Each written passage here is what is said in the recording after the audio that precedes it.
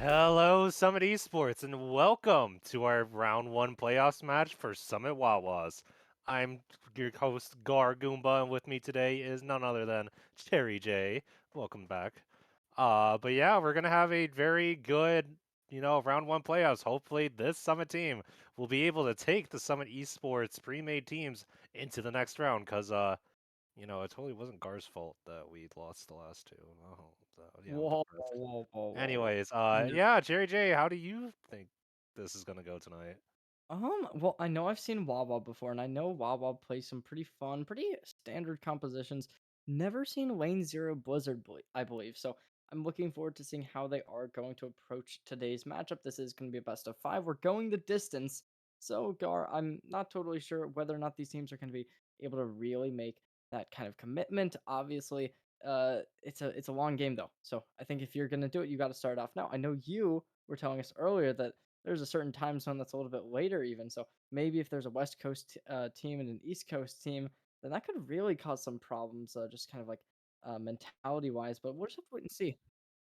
We are not bringing the ADT into this conversation. There is no time zone that starts with an A. Okay? There's no such thing.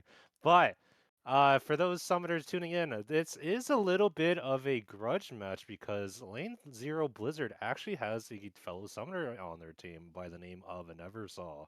So Neversaw is representing Lane Zero Blizzard against all of us here at Summit Esports Wawas. So this is definitely a match you do not want to miss if you have some betting money on the side.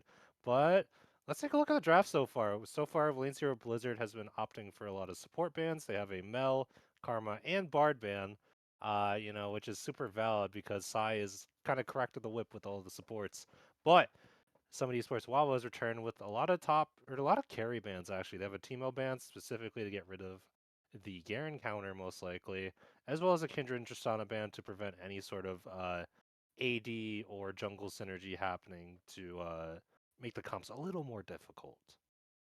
Yeah, I've seen a decent amount of bans towards the Tristana recently, which I think is interesting because I'm I'm not the biggest fan. I think that it's a little bit of an odd pick to see that getting like banned away in the current meta, but let's see whether or not this Varus is gonna find a lot because that's gonna be locked in for the side of Lane Zero. Blizzard, I don't hate it. I do have a lot of versatility with something like a Varus. It seems to be matched with a Jin, so I want to get your thoughts here. Do you think that the Jin's gonna be able to play into this, or how do you think that's might go? Well, considering Jin Zhao just got drafted with the Jin, oh my god, Jin Zhao is real. I think it's definitely playable. It is a little I would say greedy to draft it because we don't know how many tanks Lane Zero Blizzard are looking to play. But I think at least with the Jin Zhao having Crescent Guard as well as just being super annoying to an enemy backline, Jin should have a good time getting his setup off. At least with making sure that the curtain call is safely there. Although the Nocturne does put a little dent into that plan, so we'll see whether or not Azrael will be able to play around that. Uh, Going back to your last point, though, I believe Tristana didn't necessarily get touched. It was more so that a lot of the top carries that Tristana didn't really like playing into, which I think was like Jinx and J- yeah, Jinx and Ezreal. And I think Corki as well. Just like a lot of ADCs got nerfed this recent patch. And because Tristana isn't touched at all, she kind of started rising up into popularity, and now you see this at like a 51-52% win rate. Oh wow. And yeah, it's pretty crazy, but I'm interested about this early Ari and Jax pick going on here. I think the mid lane pick for Ari is pretty solid considering Neversaw loves to play the Ari in solo queue. Uh, But I'm curious to see where the Jax is supposed to go with this early pick. I think they might be looking to secure their top lane pick and prevent it from being banned out, while also making sure that they put him in a more favorable matchup with bans instead. So, actually, that is kind of a smart pick, but we'll see what Jax is here to play against.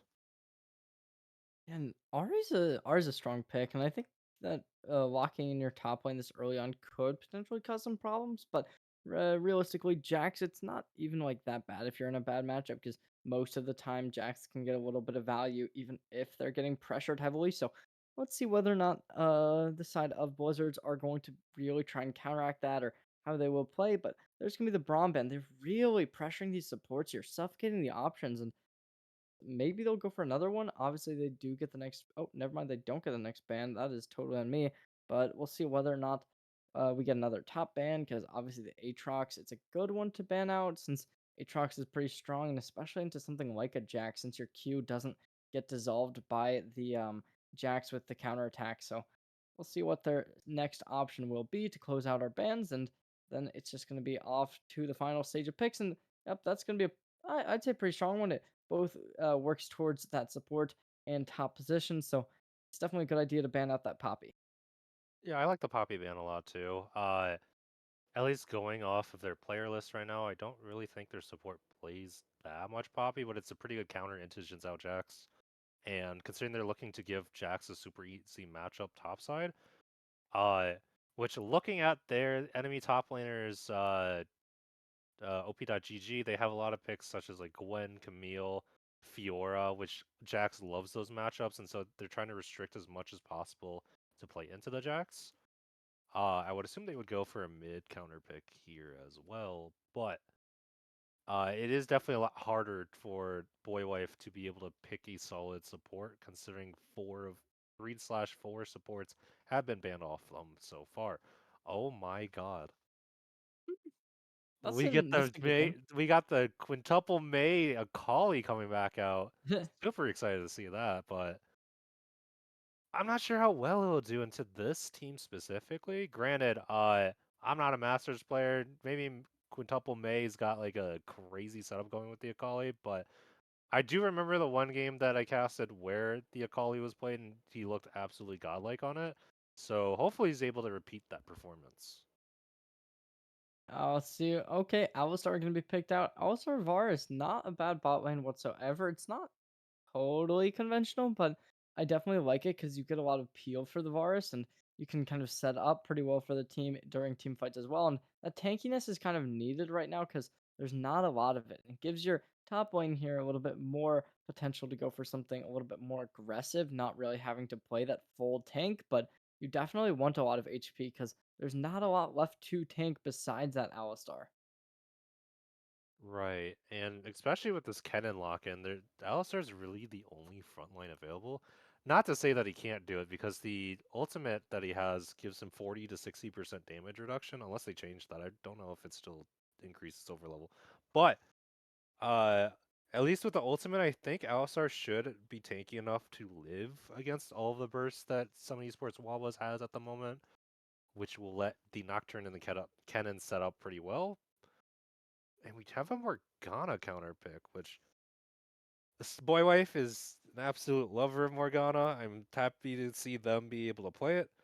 I just feel like Morgana's kind of in like a stinky spot right now. You don't really see her just because like her skill shot is somewhat difficult to land. Her W is kind of useless if you're not maxing it, and you're required to get up pretty close for her ultimate. So I don't know. She's just in a pretty not great spot, but I can see why we would lock the Morgana here.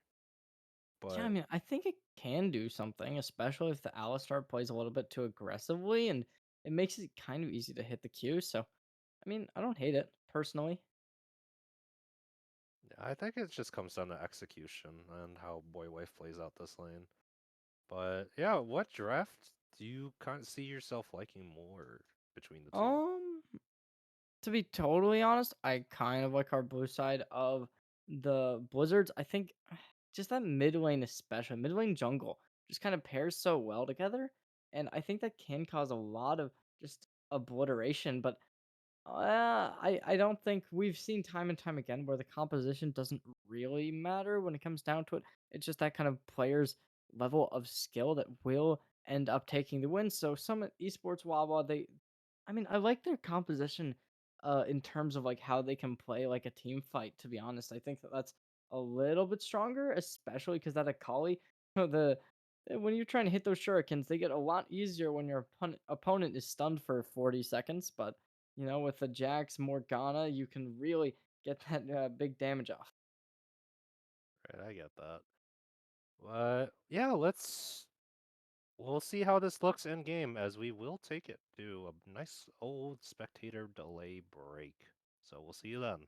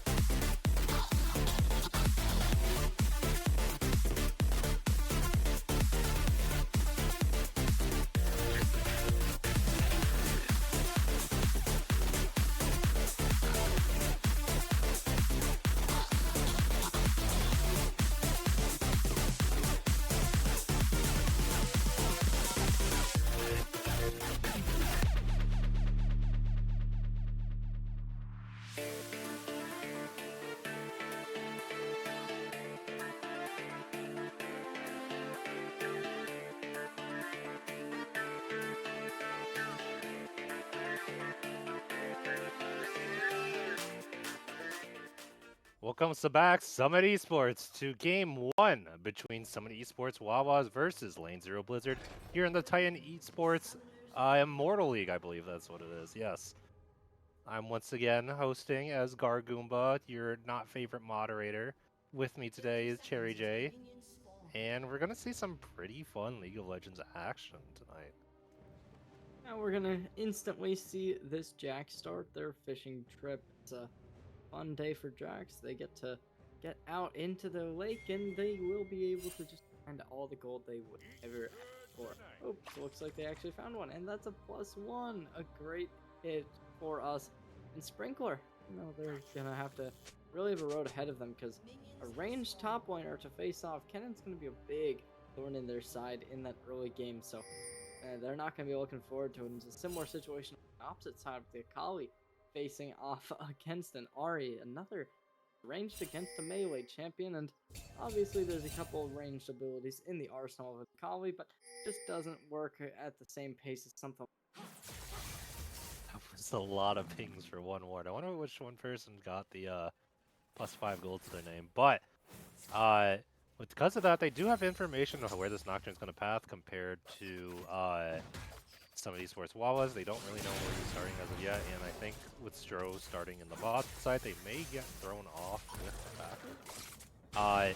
It is a little difficult to try to put the Jacks on strong side unless we're looking for a level 3 gank bot, just because of how mobile Kennen is pretty early, considering the lightning rat mode that he has. Gives him quite a bit of movement speed early. Yeah, mid lane's not looking too great for some of these Esports Wawas. May is chunked quite a bit. Makes it never solve pressure. She is level 2, so it is pretty dangerous to walk up. The electric goes out, but it's not really in the good position that you want to be. We have never saw walking up to the Raptors, and they see that he doesn't have cleared yet, so they know that he's going to be clearing his wolves. So, with this information, the Lane Zero Blizzard should be able to tell which way this Jin Zhao is going. Yeah, it's just this oppressive nature that's coming out from the side of Lane Zero, and I think that it really is just problems like this that lead them to a bad situation. A bit of not the greatest situation where we won't be able to commentate anything, but I want to get your opinion. Gar, do you like how this is going? Well, it definitely is supposed to be a lot early game favored for Lane Zero Blizzard. They have pretty good matchups on the top and middle lane. While the bot lane is kind of a sort of snooze fest because Alistar can't really do much until he gets his QW. And speaking of the QW, nice poke coming out from Eclipse onto Boy Wife. Glacial Augment will be on cooldown though, so if there's an engage that happens, the damage reduction from Glacial will not be hitting. As Quintuple Meg continues to keep eating these Ahri orbs of Perception. It might be a kill. Oh, Eevee is practicing patience this time. Or never saw, sorry. Yeah, we do have both junglers heading up towards the top side, so there may be a 2v2 clash. Nocturne is starting these rifts, or the Scuttle Crab now, so Jin Zhao's either going to have to look for a top gank or try to fight the Nocturne, and I think he might be looking for the Nocturne instead. Gotta remember though, it's problems when it comes to the electrocute that can come out, because already when you're at such like 2, when you are that Akali, you really gotta be wary of that, but it's gonna be over towards the top side.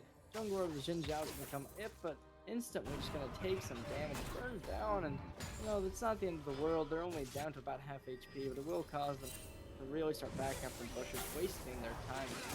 Doing a great job getting that done. So you gotta love it from them, and see whether or not they can get more. Obviously, back towards the bot side of the map, we will get to see a little bit of pressure as well coming out from the side of Blizzards. And oh, has him potentially able to get taken down there, but the minions able to really burn him down, but no kill just yet. Yes, Sprinkler definitely wanted a short trade, but this Kennen is just able to lock him up for long enough where the trade may not be going as favorably as one. He does have his last biscuit, or his second biscuit, so he might have been able to look for something, early straight flashes, but definitely not really great for a Kennen to burn his flash early. Hazem is looking pretty aggressive right now as he wants to get the stack, and Jax is unfortunately stunned up by the Kennedy, so he's not able to actually get his counter-strike off.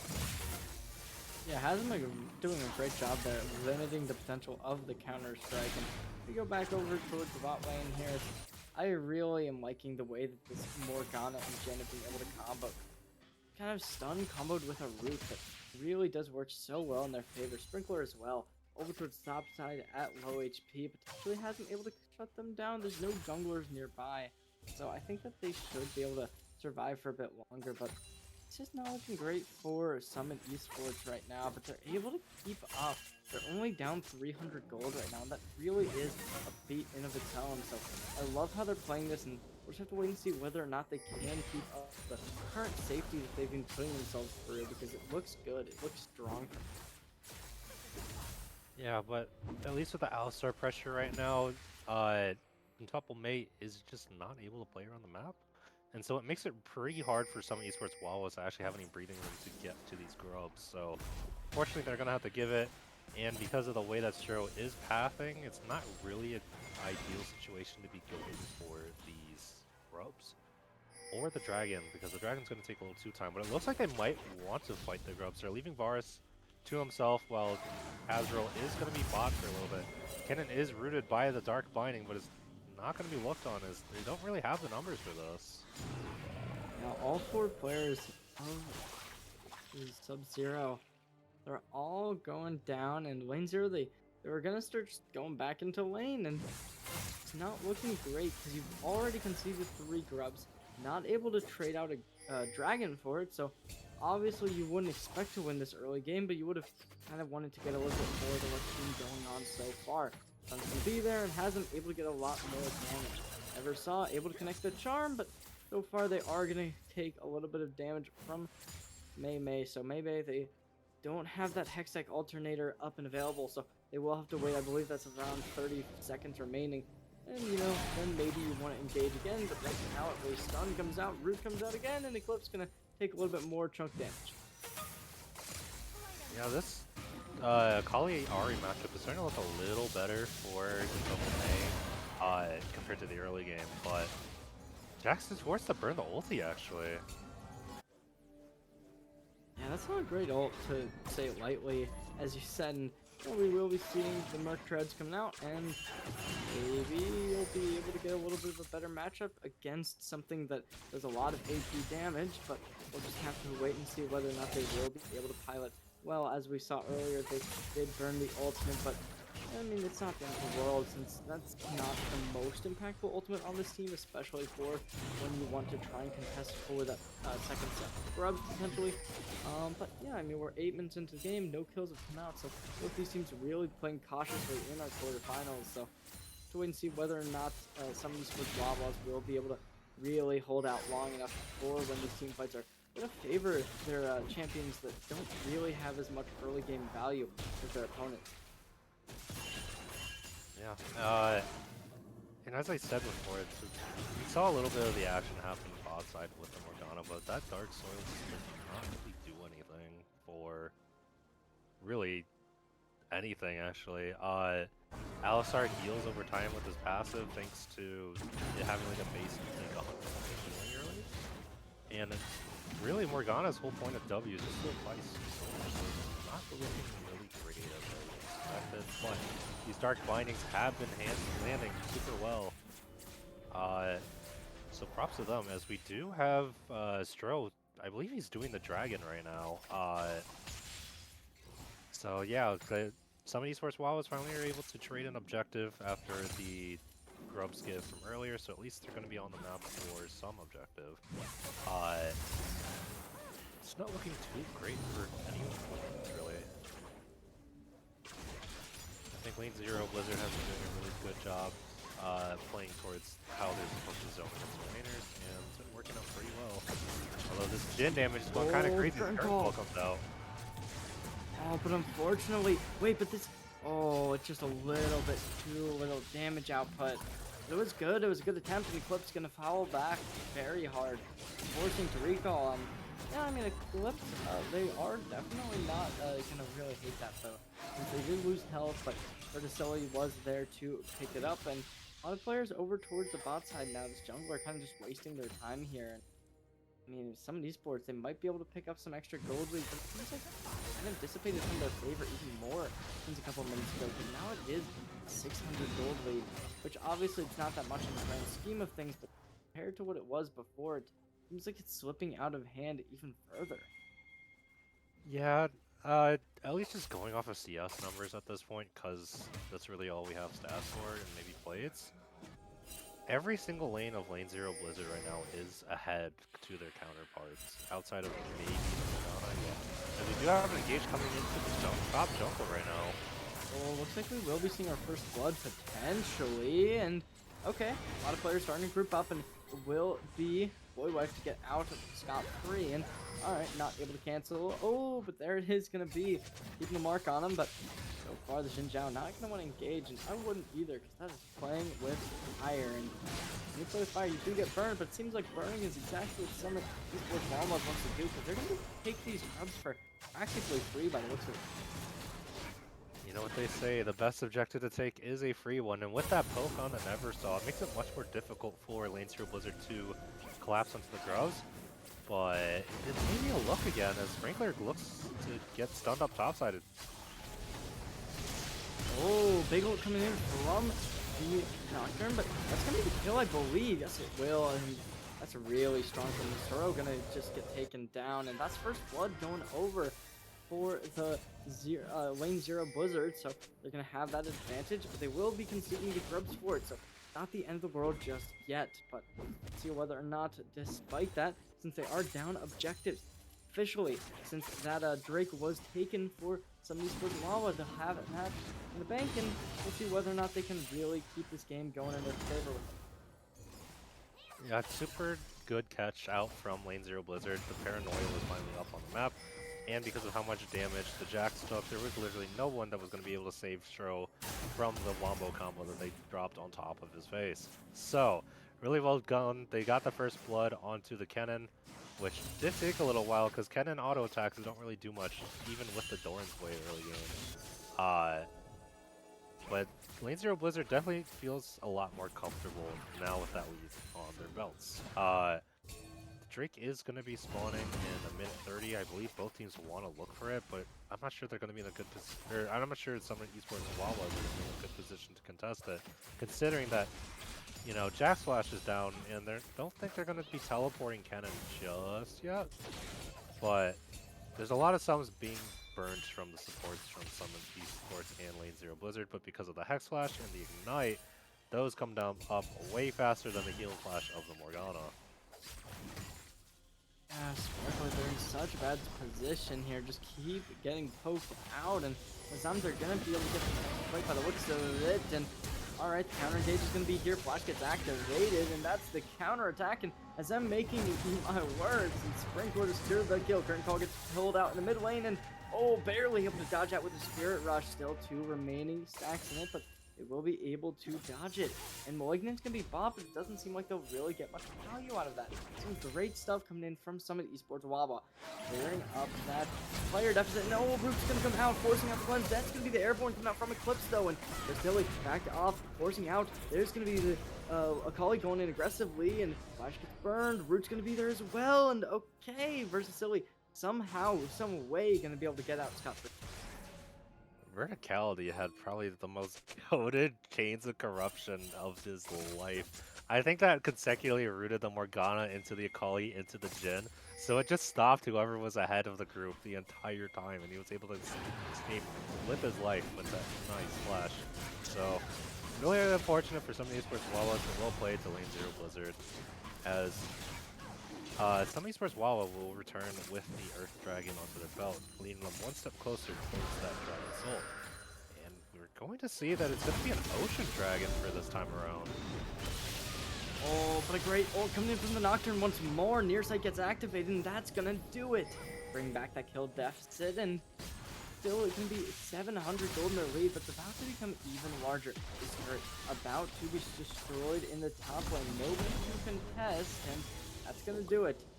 It's the lane 0 taking another lead.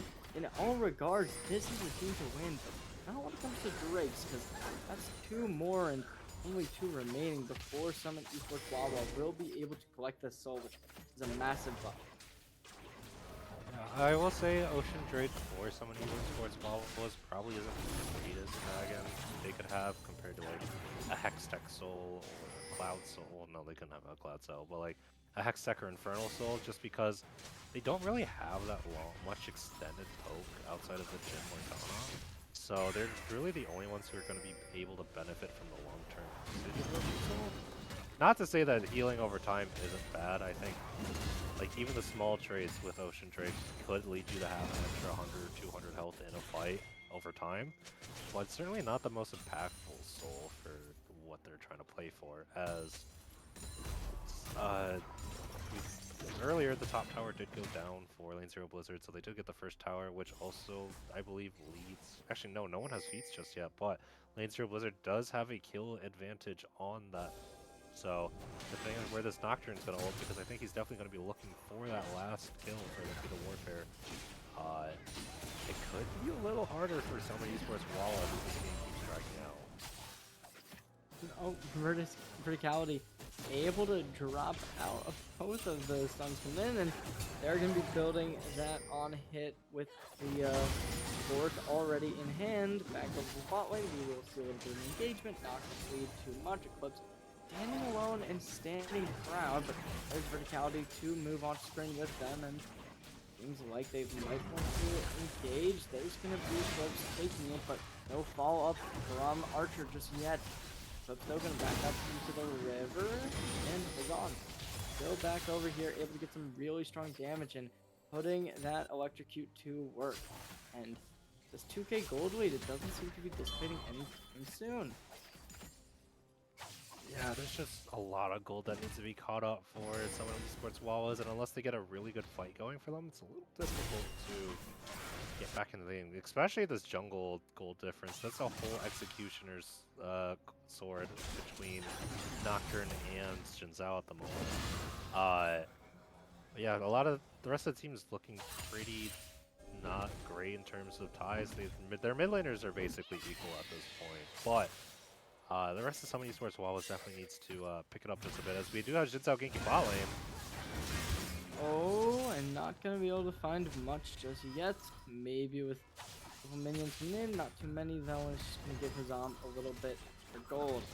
So 2,700 against 2050. It seems like we might get this evened up a little bit, but no, Hazam's going to cancel out the back and going to play against this wave, try and clear that ult up, and they'll be able to do a decent job, able to burn down all these minions in pretty quick fashion. So we're already 18 minutes into the game, and this is a very much more stable and just evened out match than what we're used to here, Gar. We usually see teams go 10 kills by this point, but instead this time we haven't even seen Feat of Warfare come through. To be fair, this is basically like the top of the top of coordinated comp play between different boards, so I'm not expecting to have a giant bloodbath at 18 minutes between the teams, considering they're both, looking to make sure that they can secure their playoff chances. But speaking of playoff chances, Sprinkler, you're probably not going to get a chance to escape. Oh, but Sprinkler they will barely be able to get out of harm's way, and might just lead to this break being taken. So 0 Blizzard, they're gonna be able to get this, probably, assuming that these three players don't raid the field and be able to get back down there in time, but seems like they will, and the question's gonna be, will they be able to get there in time for this break?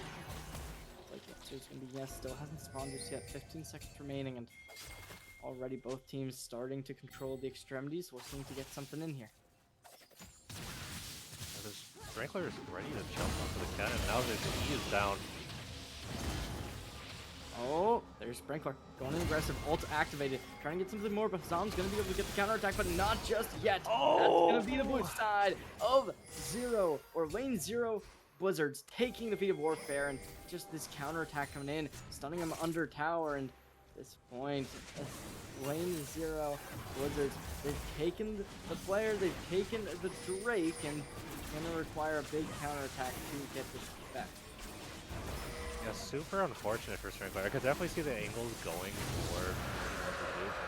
If that Jin flourishing blow actually stole it, I would have cried. But there's a fight happening mid lane.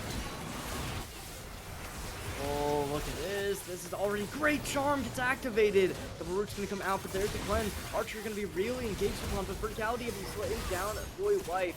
And the shutdown coming in. It's not enough, but Mei Mei's going to fall down right after it. And it seems as if Hero, Blizzard, they've just completely readapted themselves. Two players under tower getting completely overwhelmed. And this tower's going to be falling. By the looks of it, Eclipse going to try and engage, but going to be the curtain call, but it's not going to get much. Eclipse going to be able to tank it for the rest of the team, playing to their strengths on this support champ.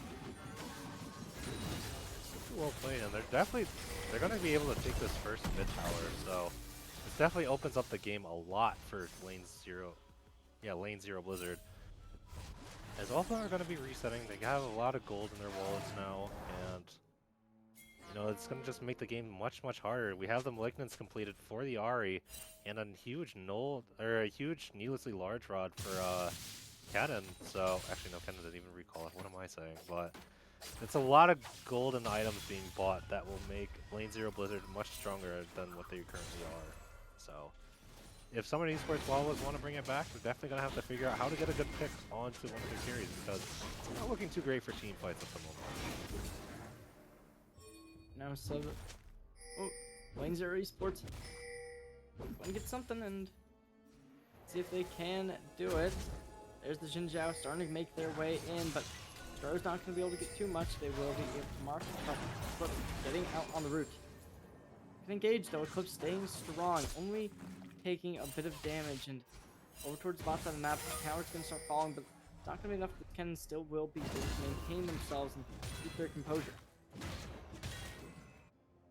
Yeah, then they're looking to stack up on this Otacon top side, although it's not. I don't think they're going to be taking it. They're just looking to grab the Rift Scuttler at the moment, because Otacon trying to do an afterfight is super difficult because it shreds at least 50% of your armor, and that is no bueno for when you want to take a fight after. Now it is the Voracious Otacon, as you said, which means that they're going to get reses for whoever takes it. So perhaps that afterfight isn't as terrible, but it's certainly not something you want to be looking for if you are some of these players Wawas who needs as much of a lead as they can possibly, scrounge up at their current position. Engaging on the bot side, but amount will be exchanged for both players, and not gonna be the end of the world. Herald activated, trying to push that down in the mid lane. Not gonna be burned down just quick enough by the looks of it, but some might just do it. 20,000, 2,000 HP remaining, and just gonna be able to be burned down, and not a lot of value coming off that Herald, but it was able to create a distraction, potentially be a decent opening, but they won't really take advantage of it at all. Yeah, some of these first Wawas were able to successfully stop that Rift Herald from crashing into the second tower, which does leave it into a bit of scratching heads as to what they were going to do with it. Now, granted, it probably ran out of time, so they just had to drop it somewhere and just ended up mid lane. So a little unfortunate if they wanted to make a different play with the Rift Herald, but with the current map state, unless they were going to put a bot side, it definitely was a little hard to figure out where to get the Herald going. Considering that some esports Wawas are doing their best to turtle and grab gold on the side lanes as much as possible. do have the Jin Zhao with now a Sundered Sky and a Black Cleaver, so he's definitely going to be a lot tankier. But there may be an engage happening bot side as we do have a Nocturne, Ahri, and Alistar bot side. This is going to be trouble. Oh, will they be able to escape? Expending the ult, but it will be enough to get out of harm's way. Potentially trying to re-engage, really destroying the vision from their opponents, and they'll be able to take that, but there's not a lot of people that want to play for that side of the map. Instead, maybe this Otacon that's really going to be that target. Oh, but that's going to be kind of diverged against as well, and already we're going over to the bot side. The towers will be destroyed, and gonna do it, and let's see whether or not Mei is gonna be able to find much, and wait and see, because over towards the jungle we do see this Drake starting to be contested for. The next objective up on the map is this Ocean Dragon, but it looks like they're potentially giving it. Actually, no. Nocturne's looking to hover as some of Esports Wawas has a lot of vision for this top side of the river, so it's definitely going to make it a little harder for Lane Zero Blizzard to go for this. We have Sprinkler TPing from base. There's going to be a nice 5v5 happening soon as the current call comes out with the Ahri getting caught out. Oh, big stuff coming in. Nocturnal's gonna be the engaging tool, but already never saw force in the backlines. But oh, that's Haza flashing in. There's gonna be a big ultimate from Haza, and that's amazing. Haza able to get a double kill with that, and it's just exactly what we need. Sprinkler's gonna fall down to the turret, and it's not about engagement whatsoever from the side of some Esports Wawa, and it seems like they might be able to get more. Haza, will you engage on them? No, you won't. And it's gonna leave them on the back foot, but I don't know. I mean, I guess I didn't think some of these Esports Wawa would be able to get as much value as they did. I do have to commend them for that, but it seems like they're gonna lose this Drake in the meantime. But TPs are gonna be defended, and as they call it, can straight on in. Double airborne effect can be there, but already bring out the smoke screen. Double flame gonna be activated. Awesome, going golden. Not gonna get much, but Archer to find the kill. Traded out, but that might be a 2-for-1 combo, and as we know, it's just not yet. Wait, going golden. Wing effect is going to run out, but it's not going to matter. Shutdown gets activated. Drake reset. And that will be exactly what some of these sports needed to get this Drake back on their side. And that is a pretty... Okay, well, I thought it was going to be a huge goal swing, but some of these Esports Wawas are still down a comfortable 2K. So, Lane Zero Blizzard, even though they did give up their shutdowns, mostly to the Akali and to the Jax, it's still a huge goal difference on both sides of the map. Oh, we do have a possible catch mid lane. Oh, it's this tower putting in the work, though, and that heavy lifting done is really going to cause some problems. So, see, already not going to get much off of that, and it seems like despite the team fight concluding without a clear winning, it will still just be Lane Zero Blizzards to just kind of take this break and not have any real contesting, because okay, maybe we'll see the Baron be trading for it, but that is going to be 2-2 on those Drakes. They cannot do Baron, especially when Azrael was 20% HP. Which, by the way, the curtain call disappeared because Neversaw was able to catch out the Jhin and force him to stop ulting. So, well played to Neversaw for being able to save their teammate Verticality in the mid lane. But as for clear winner of the fight, it's definitely Lane Zero Blizzard because they were able to just get the dragon off that, and some of Esports Wawas just walk away. But Jin Zhao might be looking for an escape. Everyone coming out, Eclipse already tanking a bunch of damage, forcing to sit there, but Neversaw is going to be the first one to fall. Not going to find much, and Archer forced to back off. Sprinkler is going to be able to find the next, and the 2-4-0 combo this time, so that might just lead to the side of some of these Esports Wawas deciding for a Baron push, and we'll just see whether or not they do opt in for it. Instead of contesting, they will actually go for the Otacon, so let's see if they can secure this in time. Super well played from Azrael. They were able to catch out the Alistar from the back, thanks to going around the banana bush, and it was just a really nice catch onto Neversaw as well. So, really good trade. While they do lose the mid tower for it, though, I'm not sure what they're going to be able to play for this Otacon. It looks like they're looking for a flank as Jax and Jin Zhao did base, and they're just going to run them down mid lane. And especially with these revives still here, it really is just a no risk for all the rewards. So let's see if they do it. There's the TP coming in from Neversaw just to try and make sure their team does not get too engaged upon, and yeah, they're just gonna back off. Looks like this mid turret is going to be that object of contention. Flip's able to cause some damage, and they're just gonna have to back off because they know Sprinkler will be able to beat them in the 1v1.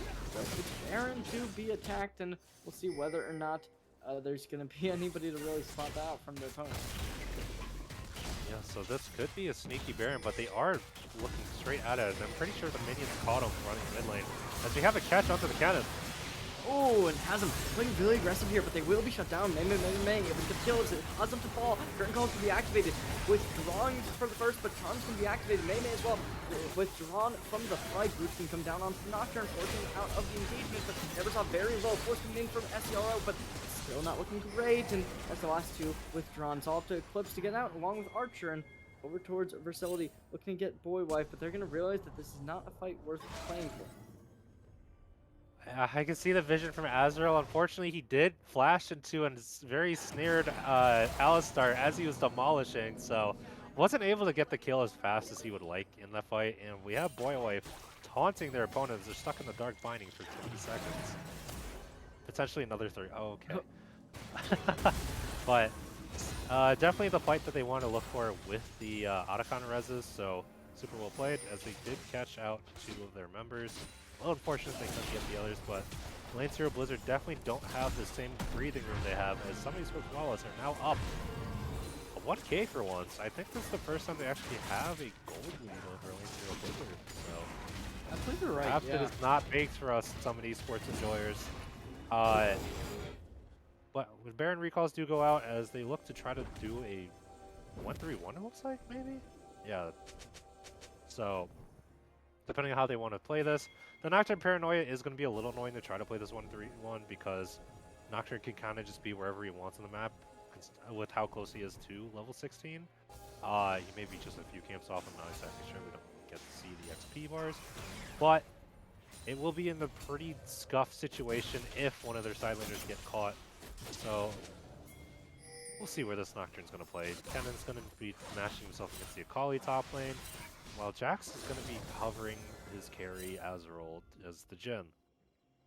And It seems like Archer might want to contest towards the top side. Never mind, they want to help their team in the mid lane by the looks of it, and this is really going to be difficult to push through if you are some of these sports Wawa, but they do still have that Baron buff. They really got to start putting this to use, and without expending it for nothing, looks like a couple of people are going to really be caught out here. Boy Wife will get them in the root. There's going to be the Jhin as well going for it. Looks forced to just stand there, half HP remaining, and that's the counter engage remaining as well. Oh, but okay, Paranoia's going to be activated. Flip taking some damage, but over towards that mid lane, it's really seeming like this Jack's trying to ult, but was it too little too late? Sprinkler can be able to get the end of their life found, and May getting the next to really even that up 1-1, but support for top lane is just not worth it. yeah, and I definitely understand why May doesn't want to go into this fight, because this Cannon still has Flash and the Slice of Maelstrom up. So they do not want to be looking for his team fight at this moment, or else they're going to get Cannon ulted, and it's not going to look pretty. Some of these first Wawas are looking to opt towards taking this Potion Dragon. They may get contested along the way, but Boywife is here to be a human ward at the moment. And they're going to try to run as fast as they can. Charm goes out from Charm. That was a great charm coming in from Never Saw. Able to secure that kill. And okay, maybe a good route as well from Boywife, but nobody's going to really be able to capitalize on that. And eventually we'll have to wait and see the Xin Zhao get called out again. Oh no, it's really seeming as if some of these sports Wawa, they're in a bad position here, and see if they can get anything. SCRO, they're in that 1v2 situation. Oh, canceling out the fear, and let's see if they can do anything. No, they can't, and Verticality able to take up the kill, and it's going to give some of these sports Wawa even more of a hurdle to cross. A current call from this ally base this time around. As I think Hazem's going to be caught out here. Oh, Flash great is going to go flash out. though. But he can't chase because they know that the rest of their team is on the bot side of the map, so... I mean, I'll be real, if I was playing as Sprinkler, I definitely would have turned off my brain and kept chasing the cannon, so we'll play to him for having discipline there. Even then, I think he realized that he can't catch the cannon just because of how fast they can go, and it's a good idea because it allows you to get a little bit more gold instead of capturing somebody who will have a good chance of not even being able to get and connecting the route. And see if some of these sports Wawas will be able to catch anybody out, but it seems like they're just gonna start just collecting space in the mid and jungle. Yes, and now Lane Zero Blizzard are back to having their nice goal lead. They're opening up the map really badly, so some Esports Wawas, if they want to be able to match it, they're going to have to look for something good, either by a nice split push, which is a little difficult considering Kennen and Ari will be able to be backed up by their Nocturne. So at that point, you're just going to have to look for a good team fight and get something out of it. Yeah, honestly, it really is seeming like some of these sports Wawa, they're in a very rough position. Their Jin still hasn't even collected a single kill, which is just so rough compared to their opponents in that forest who already has just kind of completed their entirety of anything they could ask for. They have Rage Blade, uh, they have another item that seems to be coming up. Oh, did they sell? Oh no, they bought Jack Shares. Okay, I was confused on a little bit what that was going to be into, but I used my brain towards the end there before they bought it, and right before they did, they had the item. So already they will be getting some tankiness, and that's such a good idea from them to make sure that this Akali can't kill them. Yeah, well, really, some of these sorts Wawas are looking to group towards this mid lane slash top side. I think they're going to try to prevent Lane Zero Blizzard from being able to get an easy Baron off. Because I feel like if they get the Baron, it's going to be pretty hard for Lane Zero Blizzard to respond unless they just run straight mid. Dark Binding comes out and lands up to Varus. Look at that, it's the Varus just completely gets shut down. I thought the Jackers might protect him, but he only did that for a little bit. That's going to be some good stuff coming in, but the Rocket's going to be expended, and after that, May able to get Eclipse down and out, and despite the Nocturnal coming online, it's not going to be able to find anything.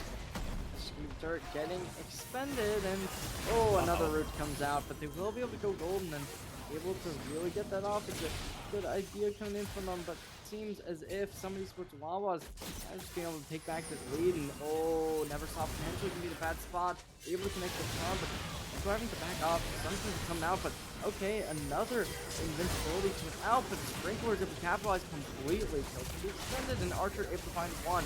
But despite that, it's coming out, Boy Wife to fall, but it's just not enough. Equalizing the kill 16 to 16, but that's not it. It's also going to be an ace, and it seems like a tower making an inhibitor fall as well. The inhibitor is a little greedy. I don't think they want to give Lane Zero Blizzard any more gold than they need to. So they're going to be backing up and potentially doing this Baron, although the Varus Chain of Corruption is up at this point. So it will be a little risky to do a Baron fight, but super well played from everyone on some of these Wawas for being able to turn that fight after getting a nice catch onto versatility, or verticality in the mid lane. This Baron kick is so slow because it's just a Jhin. Oh, Change of Corruption able to connect, and alright, May already at very low HP, gonna have to be forced out into the invincibility, and they're still gonna be able to secure the kill, and the electrocute are putting the work. Eclipse, last player in the congestion, but they will stop the Baron, so they did at least cancel a little bit, but 2 for 0 isn't the greatest situation, especially when you're able to feed Medicali even more. Oh my god, that was super scary for May enjoyers. Or maybe that was just expected, as another catch may be happening mid lane. Oh, but a great counterplay. The Jack's going to be able to get out of any type of reach, but it's just not going to be enough. And the arm guard's going to be expended, but Sprinkler able to find out Neversaw, and very low, but Sprinkler is as well. Archer still looking to potentially get these chickens, and they will be able to do so, clearing out the camps, but they won't be able to clear out the big camp, the one that everyone wants, and that's going to give the Drake over to some of these push Wawas. They'll have that Ocean Soul, which can be so helpful to get that regen. Yeah, I mean, even if it led to a good result, quintuple May, the engage was a little, forced considering he doesn't have the ulti or the Zanya's up at the time, so if he gets caught, and he's dead. But they were able to get a trade onto Neversaw and secure a good Ocean Soul, so unless they want to play for an Elder coin flip, I would think that some of Esports Wawas want to try to end this game very soon, as now they've been able to get multiple aces in a row. So they're looking much stronger compared to 20 minutes ago when they were like at a deficit for the entire game.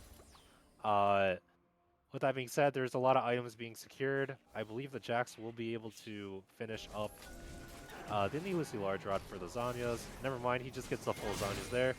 And everyone on Summit Esports Wawas is at 4 items. Minus support, because support-wise really matter.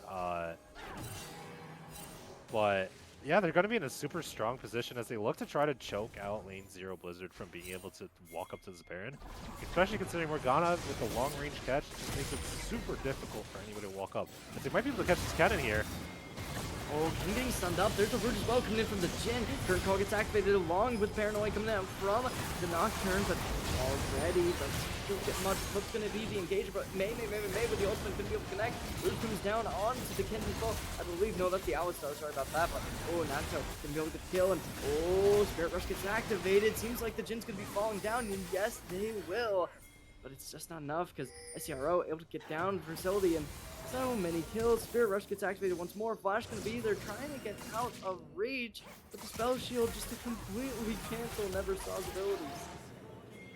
Yeah, Neversaw was trying to do their best to kill as many minions as possible to prevent them from ending the game, but I'm not sure it's going to be enough. Verticality definitely did his best to try to glide there. He got the trade onto Azrael, so their tower damage is not as good as before, but they still have 8 Jacks ready to slam his lantern onto their towers. Essentially ending the game here is the earliest death timer is going to be this Alistar at 5 seconds, 4 seconds. Jax, you are dead. Sprinkler, will he be able to end the game in time? Never mind, the Dark Binding comes out. There's no one able to move in front of the targets, and that's going to be game 1 over to Summit Esports Wawas, which once looks like a pretty doomed game at the start, turned super quickly into their favor. I'm so shocked. Oh, wow. That certainly was crazy. Despite having such an impressive comp to start us off, it just didn't seem like they could really maintain the pressure. And, it was just going to be Summit Esports Wawas to take that game, steal it away. So, great map number 1 to say the minimum. Yeah, I'm gonna be real. It definitely looked. I thought Lane Zero Blizzard were absolutely just gonna like keep the throttle on the entire game and just prevents some esports Wawas from being able to do anything. But like there were so many good fights, especially Boy Wife. It goes to show why you should respect his Morgana or their Morgana, sorry. Uh because oh my god, they do not miss a binding for their life, and it has led to so many kills that some of these first Wawas may not have been able to get without him. So really well played to them. Jax was also able to scale up super well, despite being in such a really bad matchup. I'm sure Mid Too Easy played Ken into my Jax as he was giving me that 1.5 hour beatdown. I probably would have crashed out. So super well done to Sprinkler. I just glazing some of these sorts of walls right now. I think everyone did super well. I think if we're able to brush up the early game at the very least, there's no chance that Lane Zero Blizzard would be able to play the game. But Lane Zero Blizzard definitely have a much stronger early game presence. So we'll see if they're going to be able to carry that out into the next game, as we're going to take it to a break as we wait for the next draft.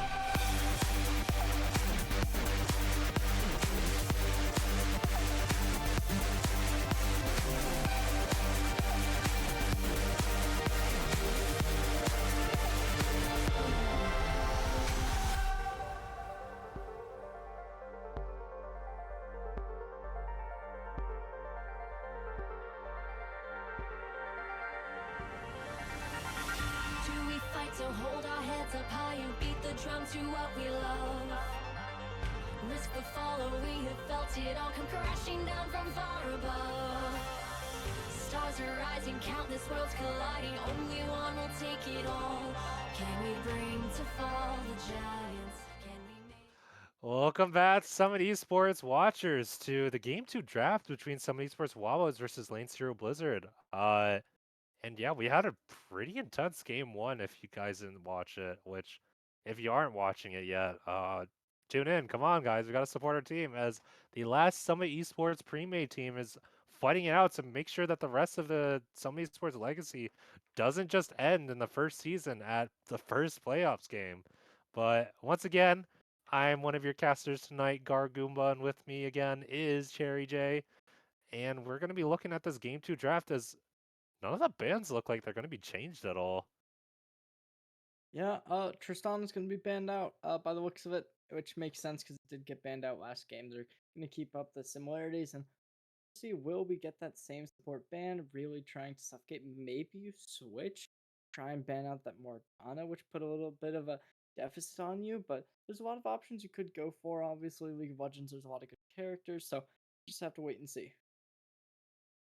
Yeah. I believe our producer said the Teemo ban is a handshake ban at the moment, as the the mid laner is currently suspected for some some doing some silly things, and those silly things aren't too crazy, but it's definitely not encouraged for pro team play, but they will be losing a ban over that. But regardless, somebody Sports Wawas are looking to enter the draft with an Ezreal blind pick, which is a pretty solid blind pick considering how strong he is.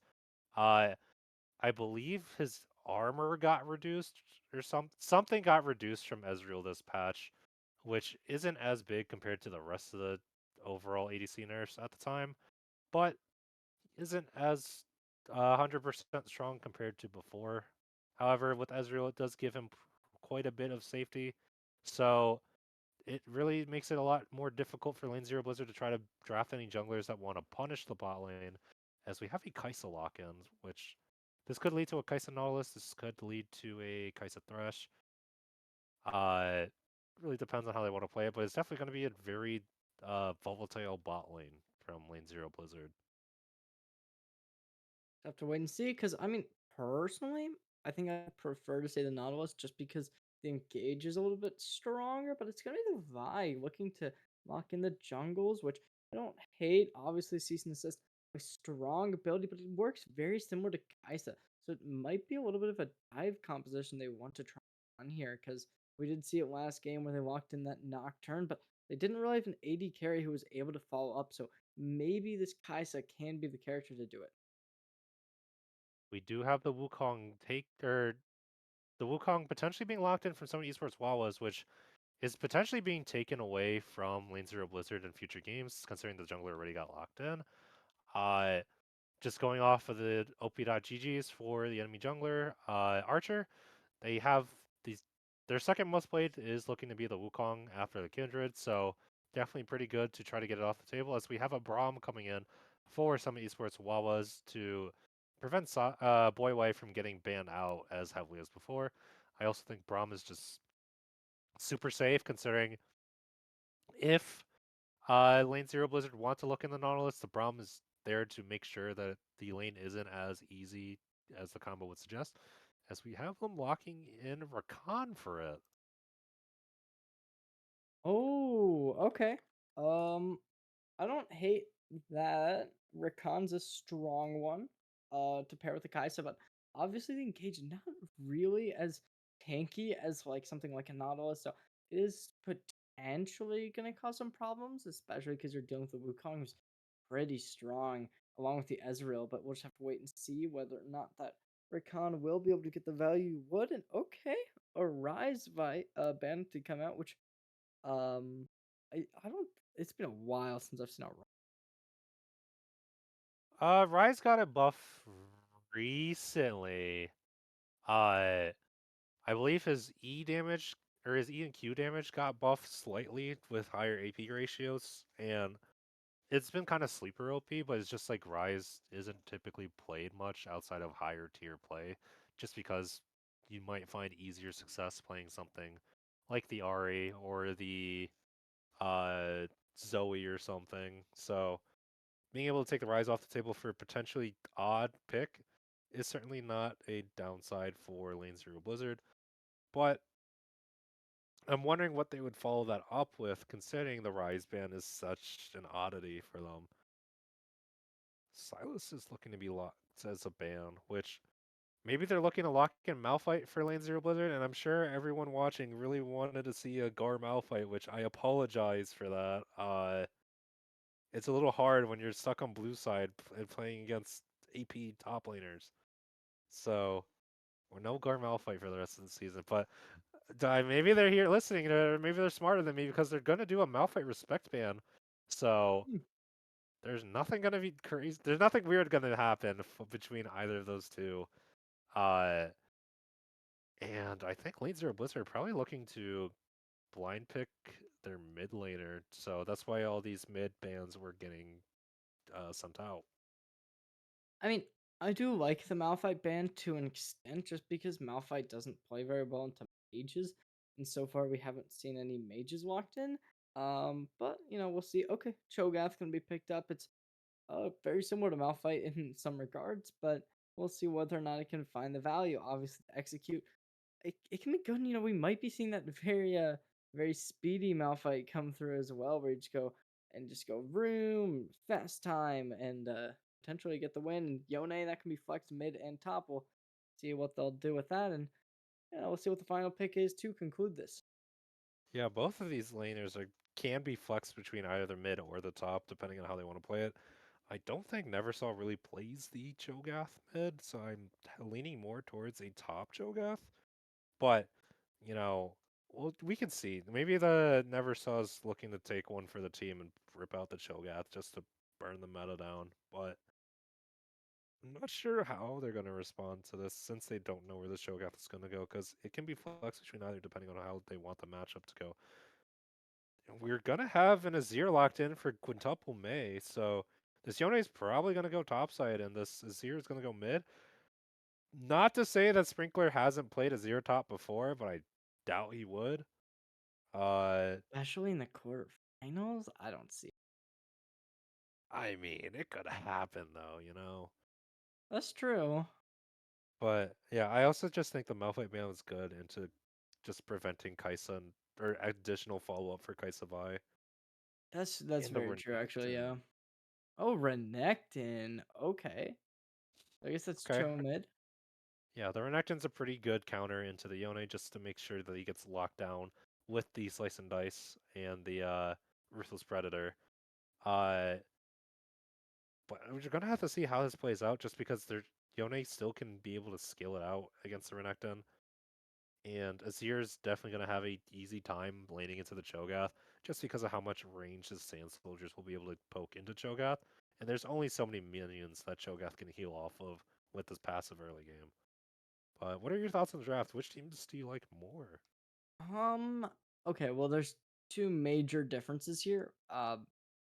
Obviously, I think that the Blizzard has a much more mobile composition, so they're definitely going to want to try and play fast. So it's really going to come down to, can that Azir get protected by the Braum and Wukong? Because I think that the Ezreal and Yone, they have pretty good self sufficiency with the shift. You have the Yone who has empowered Qs. There's some good just kind of self reliance there. But when it comes down to it, that Azir can really start burning down players like the Cho'Gath and the Renekton. But it's going to come down to, will they be able to find that damage off before it's players like the Kai'Sa, Vi, and Rakan who can just kind of dive real fast and easy on you. But yeah, we're going to have to see how this plays out as we wait for the game to continue. So until then, we're going to take it to a break. We are the ones to ignite the darkened skies, the champions of the world that we defy. The soul of the few who rise up high, and we all fight at the last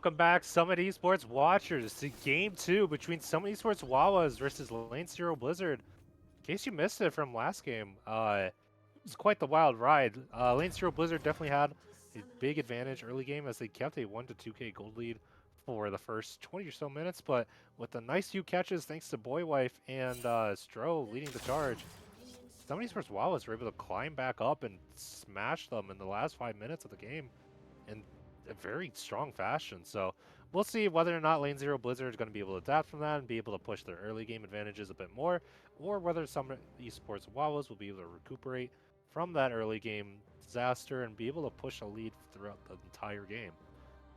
But yeah, Cherry J, let's see your states on the game right now. Oh, yeah, I don't even know. This is like, I definitely think that I prefer the Blizzard, just because like they have so much more tickiness, and I think that's gonna be hard to break. But if anyone's gonna do it, you really need to be this Azir and Yone. So I think a Bork is gonna be inevitable, and then you're gonna want to start building like something to try and get rid of the Cho'Gath. It's gonna be a real playmaker who is probably gonna start building speed. So we'll see whether or not they do end up doing that. Yeah, we do have the Hail of Blades and the Ghost onto the Cho'Gath, which definitely indicates the speed show build. I think the Yone with the Bork and maybe the Azir with the Nashor's Theandres will be more than enough to deal with the Cho'Gath and Connected. There's going to be an early trade happening bot side with some of these first Wobbles coming up on top. The concussive blows from the Braum definitely really stack off to quite a bit early game. Immediately, we're gonna get back over to the bot lane, able to set up some damage. Now, last game, I believe it wasn't until like 18 minutes it really looked like it was side of the Blizzards really taking the lead. So, Lane Zero, we'll see whether or not they can take it a little bit earlier. But right now, it seems to be the opposite of last game. A little bit more oppression coming out of some of these sports Wawas. So, we'll see whether or not they can get that in.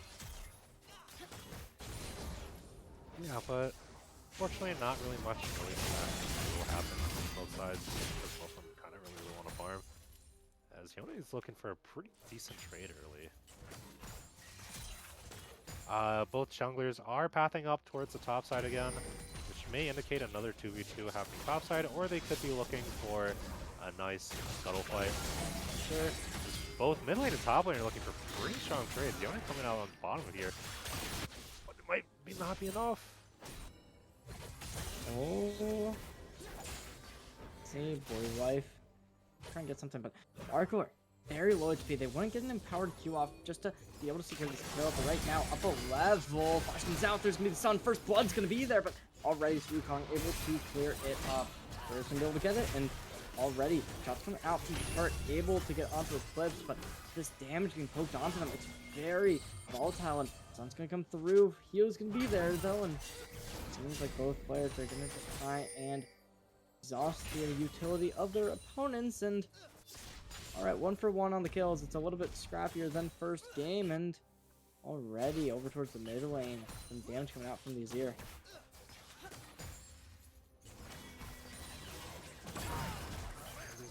Not really too much happening out the topside play, which well played to Hazem, was able to do the early game trade that you really want to do as Renekton against the Yone matchup. Super well played, and you know, if Sprinkler is not able to pick up from that early game loss, it's not going to get any easier, let me tell you that, as a Yone player. With that being said, the wave's being shoved in, so it's going to be a little difficult for Renekton to trade into here. But the Slice and Dice looks super aggressive. This might be another kill topside. Oh, for sure somebody's dying, but that somebody's gonna be Sprinkler, who will be able to secure a second kill. Already having the pickaxe up, it's a little bit of a misplay to really try and all in on that. So Sprinkler, they're gonna have to be kicking themselves, but the Clip's taking a little bit of damage towards the top side, and not gonna be able to secure the kill, able to dash on out, and will they be able to secure the cannon? Yes, they will. I was gonna say maybe that would have died, but Yeah, but unfortunately with the way that the wave is being pushed out, Boywife isn't going to be able to get a nice, good Q angle on to either of Rakan or the Kaisa. So it makes it a little harder for them to play the sort of game plan they want to look for. Especially with a Gleaming Quill being able to constantly hit Boy Wife over and over again, they're going to just be slowly healing all the damages that they've been taking if this lane persists the way that it's going right now. Hard playing with the topside is another kill might be happening topside as Renekton is level 6. Unfortunately, it doesn't seem like they're going to be able to secure it right now, but with the Wukong pushing up, Stro might be able to get something over there, but no, they're going to back out, and never saw already with Symbiotic Boots, and Hazem pushing on up, going to be able to get the kill, and that's going to be Hazem taking the feat of Warfare right there for themselves, and the Vi pushed up as well. Might see Stro fall down, but they're going to have a little bit too much intuition to deal with. That's the Void Grub spawning, and very likely just going to be taken immediately. And I think already something needs to change here for some of these sports Wawas, because I don't want to really say too soon, but a map 3 not being in a match point might just be inevitable.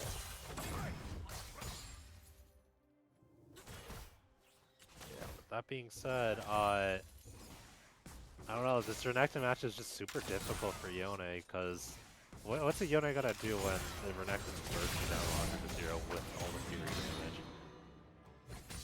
He's up a level. He's up 2 levels at this point. He's got a pickaxe.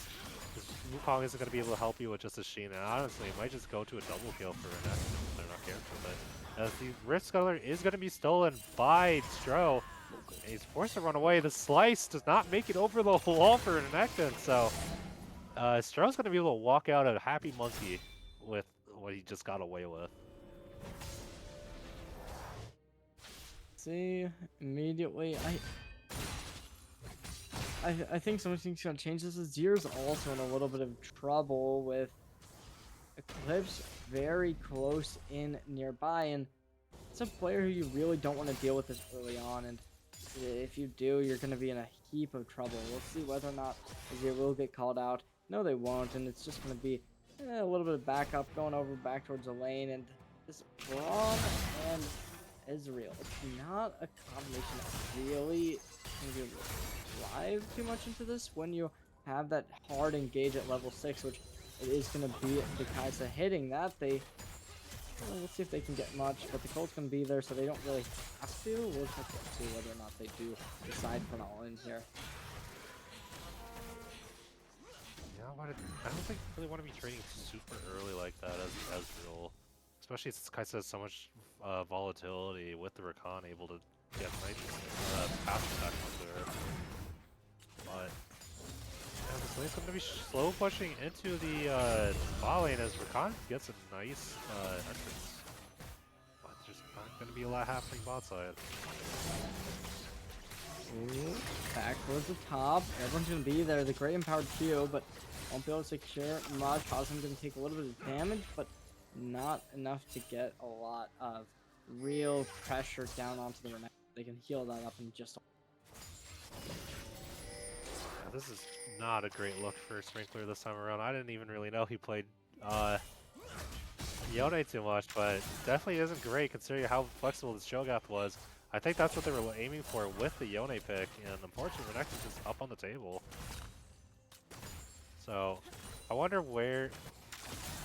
I'm hoping at some of Esports Wawas we either stop the bleeding top side or if we just play strong side mid/top, but it's just super difficult with how Lane 0 Blizzard are playing to actually be able to punish any of that. Oh, there's going to be the Season 6 coming out, flashing over the wall, but a good ult coming in from the Azir trying to secure a kill, but Vi already just taking so much damage because both Vi and Neversoft taken to a very low HP. Archer not going to be happy with that engagement, and Boy Wife able to kind of just take that cannon, and Bill will definitely be happy. Let's see whether or not Bill to get anything more. Gold differential still pretty high. It's around 800, so especially when you're down grubs, no dragons being claimed. Obviously, it will seem as if somebody's Wawa will be claiming this Drake, since nobody is really contesting this from the opponents of the lane 0, so it seems like they'll be able to get it, but obviously there's still chances because there's that Kaisa and Shogath both in lane, but yep, nothing there, and just going to be taken over without any real. Yeah, and they're definitely looking to play for this top side. We do have Cho'Gath and Vi on the top side of the map. They're definitely wanting to play something there. And Sprinkler has a feeling that something bad may happen as he backs all the way in between the towers. Actually, I don't think Renekton's in a good spot to trade for another tower, but with the Eclipse, it definitely makes it a lot easier.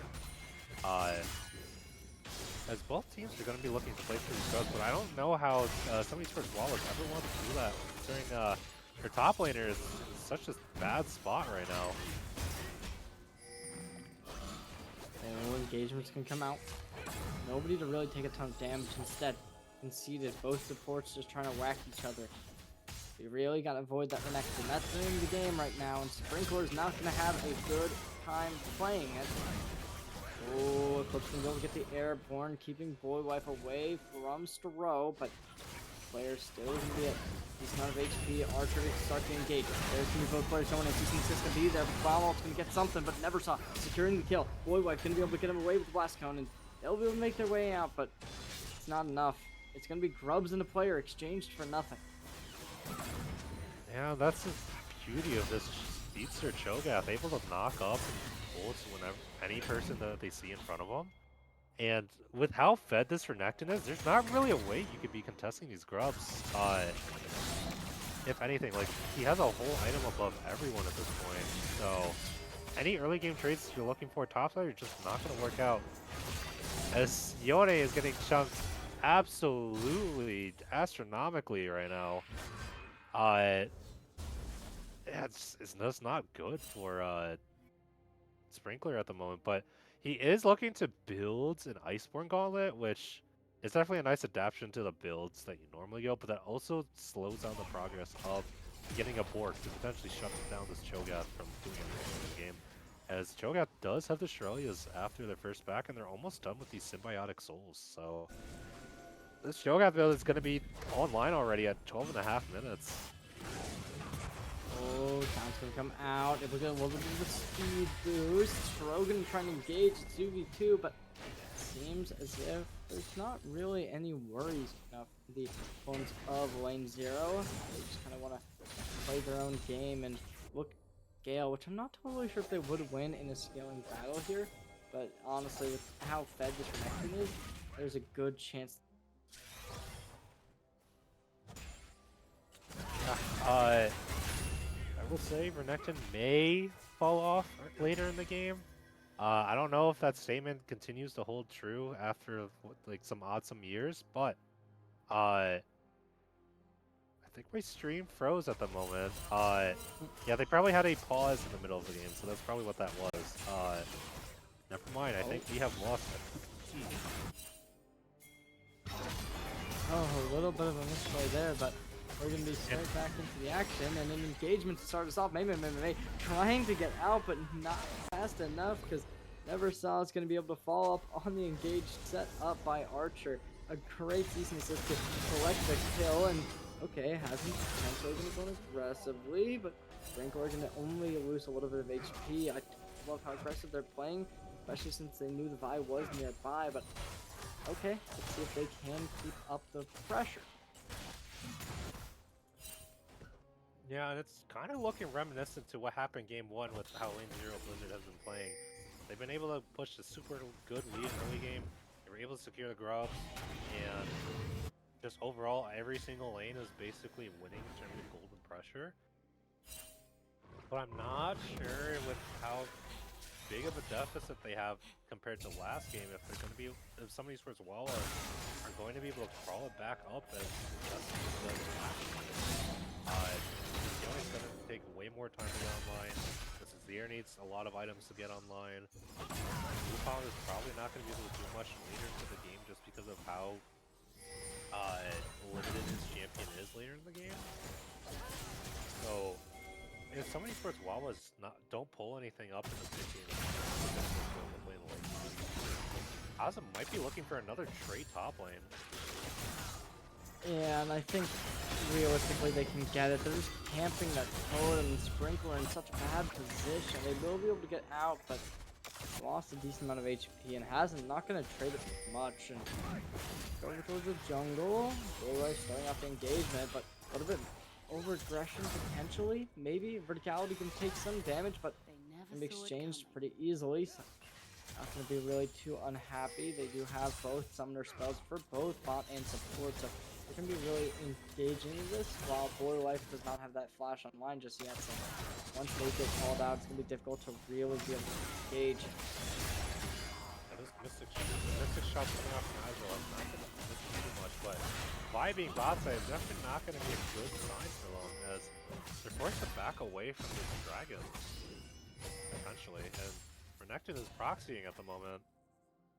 Oh, but this is a dragon already looking to be taken. Some of these sports does have one of their own, so they don't really need to care too much about this break being taken, but it is definitely unfortunate because 6 void grubs, or 5 void grubs, sorry, has already been found for Lane 0 Blizzard, so now it's looking like this Azir in a kind of bad position, especially when you have a Rakan close by, but a little bit of lag on our ends. Probably another spectator pause, as you know, we love the combat pauses here at some of esports, so we're gonna wait a little bit to make sure that we're able to secure our timeline with theirs.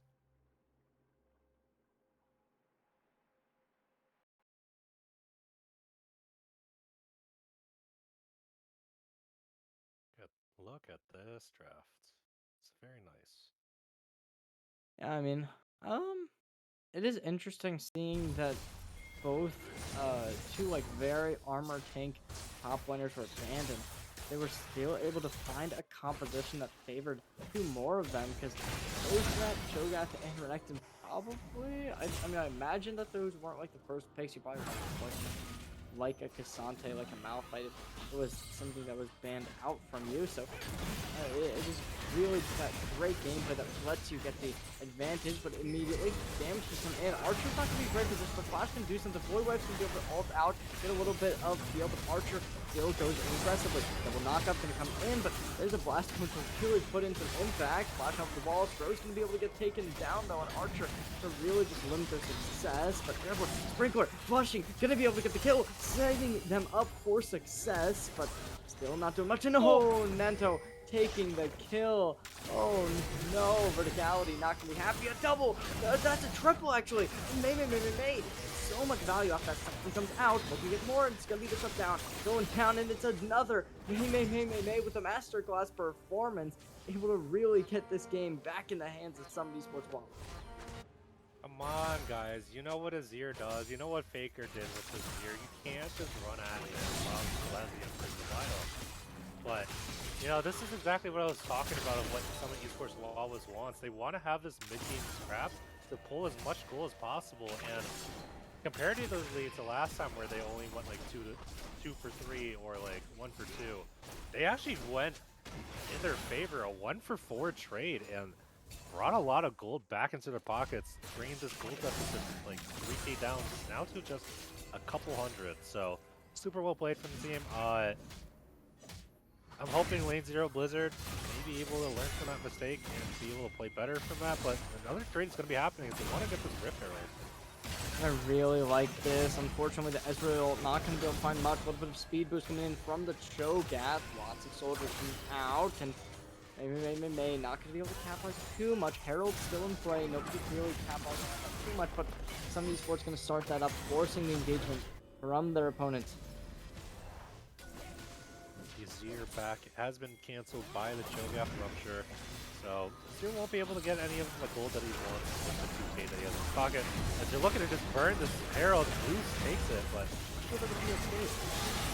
But the exhaust on Cho'Gath, lots of damage coming in from the Yone, but it's still not going to be enough. It's a lot of damage coming down. Now 2 down. It's going to be the Braum next, and despite the engagement and looking strong at the start, some of these sports Wawa fall down once more, and the gold lead has gone down to about 2,000. Yeah, unfortunately, with the Iceborne Rush Yone, the Fate on Seal doesn't really do that much damage, and considering that all of them have some sort of armor for Lane 0 Blizzard, it was just not going to do anything. So, if anything, that Fate on Seal was really there to CC and try to flip pool, but not really a good trade you want to go, as it was basically an 0 for 3 as they go to Rift Herald. This top tower is more and more dangerous to be taken down. They already got first tower bot side. I don't even remember that happening, to be honest. So Beats will be going over to Lane 0 Blizzard once again. They've been really strong both games when it comes to that early game situation. But will they be able to make up for last game and bring it out with a 1-1 scoreline? Right now, it seems like the answer is yes, but as we know, this is League of Legends.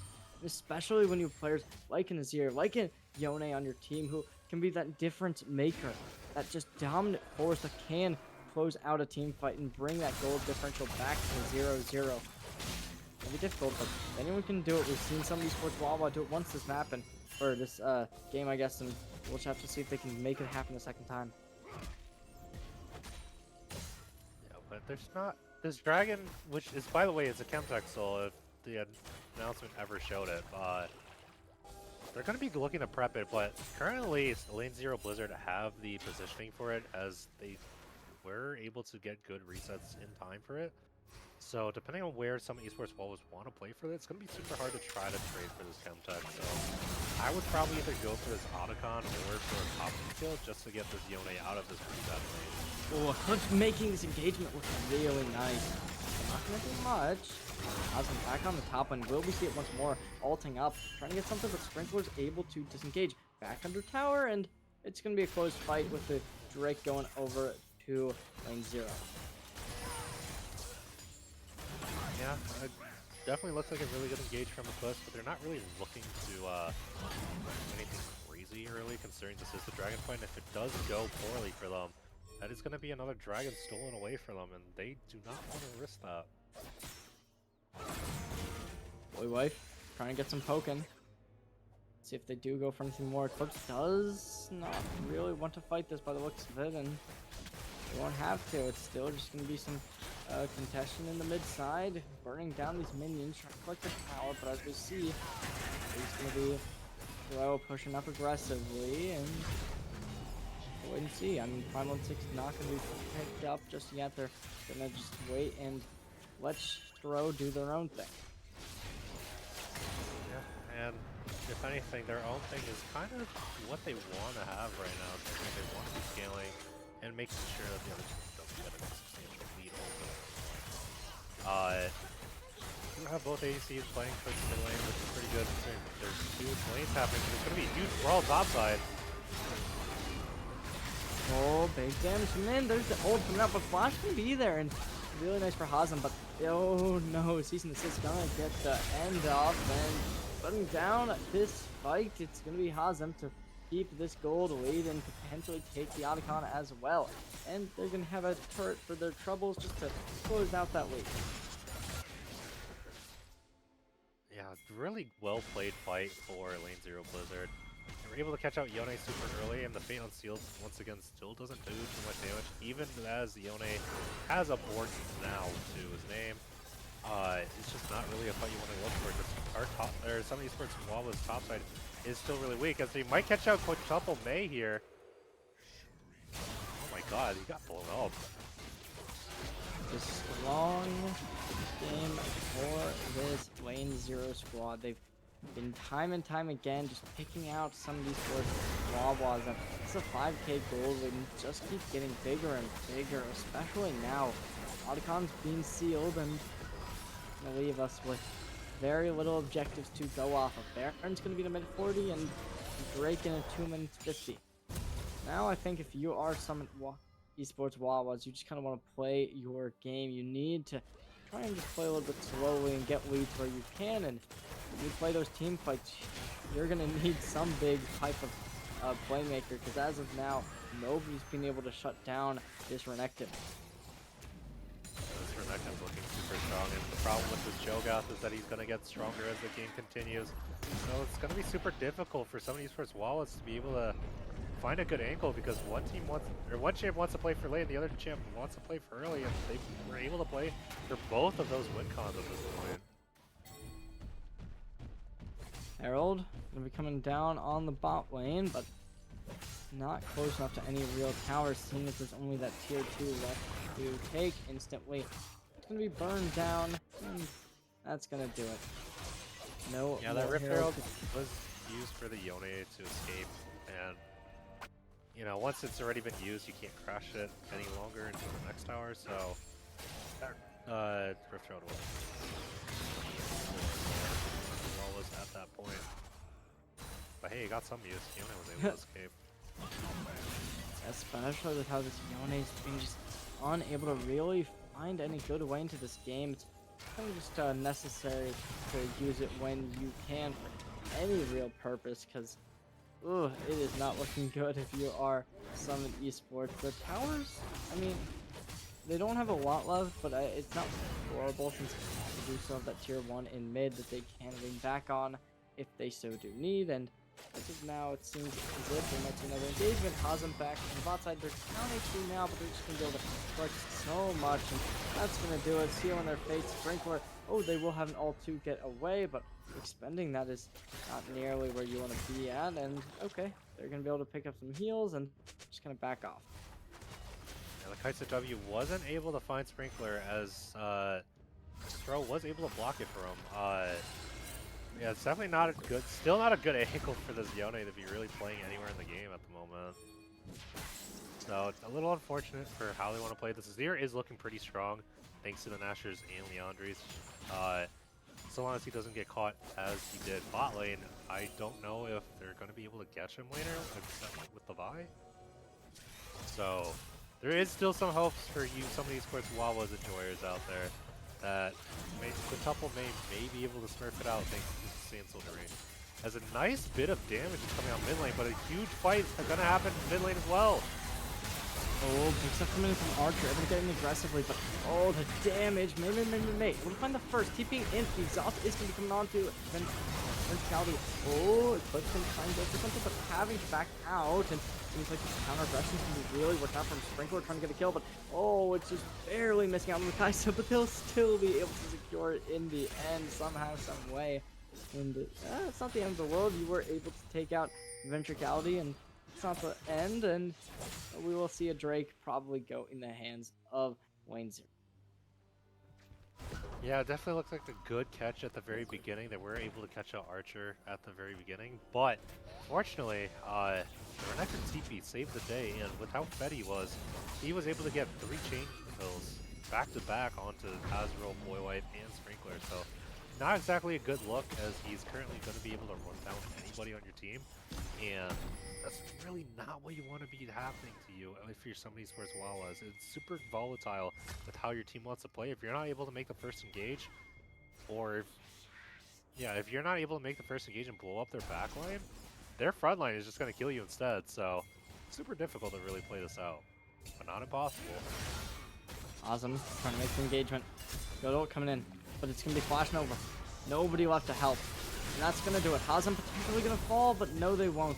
And that's the kill, and that might just lead to this Baron having 0 contestation whatsoever. It's going to be traded for a Drake by what it seems, but that's just not a good favor whatsoever. Obviously, we'll be able to keep them in line with the 2-2 score line, but that's just, oh, maybe they'll be able to get it further as well. Could be favorable.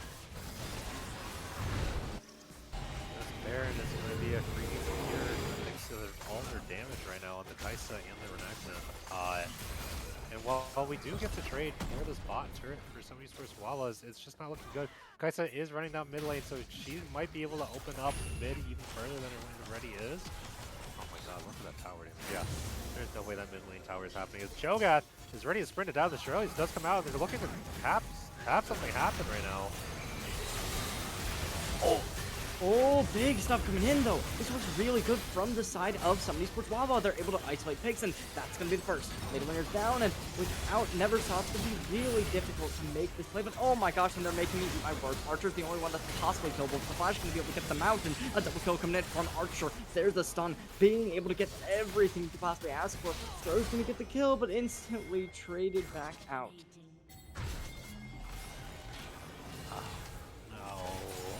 Oh no.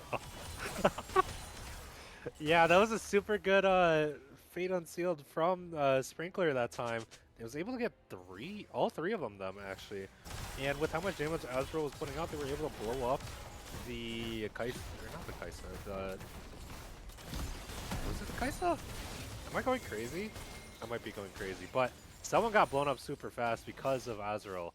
But with the Renekton coming in to save the day, with his 4 items now, he just blew up everyone. The Ezreal only had like 3 seconds to live before all of his health went to 0. And somebody starts Wawas might as well be logging in the gray screen simulator with how often these fights are not going into their favor. Honestly, yeah, that looked so good from them too. Able to shut down Never Saw early on, but it was just the absolute damage output from Hazen that just like did not give there be any chances in some of these sports Wawas. I think this is the point where you just say GG go next because this Baron's about to be taken, and at that point you're This Baron is down for the count at the moment, but not really a lot of things happening. Kaisa might be going to kill Instinct Engage, and she does, but she is currently by herself. But oh my god, that does much damage as the Plasma secures the kill with that last auto attack. This might be going to game 2, gentlemen, unless the Sprinkler engaged.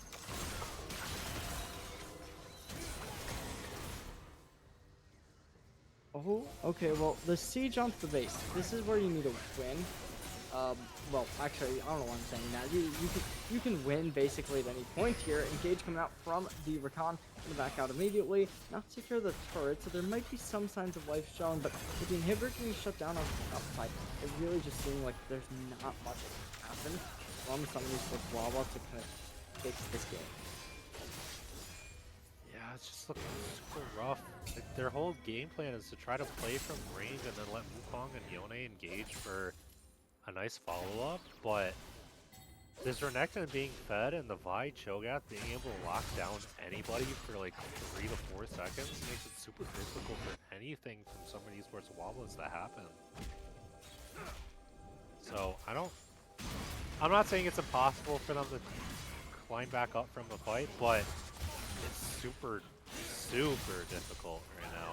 Considering they're almost 8k down. Yeah, Actually, they are 8k down. They might be 9k down in a second.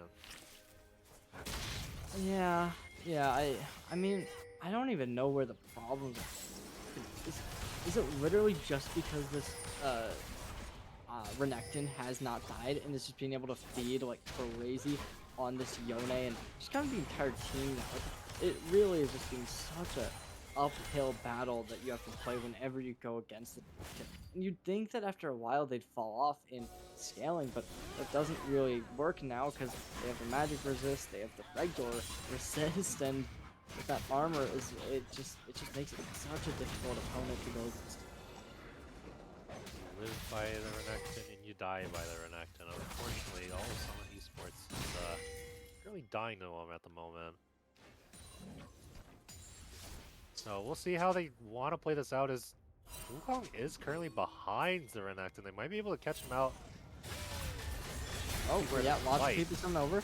This is where you gotta do it, and Troy's gonna be able to bring him up, but oh, it's the Blasphem's gonna be able to get him straight on out of the fight, and that's also gonna lead to a dragon. Yeah, because Wukong burned Cyclone, there's no way for them to contest this dragon, so this is going to be a 3rd dragon secured by Lane 0 Blizzard, making them way stronger as their health drops, so it's going to be difficult for some of these sports Wawas to continue fighting them now. They're going to either have to burst someone instantly or not at all. Now though, it's just a lot of defense being played.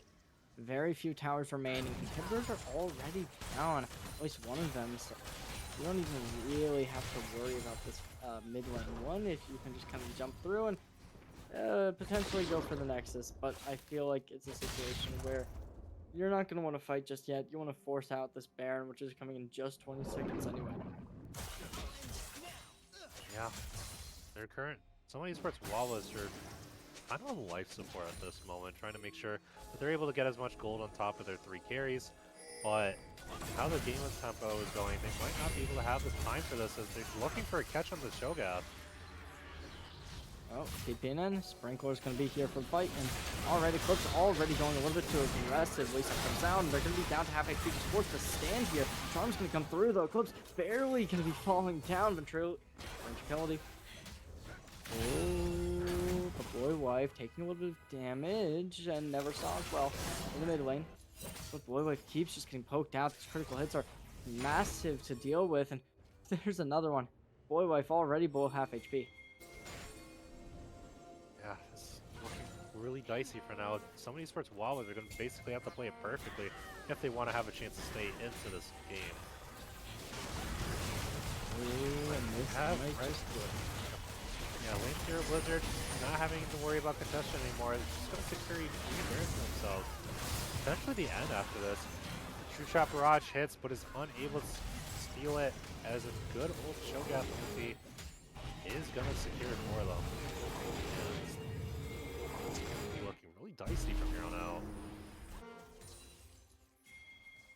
Yeah, and you were right actually about that gold weight extending to 9k after 8k.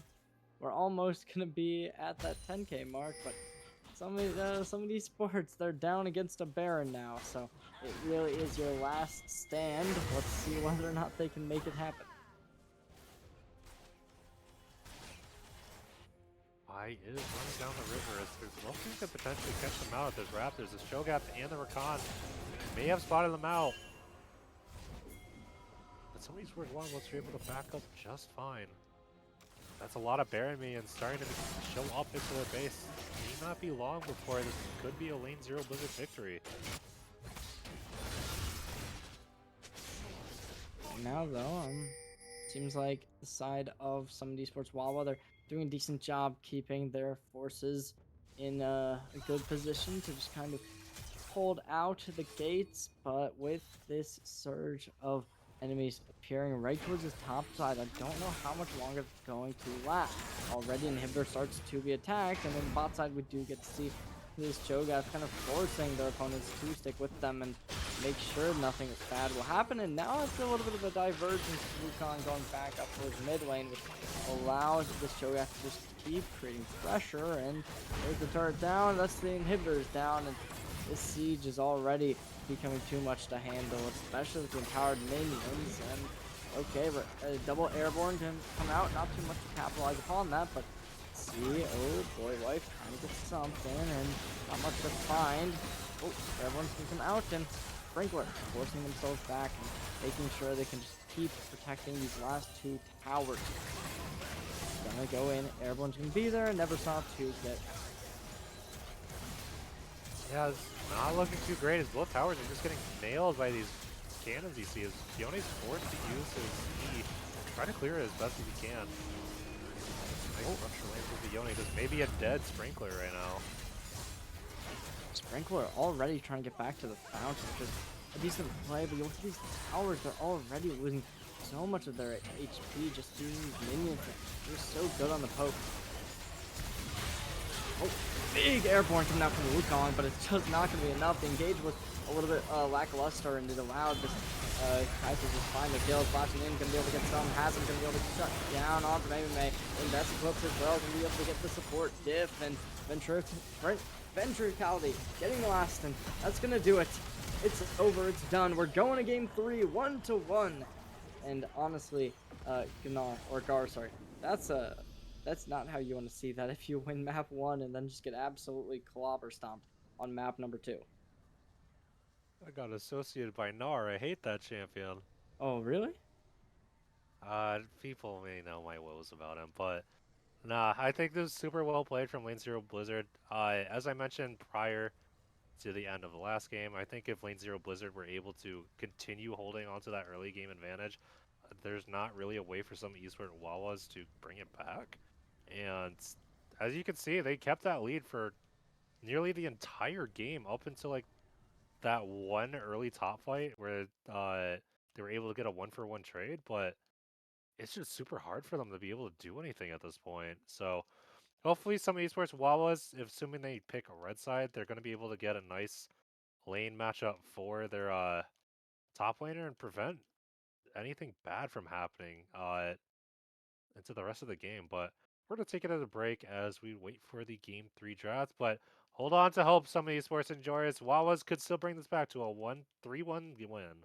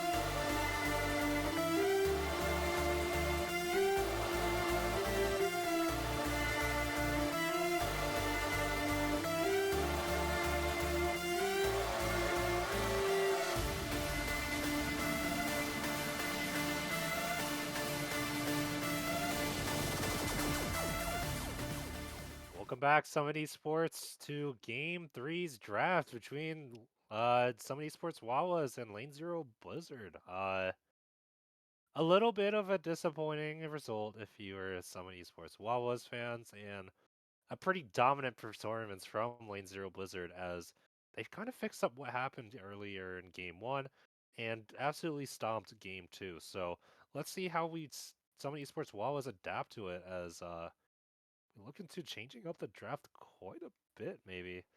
Never mind, the Kindred is still going to go through for some of these sports Wawas, but yeah, Cherry J, what were your thoughts on the last game? Yeah, the last game certainly was a stomp. So, if you are the side of Lane Solo Blizzard, or Lane Zero Blizzard, sorry, getting these names mixed up, that's gonna be you have you have a tall task in front of you if you want to be able to make the comeback. But coming in, we're going to be seeing some switches to the bans. We're going to be seeing that Jarvan 4 getting taken out. I think that that's due to the fact that we are going to be in Fearless here. So they want to make sure they can get as much jungle pressure as possible. So, they don't really have to worry about the supports nearly as much.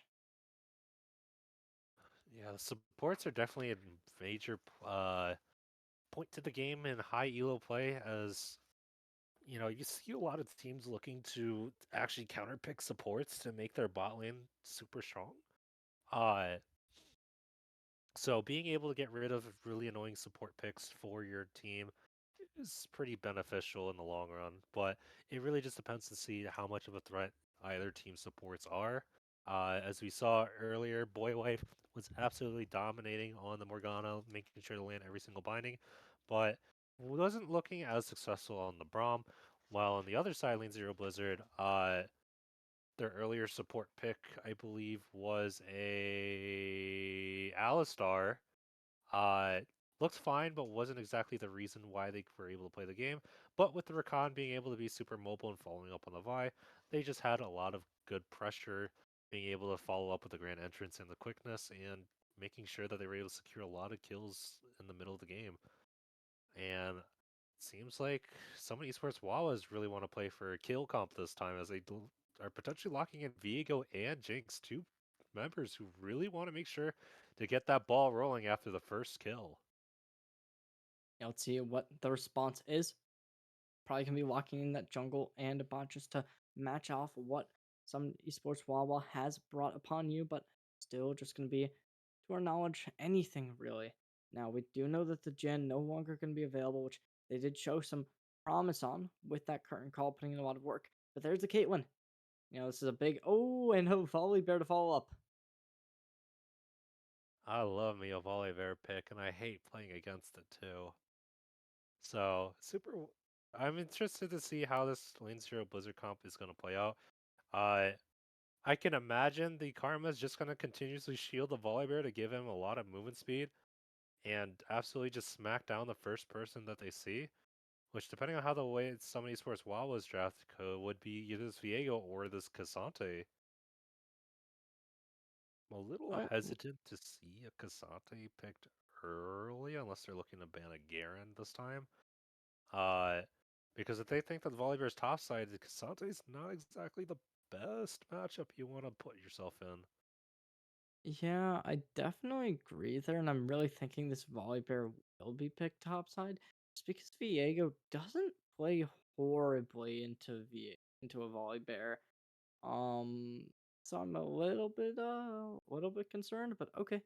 Um, that's not a bad ban into a Kisante, not gonna lie, because you can really burn down with a good top laner, and especially when you have AP top laners, it really does put the damage in. So Gwen, I don't hate it at all, but we'll see what the response is in bans. And it seems like it's gonna be a Lulu, which I do respect a lot. Yeah, I think the Gwen specifically for the Cassante, just because the true damage from the 1,000 needles or the 1,000 cuts makes sure that Cassante's whole gimmick of being a super tanky resistance building tank doesn't get absolutely neutralized. So definitely good bans. I also like the Olaf just to prevent the Olaf from running down the backline of the team, considering that they really have a hard time figuring out, or they really are, they already have a hard time trying to peel off the Volibear with the current team they have right now, having to deal with the Olaf who can ignore all the CC provided by Cassante, it would make it extremely miserable to play if you were Jinx. So good call.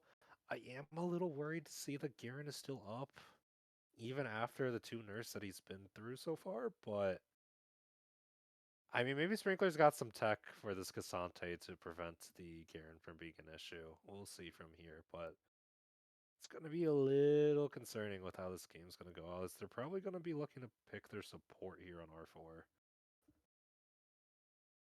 Oh, let's see. Now, this is definitely going to be difficult to really get a good game in as this Gasant, if this Volley Bears towards the top side.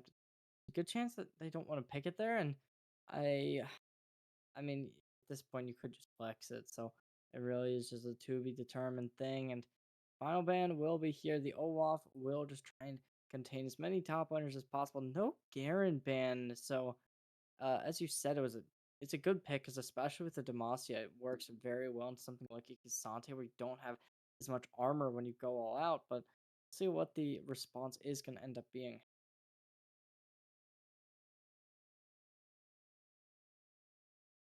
I'm wondering if producer, could we get a draft refresh real quick? Because it's been stuck at 19 for quite a while. So I'm wondering if the link just ended up dying or something.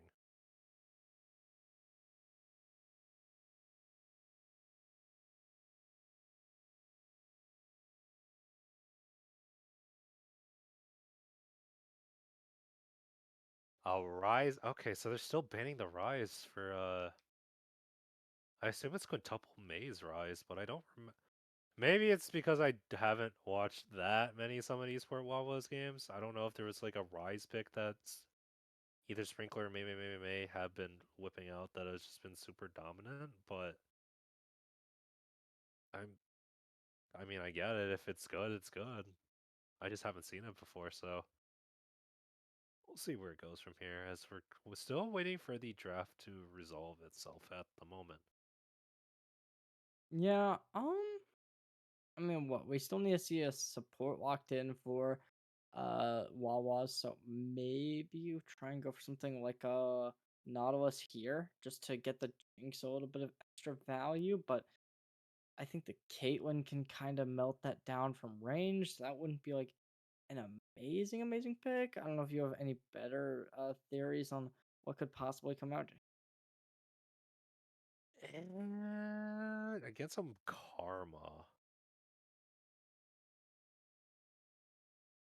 I don't really have a good answer off the top of my head at the moment. Maokai may no, Maokai's probably not great here. I mean Soraka could be an option here. It prevents Volibear from actually being able to do anything after jumping into the Soraka silence, and I think it helps to give some healing for the rest of the team behind the Casante and behind the Viego, but I don't know, it's difficult to really see which support I would want to pick in this particular moment. Uh, Unfortunately, it looks like some esports Wawas really want to fight, so I don't think a Channa is an option. I highly doubt that Boy Wife would want to play Yumi at all, but I definitely would laugh a little at it if it happens. Uh, they could take the Nautilus away. They could take the Thresh. There is a non-0% chance that Boy Wife might be able to play their signature Lux in the bot lane. But I think with the range provided by Caitlyn as well as the movement speed provided by Karma, it's super hard for Lux to actually get a Binding Light onto any of them. But Yeah, I don't know, I think Soraka is really the first one that's kind of like, yeah, I would pick this here. I'd totally forgotten about Soraka until you said it, but I do definitely agree there. I think Soraka could be a really strong pick. Oh, okay. Are we seeing the draft reset? Ah, that's unfortunate. I mean, it is what it is. If site broke, site is broke, you know? That is true. That is true. We're going to see the first half of the draft come back, and finally going to be able to see what that second portion is going to be for some Esports Wawas and uh, Lane Zero Blizzard. At this point, all up, and we'll see whether or not we'll see what the final couple of bands ends up being. Actually, we knew what the last one was. Rise. Well, see what the final two characters picked for each team will end up concluding with potentially a comeback for the side of Lane Zero. I mean, I think they can definitely do it because the last game looked so dominant from them. But it kind of begs the question: do they want to just force out like some tanky champs once more, or are they gonna try and play a little bit more traditional League of Legends?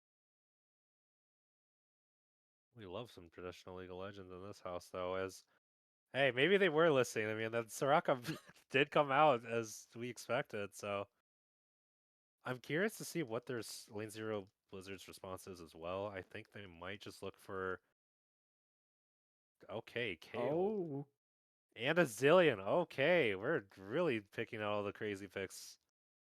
huh? Okay, so that means Karma mid. All No. right. I think No. this is still Zillion mid. I um, I don't hate the idea of a Zillion mid. I just think Karma's a little bit more traditional. But yeah, it's definitely possible. Uh, obviously, these teams better than me, so good chance that yeah, you got something behind the scenes cooking up there with potentially this Zillion mid pick, but we'll have to just wait and see. Yeah, the Kale is definitely a good response. I've seen Nail, the Aatrox one trick, play a lot of Kale into Cassante whenever it gets picked.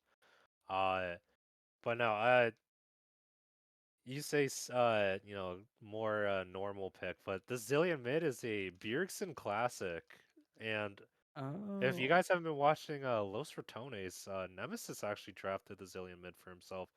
In the recent match against I forgot what their name is, but yeah, the Zillion came in clutch and was able to res a lot of people because mid lane just gives you more access to gold early, so that lets you get your ultimate CDR faster. And especially since you're playing around this Volibear anyways, being able to draft the Zillion mid makes it so much easier for Zillion to play early fights. But we'll really see who plays who as we wait for the game 3, game to actually get into the game. I think I just said game 3 or 4 times there in the same sentence, so screw me, I guess. We'll see you guys in a bit.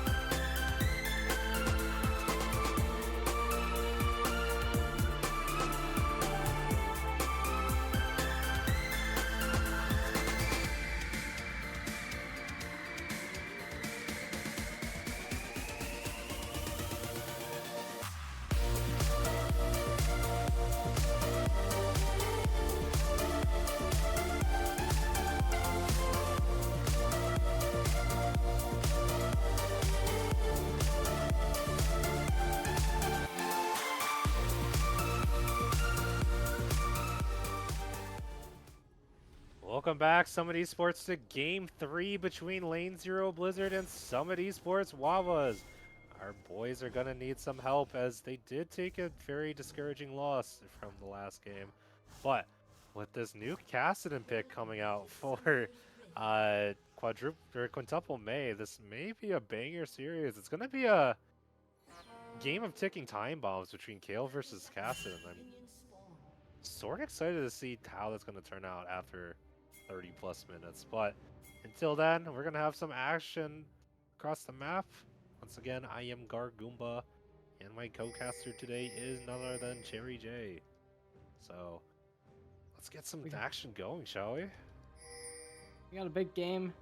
1-1's gonna be our scoreline, and at this point, whoever wins this in the driver's seat, they got 2 more chances to close it out. Immediately though. Just Jinx in a bad situation. Let's see if they will be called out. Oh, Sun's gonna be able to connect, and not gonna get much, but Flash will be extended. It's not a great flash if you were boy wife right now, because early flash Soraka is extremely... early flash Jinx is extremely important considering you are the most volatile member on your team and you do not want to get behind when the rest of your team is really looking to have your late game prowess really showing these fights. There's a lot of trades happening across the map and it's not going in Summit Esports Wawa's favor. And now they're just kind of trying to keep up the pace, but everywhere across the map, except for maybe the top lane, it's low HP to try and make some change. I mean, right now it's just not looking great. It's looking kind of desperate, but see if they can change up. Obviously, minions on the bot side is very important, but it's also important towards the top, and the white one's going to just be able to really put down the damage over towards the tail, and taking this early damage against this Cassante, it's an interesting idea since Kale is one of those strong champions that they really do want to get farther on the game before you do take engagements. Because now, actually, this is interesting. We're not seeing Cassante using Grasp of the Undying, so they didn't think they'd be able to be as dominant against the Kale as they kind of are able to. Yeah, I mean, Grasp of the Undying is just going to be harder to proc later once Kale gets 6. And it's already pretty hard to play against a Kale that's going to fight you. Because as I mentioned before, people like playing Kale into something just because there's not really much they can do to punish a Kale early or later in the game at that point. So at the very least, Sprinkler is trying to offset that by having Aftershock just because it provides way more upfront survivability after hitting a W or a Q knockout. And it's also just helpful for the rest of the team because now you have Cassante playing as a frontline tank rather than like a I'm gonna 1v1 someone on the flank as my build. So nice early trade coming in from Stro mid lane as we're gonna try to push the Zillion out as much as possible. Alrighty though. Yep, there's the damage we're talking about. Huzum taking a little bit of damage, but already the power Q is gonna be up, and they'll try and go for something, but instead they're just gonna get that cannon and let this wave keep working.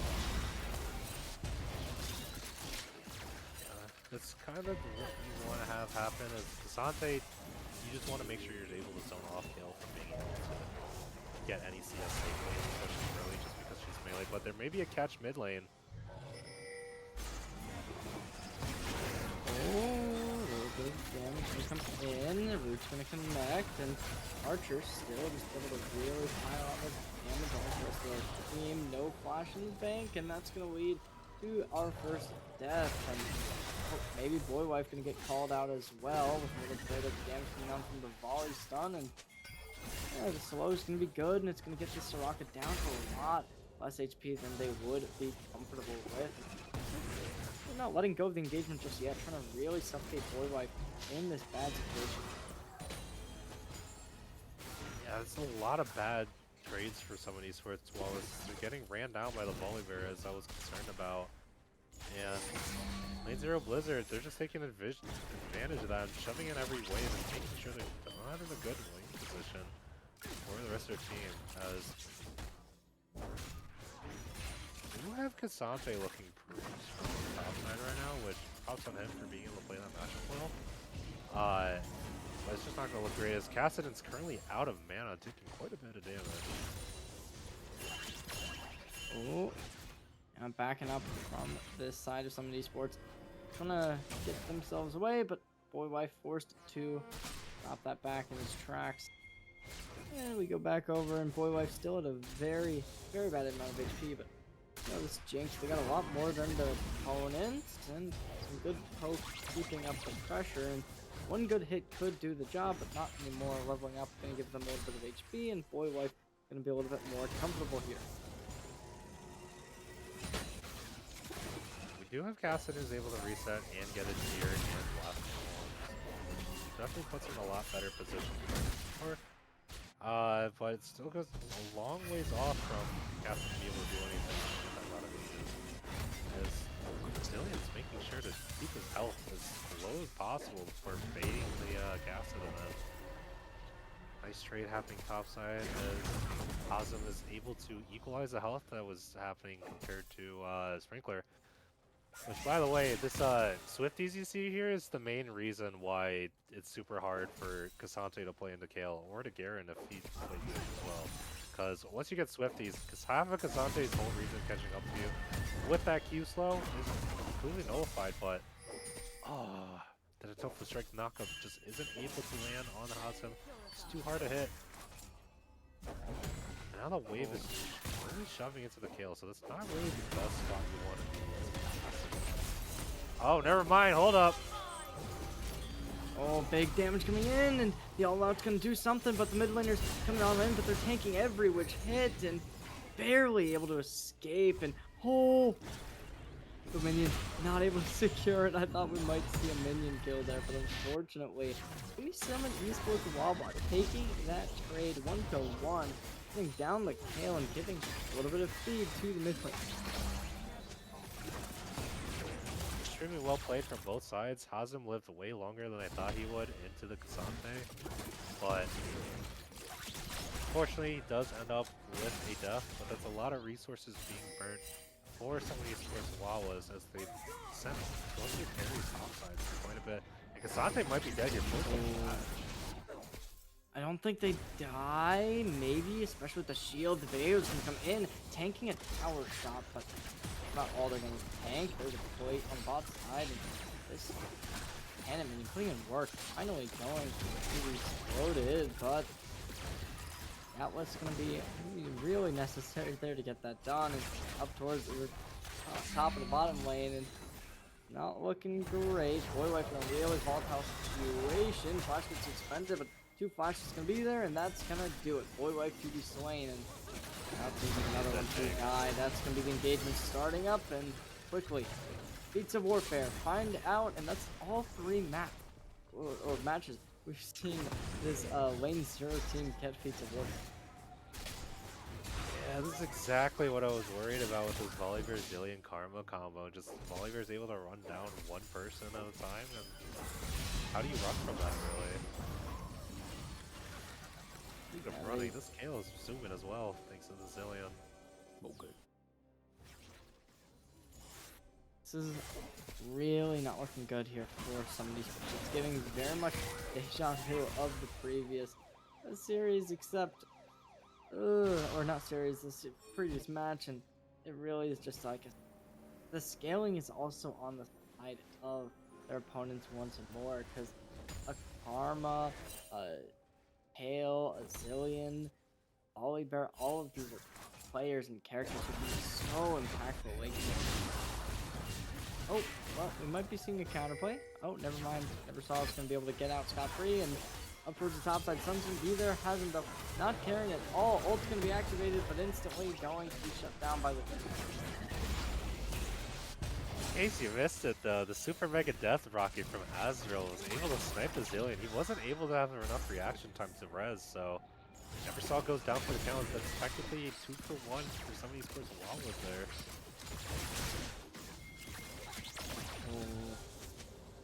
This is looking alright, a little bit better, so you can't hate him at all, because some of these sports Wawas will come back and they're ready to explode. Already this Cassidon May. Gonna be having a little bit of a lead. 100 gold bounty in hand, but up towards the top side, we might see Sprinkler finding out once more. They won't have Flash available nor TP since from Diesel, no jungler in sight. The Bazillion is, so might really just cause some problems. Ult's coming out and with the all out, but the all out's not gonna be enough. Instantly burned down to a first, but never saw secured the kill.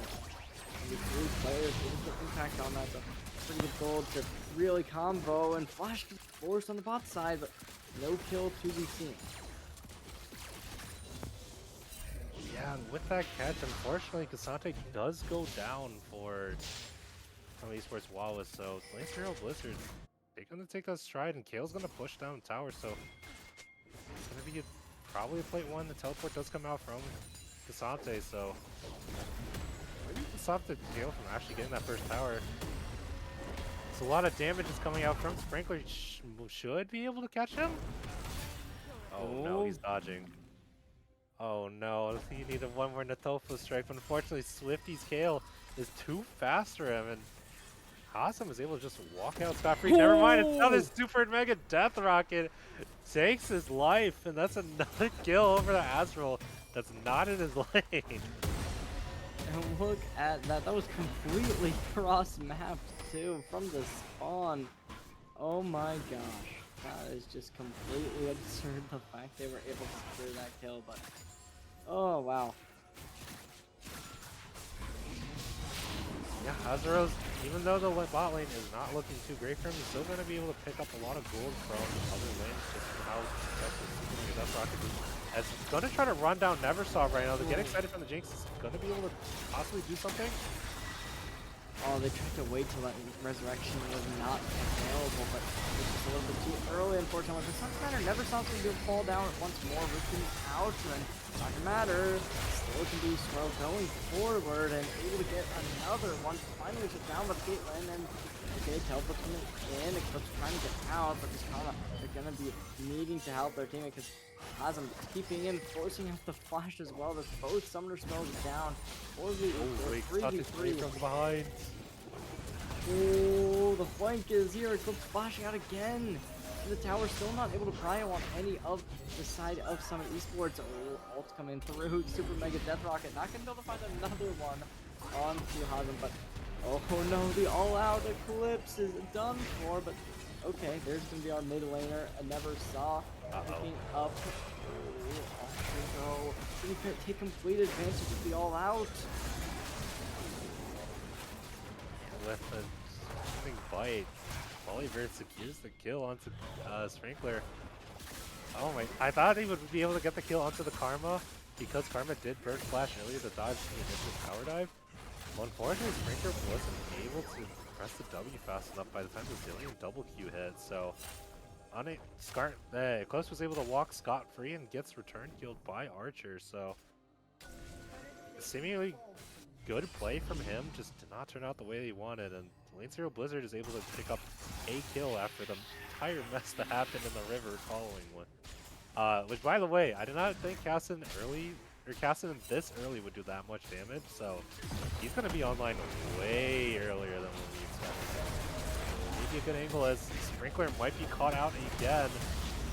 Oh, Flash is forced, but that's not the end of the world. They get out scot-free, and with 3 players expending themselves on the bot lane, it really does exhaust a lot of utility. Alright, well, and they're still going to be at a decent HP level, but kind of forced to sit here and take damage, or if this tower will fall down. Nobody on the flank, so a little bit of a rough spot.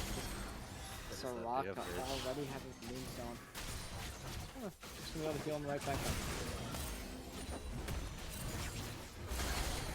It's the damage, oh my god. But what is that healing from Soraka, as well as there may be a fight happening bot side. Getting pushed back into the silence. Holy crap. It's an Aatrox. Oh wow. It takes 2 to tango with an Aatrox, apparently. Imagine Soraka mid, all that XP level up, and then he'll through this Karma and Caitlyn bot lane. Like, this is such an impressive bot lane, especially against something like a Cassante sitting at the tower, but it's just not enough to do anything. Okay, we might see something push back, but there's a tower to break, and already Summit Esports, they're not looking great on the bot lane whatsoever. Both Tier 1 and Tier 2 towers have been expended, and that leaves them with very little to work back upon. Right now, they need to find some kind of pushback, because this is 6 grubs in their favor, but they haven't really been able to put them to work. Yeah, it is a little hard for their team specifically to be able to prioritize or play around their grubs. In the side lane, really passive dealing with the side lanes. With the side laning, you might get put on the freaking side of this big boy wife if you're taking that, really huge chunks of damage like this. But we have Cassante finally pushing in the bot tower, so the 6 grubs are going to help him push that at the very least. But no, I feel like the only people who benefit from the grubs right now are Jinx and Cassidy. Might have a quite happy mid lane. See this Viego, they're potentially going to get out of the invis, not just yet. Still seems as if the mid lane very volatile. Anybody can push it there and find some damage, but Soraka with the healing, they're definitely going to be the team that wants to kind of keep this fight out of really anybody's hands to start us off. But alright, with that healing enabled, they're going to have to wait a little bit at least. And it just shows with this Jinx already almost back to full HP. Utal's being bought, so I'm starting to like the scaling ability that could come out from some of these boards, but oh, the Volibear trying to be really aggressive here. Stroke's gonna be the bad spot, gonna be hit by the slow as well, and that's gonna be the arrow hitting with the Soraka ult just to keep him alive for a second, forcing out the Volibear ult. Not the end of the world. Oh, but this might be. Something come through, and it's gonna be really difficult, and that's gonna do it. Never Sauce taking the next kill, and Sprinkler down. The gold lead is being brought back, and it's going to be the side of Lane 0 to take this advantage. Boy Wife in a bad spot, but they might be able to get a little bit more damage, but the Clips looking to take them down. And there's Root, and nobody to really try and follow up on, so Boy Wife might be able to get away, but okay, there's going to be our resident bot laner coming down to secure the kill. Now guys, this may sound like cope, but I'm struggling to see how Summit Esports Wawas are going to come back to this. Like, Cassidy's super strong, but the rest of his team is suffering quite a bit. Especially since his Volibear, Karma, Zillion are just sticking around with each other over and over again and getting these one-on-one picks. And it's just, they're losing a lot of gold for zero reason. They might be able to catch this Volibear. Oh, look at that shield. That shield Devastating. is insane. Okay. Oh, and there's a flash. I don't know who's faster here. I assume Galen almost has ulti though. Oh, heals are here though. Oh, they want to keep on fighting, but not gonna do much, and that's going to let them get out for free. And a little bit of pressure over towards the Drake pit. Potentially we'll see this arrow being fought for, but right now both teams are just stand still, and really gonna be who's the team to start lighting up the storm, and after that it could go either team's way at this point. I think that this Cassidy has so many targets they can prioritize that they can do whatever they want. But at the same time,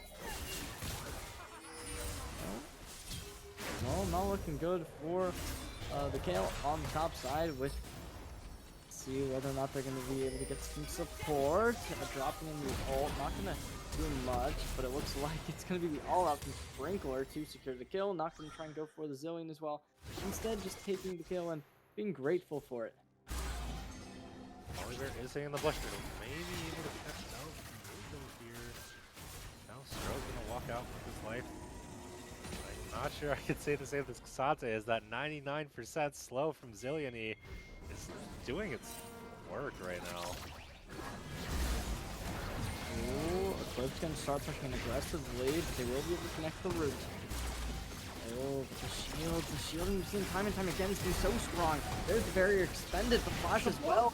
and try and do something, but it's the Karma to get the shutdown. And that's exactly what you need. Eclipse able to get the kill, and they're going to be able to get out scot-free. Verticality taking it out, and that's exactly what you need. Verticality doing it all. And now the Volibear entering in the fight. The engagement's being launched out, but Boy Wife getting hit out by the Caitlyn, barely able to survive by their own healing. They're going to be able to get out, but oh my gosh, that is not an engagement that Summit Esports is going to like. They're still up on gold, though. They are not out of the woods just yet, however. Yeah, it's really close between both of them at the moment, but fortunately they just weren't able to get the lead on top of the Caitlyn. If Azrael was able to kill a Caitlyn there, I feel like at the very least maybe not live against the Karma, but Azrael definitely would have been able to chunk Karma quite a bit thanks to the Get Excited, and it would have just looked a lot better for them, but actually that's not the case for this time, as this does go down and they're not able to... Oh, tower goes down. Stun's going to be coming in. TPs are here, but the TP is a little bit too late. Archer is relatively low HP line, going to be stunned out, but there's the... Oh, they're going to go really aggressively here. Archer's still not falling down. Their shielding is just so oppressive, and the self-heal as well. Oh my gosh. Sprinkler just getting completely annihilated. Finally, it's going to be Diego of Row to come back on in. Can he be able to get the kill? There's a double, though, and this is exactly what you need. Stro with the masterclass performance can be the next coming through, and never saw low HP, but the shield will get them away. What just happens?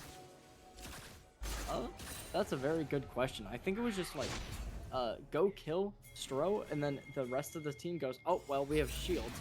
Shields just weren't enough for some of the players to get away with. Oh my god, wait, Diego has Serpent's Fang. Okay, that makes a little more sense. But I thought it would have been over after Sprinkler wasn't able to get the kill into the Volibear fast enough. And we did have Soraka go down for that fight too, but they were somehow able to pull it back out and, you know, getting 4 for 2. Sorry, 3 for 2, and burned a lot of flashes in the process. But they were able to get the Ruinous Atacon, which gives them a nice 25% epic monster buff to them. They don't really have that many epic monsters at the moment, unless it buffs Grub's damage, which I actually don't know if that's the case. Regardless, I assume it does, but who knows? Regardless, they did get all the flowers there. I thought Volibear and Zillion would look sweet. Counter capacity were kind of low, but I don't know if it was going to be a trade topside while they get the dragon for.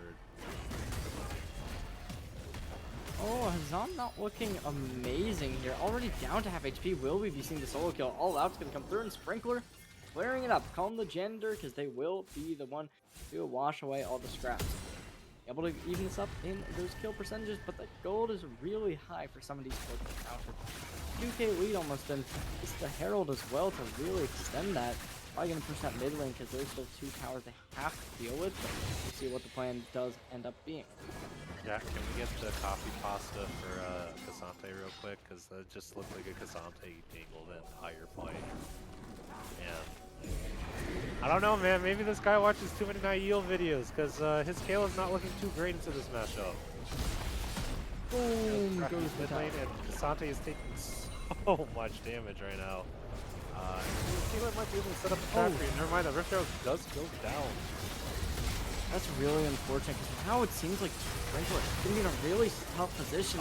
MMA still able to find the first kill, not allowing their self-heal and shields to get the best of the side of some of these Wawas once more. But oh, look at May going aggressively once more. With the shield, going invincible, but oh, that invulnerability, not going to get much. Never's not going to be able to get the kill, and still though, the root coming down, and Sprinkler going to get the bomb right to the rest of the team, but exploding after the flash. It's such an unfortunate turn. That Zillion kind of does damage, guys. Is this me? Oh, for sure, for sure. And it's not going to be as much damage as some of their opponents. And there's the first kill. Hazam going to be able to try and get more, but oh, Stro just forced to sit there and take that damage. still absorbing all of it. It's such a rough situation, and it's going to allow our opponents to really win that team fight dominantly. Yeah, they took a little too long with the fight and stayed for that tower, and they were able to just turn with the full fury of Zillion bombs and Zillion speed ups and Zillion. And because of the sped up Caitlyn and Tails, there's no way they were able to run away from Army of them, and so if they weren't able to turn on them, they're kind of gonna get ran down. And Cass and TPs from behind, maybe forcing the Zillion ulti to come out. Oh, 5,000 HP. It's a Baron flip for whoever is the first team to really capitalize. Oh. And that's going to be the bomb coming in from Neto, taking it up even further. Has him going to try and get some more, but just getting completely ran down. Eclipse trying to get out of the way, but it's going to be the empowered Q, keeping them airborne. It seems like they've just lost all hope. And finally, it seems in some esports, after a little bit of a rough situation, lost two fights, they come back and they've run themselves to a Baron. That is the power of TPs, baby. Caston and Sante were able to get to pretty good angles to separate all of their important members. You know, Zillion was forced to flash away. Able to do a lot of damage on verticality, which let Azrael get the nice super mega death rocket kill on top of all of that and get excited for the rest of the fight. And it was just led to a lot of small blunders from Lane Zero Blizzard that just stacked up, and some of these for Wawas absolutely capitalized on it. We're able to get a nice 4-for-1. Actually, I don't even think it was 4-for-1. I'm pretty sure it was just a 4-for-0. Yeah, that was a really strong fight. This Baron's going to be really impactful too. Janya's still up for the Kassadin, so they're going to have a big impactful play in this next fight for sure. 3 items on the board compared to her opponents, who most of which don't even have 2 and a half. So I'm liking how this is looking for some of these sports Wawas. Let's see if they can close it out here and now, because the minion's starting to get empowered, and this is exactly when you gotta start putting in the pressure. Archer playing into the tower, and we'll see whether or not they will be able to get these minions destroyed. That's a lot of damage on some Boy Wife already. But they are able to just run down this tower, and they're looking at the next one after that. It's pretty hard for them to push though, but at the same time, because of the KO Zillion environment, there's not a lot of wave clear. Oh my god, this triple bomb may be doing work here. I think this tower still will fall, but I don't know if some of these sports is going to be able to win the fight. They have a lot of players at low HP, they're going to have to back up, I think, but no! A phenomenal ult coming in from the Soraka, able to get everyone back at least to a standing round of HP, and there's the double. I predicted this completely make it. Stro to find the third, and Minion's tower starting to be broken. Minion, they gonna use dodges to get these towers out of their grasp, but oh, this Soraka putting in the work. Oh my gosh, this is absurd. That might just do it. Finally, Sprinkle will fall to the turret. It's just not going to be enough to really get anything solid down, and that's going to do it. It's going to be an ace, and that's going to be match number 3 at 28 minutes, 17 seconds. It's going to be the side of some of these sports going up to match point 2-1. What is going on this series, man? Holy, it's so back and forth. Give me a good, stable game, please. But no, super well done from some of these Esports Wawas. They were able to get a lot of important picks off the side of the map thanks to the Super Mega Death Rockets, which I swear to God, Azrael has only missed like 1 or 2 that entire game. But oh my, I don't know how they freaking won that game. I'm gonna be completely honest. It looked so scuffed at the beginning outside of Kassadin, and at some point the fight started going into their favor, and Viego was finally getting on the map thanks to the Serpent Swing, preventing all the shielding from happening. Cassante was actually finally doing some work. I thought Sprinkler was going to get slapped around pretty early, but I think Hazem is not really a Kale player, and I don't really picked it when Garen is up on the table. But That definitely didn't look good whatsoever. I think they played for like a, the good old Donald Hecarim movement speed comp, but it wasn't a Hecarim, and I don't think they really play their champions that well. But I will say Lane Zero Blizzard, the Caitlyn and the Zillion were looking really strong. Unfortunately, it's just you drafted a lot of movement speed and there's not a lot of wave clears, and some esport Wawas were able to capitalize that with a lot of good pushes thanks to the Baron buff. And, unless they were able to turn the fight under the tower, there's just not really much you can do with Baron powered minions shoving down your face. Yeah, I mean, it really was just a dominant end there. And it kind of just came down to that Gaston who really did put in that effort, along with the Soraka. Those two, especially, were the playmakers this game, but we'll see whether or not they can continue that in game number 4. We'll be back right after this break.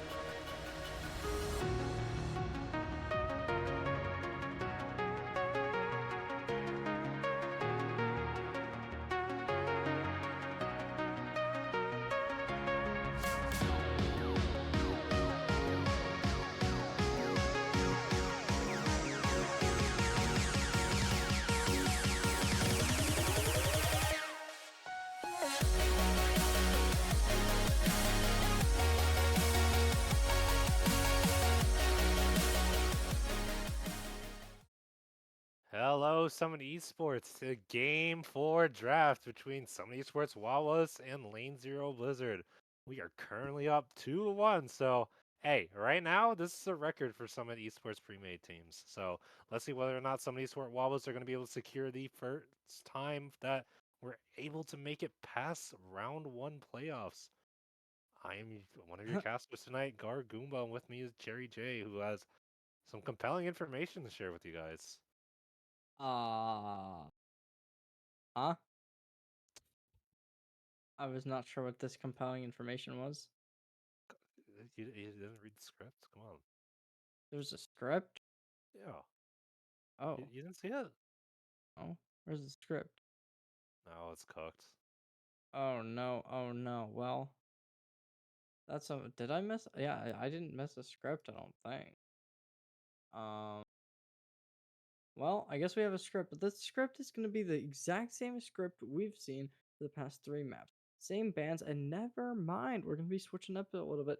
Ivern going to be taken off the board, which we saw before where they just kind of wanted to ban one jungler during the first half because I guess that's something people do now. We just like to ban one jungle at a time and then hope that because it's fearless draft that they won't do anything. So we already have what is uh 10, 20, 30 champions banned. Like there's not a lot of good options, but obviously that that Mel is never going to be enough.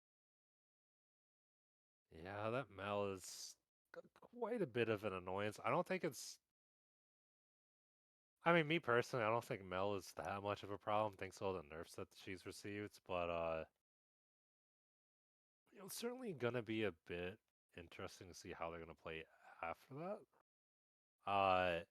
I think maybe the Mel's trying to open up for Misfortune picks or maybe some other random mid lane picks that really require projectiles, but outside of that, I don't really see where else that's gonna go. As we do have the Victor lock-in, which is a really good flex between top, mid, and ADC. I don't know if Azrael plays the Victor though, because I haven't watched too many of the games. No one tell him that though. But I'm excited to see where this Victor is gonna go. Regardless, I think it's a really strong champion, and it's gonna be very difficult for Lane Zero Blizzard to actually draft around it.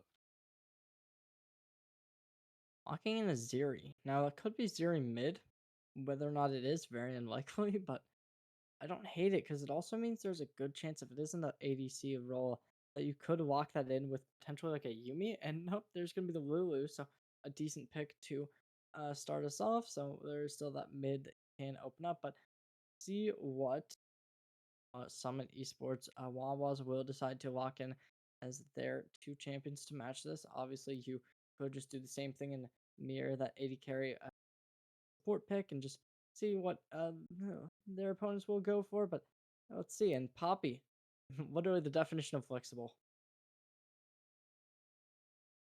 Yeah, the Poppy was banned out by Lane Zero Blizzard the last time. Actually, no. Some esports Wall was banned it when they played the Jax game, but uh, now we're gonna be able to see it taken away. I believe this is the patch where Poppy Q actually got buffed in the jungle. So this could be a Poppy jungle. This could also be a Pantheon jungle. Actually, there's a lot of flexes going on for this team. So I'm curious to see where some esports Wawas wants to play this draft around. Hopefully there's not too many cooks in the kitchen because depending on how this lane assignments go, it may screw them over. Yeah, Pantheon is the same way as a Poppy in some regards, where you really can play it anywhere. Top, jungle, mid, support, even. It's a pick that you really have no clue until other characters start getting picked out, and likely that's going to be a Zyra jungle. So definitely an interesting pick to really get the AP up. So see whether or not that's going to work well into this Poppy Pantheon that could potentially be matching you because those are some strong ADs. So you're really going to have to get ahead early on if you want to win on in that late game. Oh, I do like Zyra Jungle. If Gamer D is in chat, he's also a very prominent Zyra Jungle main. I'm sure he got excited by looking at that. But I'm curious to see who they're gonna place into the jungle against some of these first Wawas, because Zyra is definitely a really fast clearer, similar to a Karthus.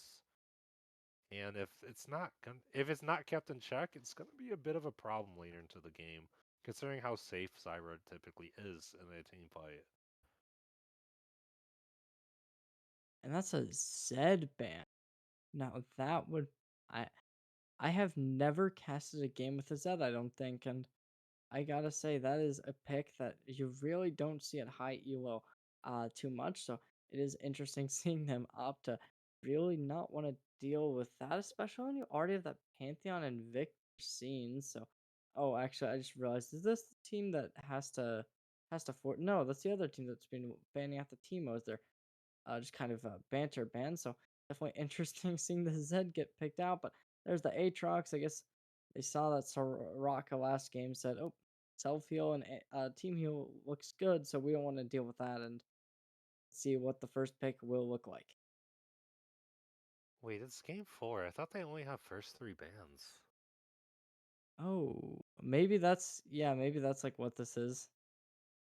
Well, not really, because then they banned out Gwen They and don't Aatrox. look very different though, so I'm a little worried about this. Maybe they talked about what's not going to get drafted, or actually, yeah, I don't know why, because I feel like they would play Gwen and Aatrox on the early Yeah. game. Huh. Well, Gangplank. Um.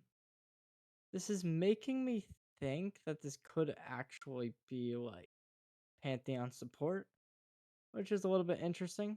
Kind of a wonky comp. One more character left, so we'll have to just wait and see what do they decide to lock in. I assume it's gonna be something like a misfortune, maybe. Oh, Rise.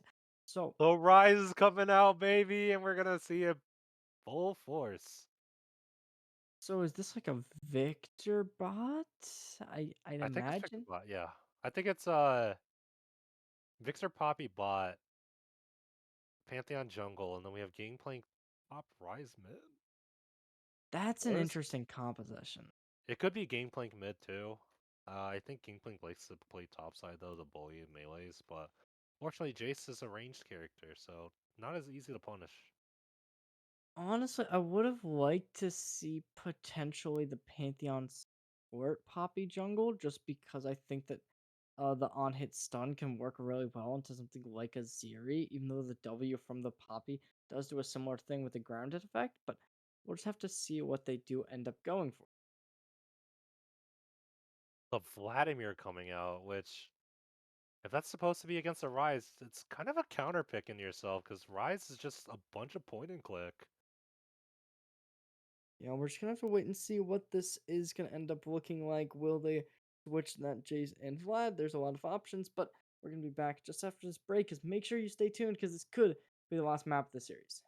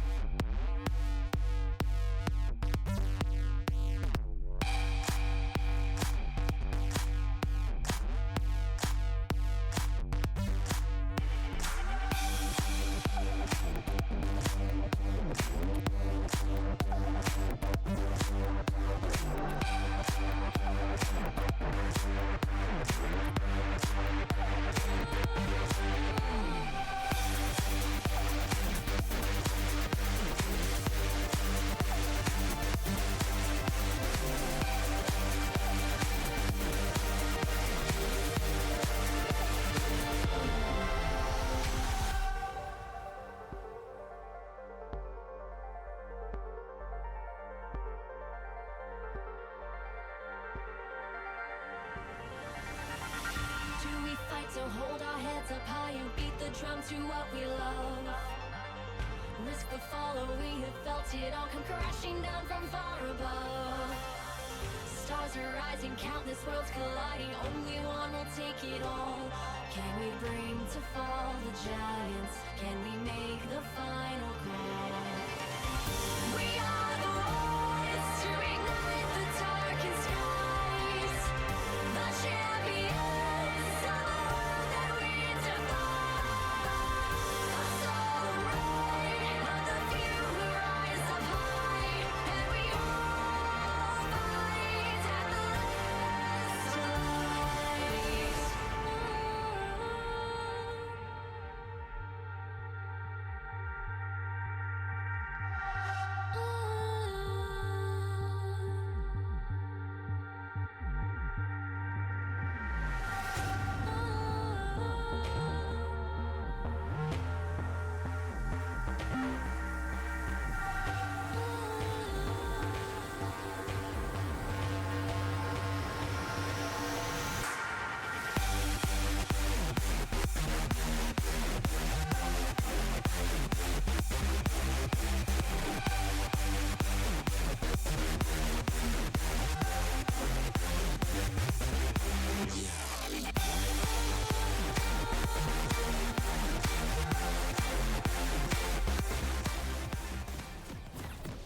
Welcome back, Summit Esports, to Game 4 between Summit Esports Wawas and Lane Zero Blizzard, and potentially the last game if we're we're hoping for a dub. I'm praying for a dub, please. I can't stay up that late, man. Oh my god. But, after a banger Game 3 series, things are looking up for Summit Esports Wawas. We should be able to get the morale bonus thanks to being up 2-1. And I will say this draft from both teams are a little cooked right now, but I'm excited to see it. Considering you don't really see a game plan can rise all that often, so yeah, I'm excited to see it. How about you, Terry J? What do you think? Well, I know beforehand you were saying that you were a little bit concerned about the Vladimir into the Rise, so I do think it is nice that we will not be seeing that matchup, and instead we're going to be able to see that Vladimir piloted in the top lane against the Gangplank. I don't hate the idea of Gangplank into a Vlad. I think Vlad can get a little bit of an advantage here, but really it's going to come down to who's going to be the one to capitalize first, because neither of these top laners are really characters that are too impactful when it comes to solo kills, but I think when it comes down to it, that Zyra and Pantheon are going to be massive game changers in today's matchup. And this could be the final one. We are up 2-1. Some Esports Wawas are currently leading this match, but as we know, when it was Lane Zero's time to win in map number 2, they were the team to really hit the punch and dominate with like a 20-9 kill dust. Yeah, and hopefully they're able to return it this time with how volatile every single lane seems to be, except for maybe the bot lane. As Victor's looking mostly to scale up and get his 2 items, Blackfire Torch and his Leandre's. A big lead that would give him, and at this point, I think that you're totally right there. A little bit of pressure will be on this Victor, though, with the lane already getting pushed into the tower. Oh wait, we do have a lane swap actually between May and Sprinkler, so we actually will see the Rise versus Vladimir. And you'll get to see why I was concerned about this, because the Rise absolutely dumpsters on Vladimir in all parts of the game. First blood goes over to quintuple May. Yeah, it just shows you like why it's such a weird idea to pick that champion into a Rise. Oh my gosh, did they get obliterated? But now we will have to see them jump back into lane. TP will be expended, and I mean, over the bot lane, there's no real leads. Each team is level 2, and they're going to be happy with that. Wave's still going to be pushed in to this blue side of some Esports and see whether or not they can keep up any type of damage. The root's going to come out once more, but not really going to get the advantage. Do have some things being spot out from the red side into the top river. They are tracking Pantheon to be up there, but unfortunately they don't realize he's still clearing, so maybe it was a bit too early of a warning, or maybe there was just precaution. So at the very least they'll know that this Vladimir won't be in a safe position much longer. He looks to shove the Rise back, as May is going to be getting a nice reset instead. A couple things coming out onto the top side of the map. Sprinkler in the middle. Potentially we'll find a solo kill at some point, but yeah, towards the bot. Wave is still just going to be pushed in and really reflect on the CS. It's going to be nice. And this middle Sprinkler not going to have the wave here to really get these minions down. And May, they are up a level. Let's see if they can find some good poke and potentially find a kill. Turret's going to be able to connect onto them, but right now they're both just sitting here in a standstill. Oh, maybe not for long. Might have something crazy happening bot side. If this Lulu gets caught out by Poppy, it's not going to look super good. On top side, Vladimir is getting chunked out. Burnt to half HP, but this Rice might be able to turn soon. But there's a lot of fights going on both sides of the map. Yeah, right now though, this Ira kind of just sitting there for nothing, and oh, Hazem, very low HP. Let's see if they will be figured out here. They do have the flash still on the line that they can expend, but they don't want to expend that too early. May. They're going to say both. They don't teleport, they do have that flash. Either one of them, they don't want to be the first person to back off, because then you're going to be walking back to lane, and the other person can probably find a plate and maybe get some extra little bit of gold. And yeah, well, especially with this cannon minion here, it's going to really start chunking down this plate. I think they'll be able to take it. Yes, they will. And there's Dragon spawning up and Desire already on this. Archer's going to be able to start this up, and Pantheon still on their wave for their jungle quit. That was pretty Oh, nice no. clear right now. Actually being able to match Desire, but they're going to be trading this bot dragon for a potential another Vladimir death. Oh, the Realm Warp's coming up, but I don't think it's going to have enough time. Holy crap, I can't do that already. Oh my gosh, this is the opposite of last game completely. Or not last game, sorry, 2 games ago, where it was the Renekton just completely dominating in lane. This time it's going to be the Rise to do it. Another type trying to get something in, reaching them out, and they will score the kill in the end by the looks of it. Maybe, yes, they will. And that's a good idea, it's a good kill, and let's see if they will stick in the top lane. That could lead the game point to start rotating over. That is going to be the case with the Vladimir of Hazem kind of rotating down towards mid. Spectre's looking really nice right now, especially after getting the TP back for the Lost Chapter. I'm not sure what Zeri can do now because she's only stuck on a Doran's blade for a couple minutes. It's a huge trade from the bot side.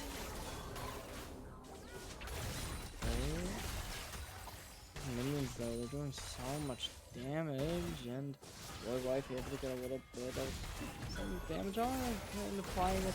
Clip's gonna be low, but nobody gonna fall just yet. Maybe goes to the jungle. Grub's low. There's Mrs. On. Taking on damage in the stun! The on-hit stun from the Pantheon to do so much, and that's the feats of warfare. 3 deaths on 1 player alone. Tragic way to fall.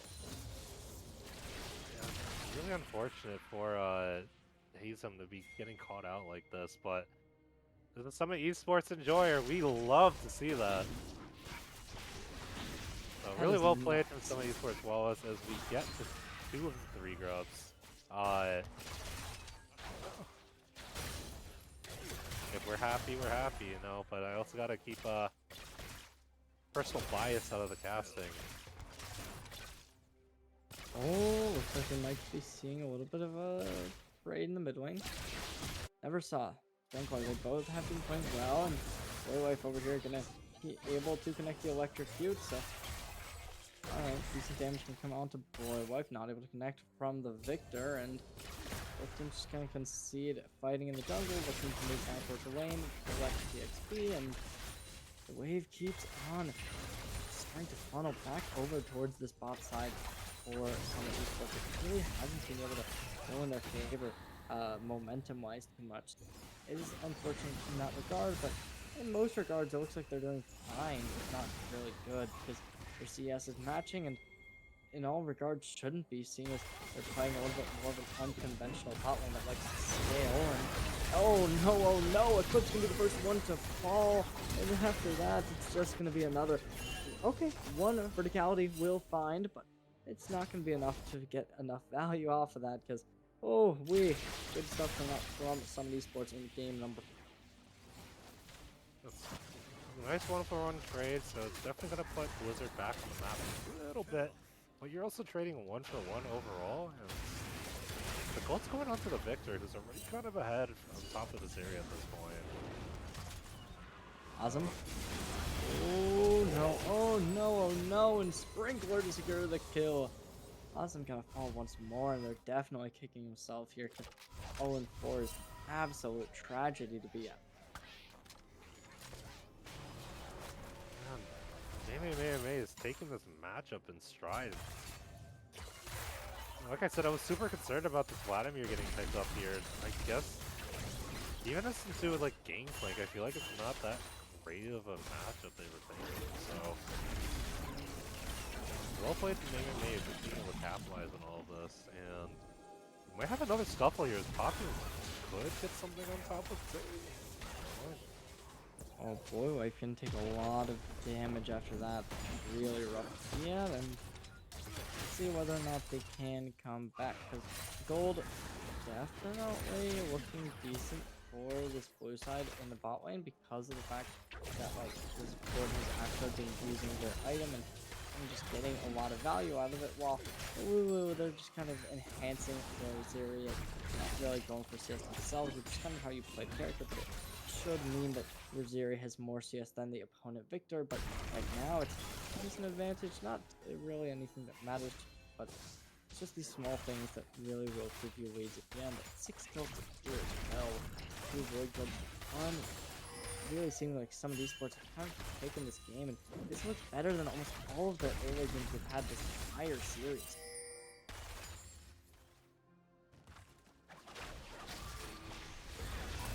Now the catch from the boy away. It's looking to run him down. Lulu ulti comes out. Oh, knocks the Poppy. It's a kill there, but they might be able to get a return kill from this area.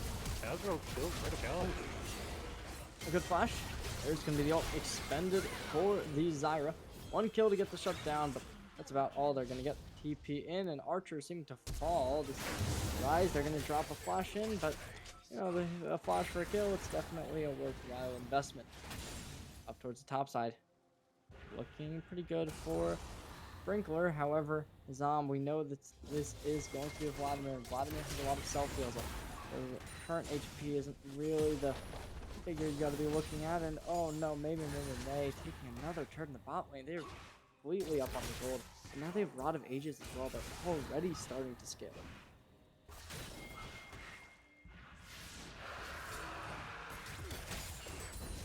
You secure the good Drake over onto some Esports follows. They might be looking for another pick on the Vladimir.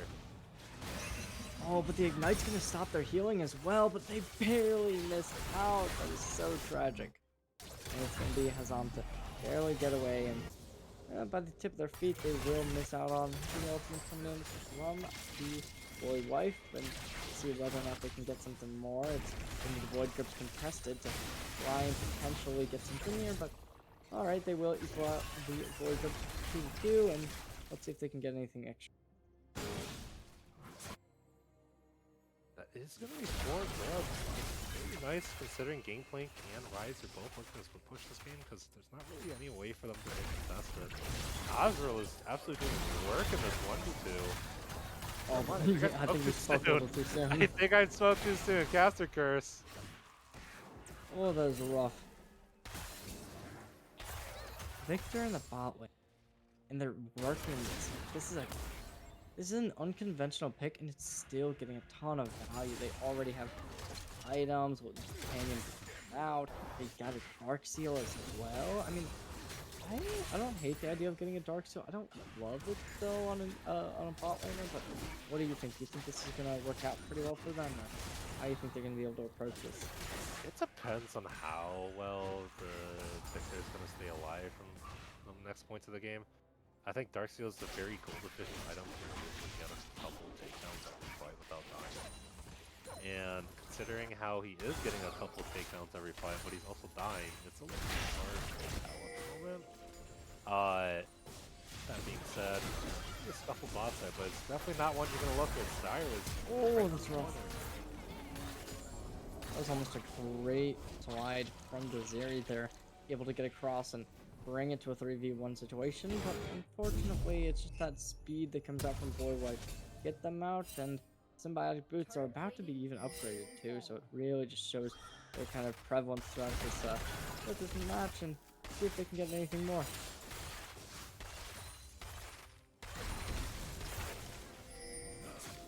We can see Pantheon leaning towards the bot side, but you don't have to lean back up. I'm pretty sure what they're looking for at this point. Oh, and there's the Rise moving back over to the top lane, forcing Hazan into a bad position. So we'll see whether or not they can find anything here.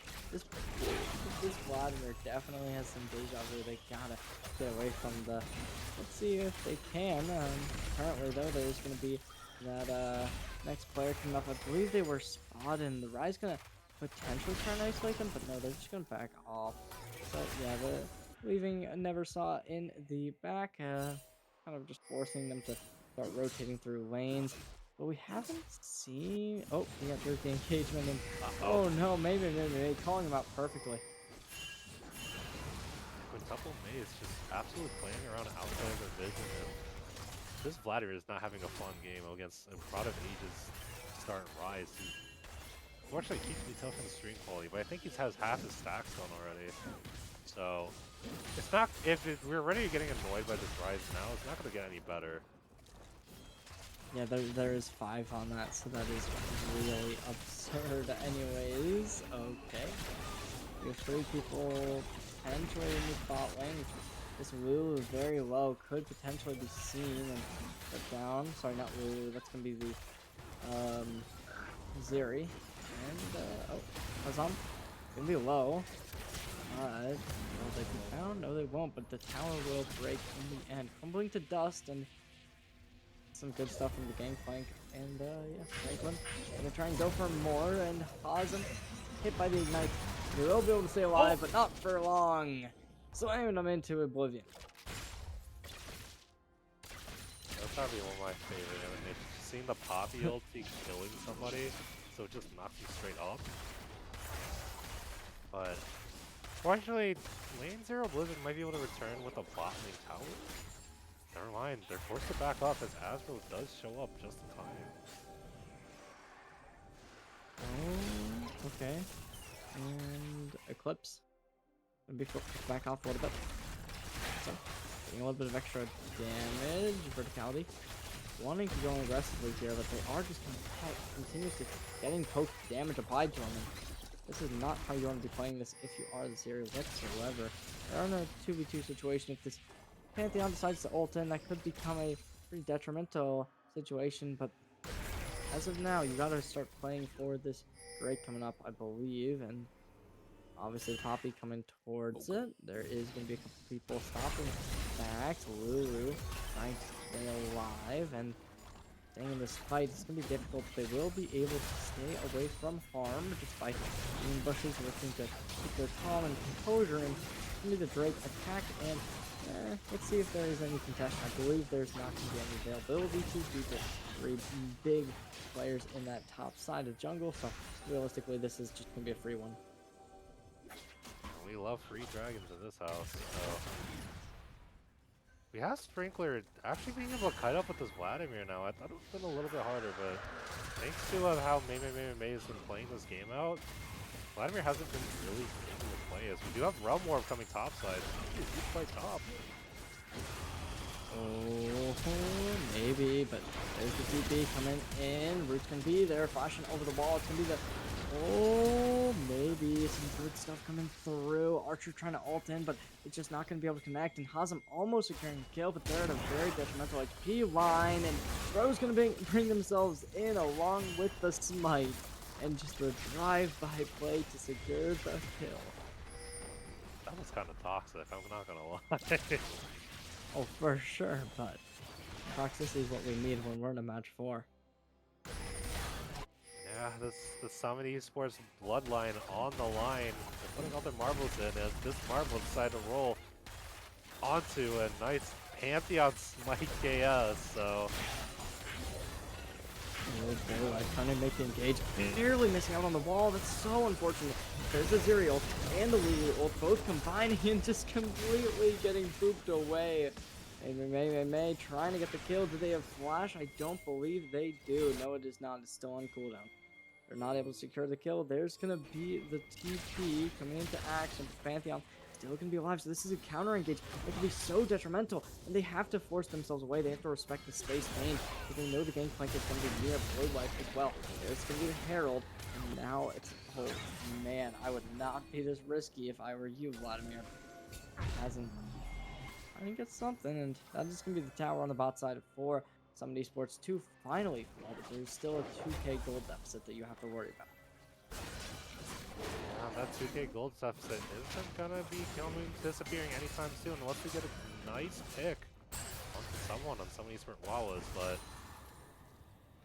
some of these Wawas have been kind of reducing the mistakes they've been making early game, so considering that Lane Zero Blizzard's main strong suit was their early game, seeing them falling behind on that has not been great for them. Oh, damage can come through, and this is the shield once more. We saw it last game, we're seeing it this game. It seems like Lane Zero loves their shields and loves to play characters that can apply them, and we don't see the volley bear this game, but maybe in a different world we would, when there is a fearless draft.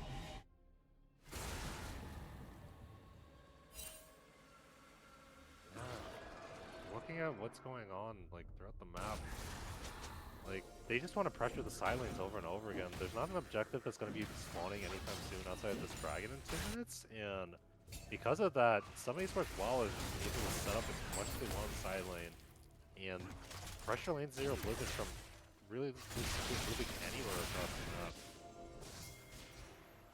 Oh, potential engagement.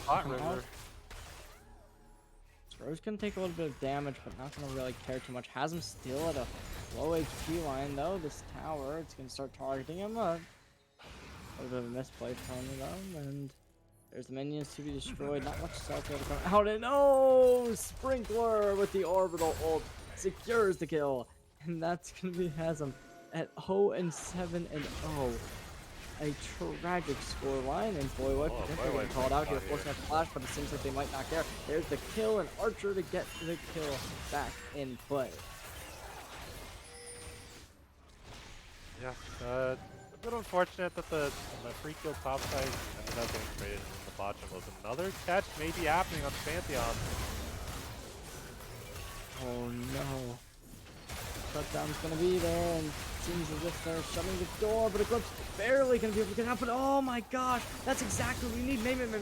Last player alive, need to do something, but finally the Rise will be shut down again, and a triple kill from Verticality, closing out the fight and getting this lead. 6-2, and with 2 items on the board already. They're definitely the player to beat. They have been showing so much promise, and now taking a tower. Verticality is on terror. Yeah, as Lane Zero Blizzard, getting the Zeri into the middle or into the game has been proving super impactful. It's now 3 kills for him. It's not gonna look too difficult for them to start winning fights now. That being said, oh my god, wait, that's so much gold in this Zeri. That is almost so light them up on everybody else. So some of these sports is definitely gonna have to figure out how to catch up to Zeri, because if they don't kill her, she's just gonna run them over. Oh. Let's see, this could potentially be a fight to decide the game. Right now, both teams playing really aggressive. Seems like some of these sports is playing a little bit slower. Sprinkler's gonna be able to TP in. That's gonna be the heal already expended, but still though, Zeri trying to put in some utility, get some poke damage out. Not gonna be able to connect, and that's gonna be the engagement starting out onto the Dragon. Gonna get something more, and as of now, it's just gonna be the Lulu trying to get some touches, but there's the Drake. 3-1, that's gonna put them on soul point, but oh, gonna be able to connect. Zeri can be really happy with that. That might give them the confidence to start the engagement, but not yet. Instead, they want to try and opt towards the mid lane. Maybe get this tower down, but starting to contest a little bit more than usual. We have a couple players over there, and okay, towards the top side, we will see that tier 2 tower destroyed as well. Yeah, Realistically, if they had more tower damage, that mid trade would have been fine. Unfortunately, they spent a little too much time in the river and weren't able to actually punish some Esports Wawas from getting to Spragging on their side. Pantheon's going to be able to catch this next wave, so unfortunately, Verticality won't be able to get any extra tower gold. Oh, yeah, this is already evened up, and I think some of these sports, they've really got to get something together, because if they can't shut down this Zeri, they're going to be in a heap of trouble. And honestly, you really got to put the Pantheon on that job. They're the main person who kind of has to be able to do it, since the rest of the team's playing from range. And maybe you get the Poppy on him as well. Just make sure you can secure that kill. The rest of the team isn't too much of a worry. Obviously, that Jace is going to be a problem, but I don't know. I guess right now the Zyra could be an issue, but I wouldn't be too totally concerned about the Zyra. Obviously, Lulu and Vladimir, not the biggest issues in the world to deal with. You can kind of let them go till the end of the fight. So I just kind of want to see how it will be approached from some of these splits, and I want them to really try and get that target priority in order. They have this fight breaking out super quickly. Oh my god, bro! Where did Lulu's HP bar go? I think it went to my house, because it was a very long flight back to the spawn room, and yeah, that took like 2 seconds. So they bye bye, and now this Atacon can be taken down, and with AK health, there's not much contention that can happen, and that's gonna do it. And it's gonna be spawning, but this will be an Atacon for a mid-turn at bare minimum, so it's not the end of the world, but it's definitely not the world you want to deal with. With that being said, though, it's trade. We're losing so much mid for this. You're actually going to lose 2 towers. I'm not sure this is really the look you wanted some of these boards. But they may be going for a play as the teleport comes out and Pantheon's behind them, but I don't really have all your team members here. Never mind, here comes the rest of the party. Oh, because something out there's gonna be Zyra, but it's not gonna matter too much. Double everyone's gonna be there. Maybe it will matter. Maybe I'm a liar, and it definitely seems like it. Finally, we're gonna see Hassan putting some work into play, and like having a rough start. There's the double kill, and that's gonna be 2 kills for the. Oh my gosh! Wow, they're finally able to really put stuff in play, and Hassan. Oh, let's see if they can do more, but Hassan, they're definitely not in the play that they want to be in, because AK, HP on the Baron, and there's no contestation, but they're just going to go up top side. Now you need help. Guys, what are we doing, man? What are we doing? This area is so freaking good, man. Lane 0 Blizzard, they're playing it around their 1 win condition, which is Zeri, and Zeri is doing so much work onto them. This Rise, despite the early lead, as well as the gameplay, are unable to actually get damage into the backline for the Zeri, and it's starting to prove difficult for some of Esports Wawas to actually start killing people now that Lulu's online and Vladimir is starting to get kills. So, I think on the next couple team fights, this could either be a Zeri blowout or it's going to be the finals, or the next playoff round for Esports Wawas. Moving on to the semifinals, definitely a big accomplishment. You want to do that right here, right now. You're currently down around 5k gold, so it's a difficult hurdle to overcome, but you gotta make it happen. You gotta make it happen now. Seems like they want to try and potentially go for this Drake, which honestly, I think some of these sports, they can potentially let go, because they don't totally need this one, but they gotta make sure they get that soul eventually, because the Cloud soul is going to be so impactful, especially going against a Baron. You need some kind of equalizing factor, but right now they don't really have that. They just need to try and make something happen, but immediately there's going to be a lot of players starting to gather around this pit. These Cloud Souls, they're going to get rejected off of it, so I'm hoping some of these first Wawas are able to put priority on some other part of the lane, as they're not close, or lane 0 Blizzard isn't exactly close to getting glory contest. No! Oh my god, I thought the freaking Keeper's Verdict would have stole the dragon, that would have been hilarious. But at the very least, they did get top tower for losing Drake. Which in all honesty is fine, considering they don't really want to coin flip Elder when Zeri is this strong. So realize this gives us breathing room for the Gangplank to start getting his items. It gives Victor some time to actually get all of his stacks. I don't even know if he's passing or not. But yeah, they're gonna need a lot of gold to try to figure out how to kill this now for items area. Yeah, it's gonna be a lot that you gotta get. I mean, some of these sports they do have the feats of warfare. That's gonna give them a little bit of an advantage when it comes to late game. But as of now, yeah, it's really not good because everybody on lane 0, they're all hitting at full momentum, pulling out all the stops, and even the Vladimir, who's 0-7 and 0 a little bit ago, is now 2-7 and 1. So even they're starting to put in a little bit of work to really get this game back into the swing of things. And at this point, it is for them. They're up about 3K gold, and that lead isn't dissipating too much. So right now, you gotta change something if you are some of these sports. Maybe this is it. You get this kill off the back. There's gonna be the airborne coming in. Oh, a stun to get some good damage in, but the ult is so impactful, and that's gonna do it. A double kill from the Zeri. Looking to go for more. The healing is just too much to deal with, and it's just overwhelming them. In some of these sports, they're gonna be flashed upon, and that's a triple kill to close out this game by the looks of it. Got to recharge. Guys, I can't do this, please.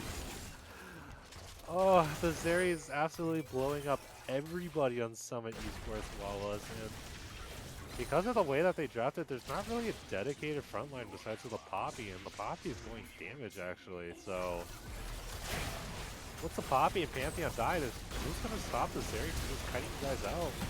Archer pushing in, but trying to get something. But right now, there's not much to get. Chasm really working for this healing. Okay, gonna be able to isolate something here. Sun comes through, not gonna be able to connect to the wall, unfortunately. Verticality still gonna be alive and kicking, and they're just gonna back up, and they want to go fight for final Drake. Obviously, 2 minutes and 23 seconds remaining, but maybe you just went back actually listening to these players. Yeah, they're looking to reset now that they have another 1,200 or so gold back in their pockets. There's not really anything to play for this. Baron spawning in a minute, which is probably going to be the game ender if either team gets it and follows it up with an ace. So, we'll see how both teams want to play this out. Some Esports Wawas are there first. They're going to be able to prep faster. But with how strong this area has been, I feel like they don't care and might just run it down to, actually, this Pantheon's going to resend it after getting the Scuttle. And they're just going to be able to clear all these wards for free from Lane 0 Blizzard's jungle, so I'm a little worried to see where they're trying to go with this now. Looks like they're gonna be setting up around the Herald. Summit Esports. They're not in the best situation. We can all agree on that. That's not even close to a controversial take at this point. You got a 9-2-0. You've got to worry about a couple people who haven't even died this match. Absurd. Anyways, lane 0. You might want to contest this. They got a couple people coming in from the mid lane. But as of now, Baron spawning 9 seconds.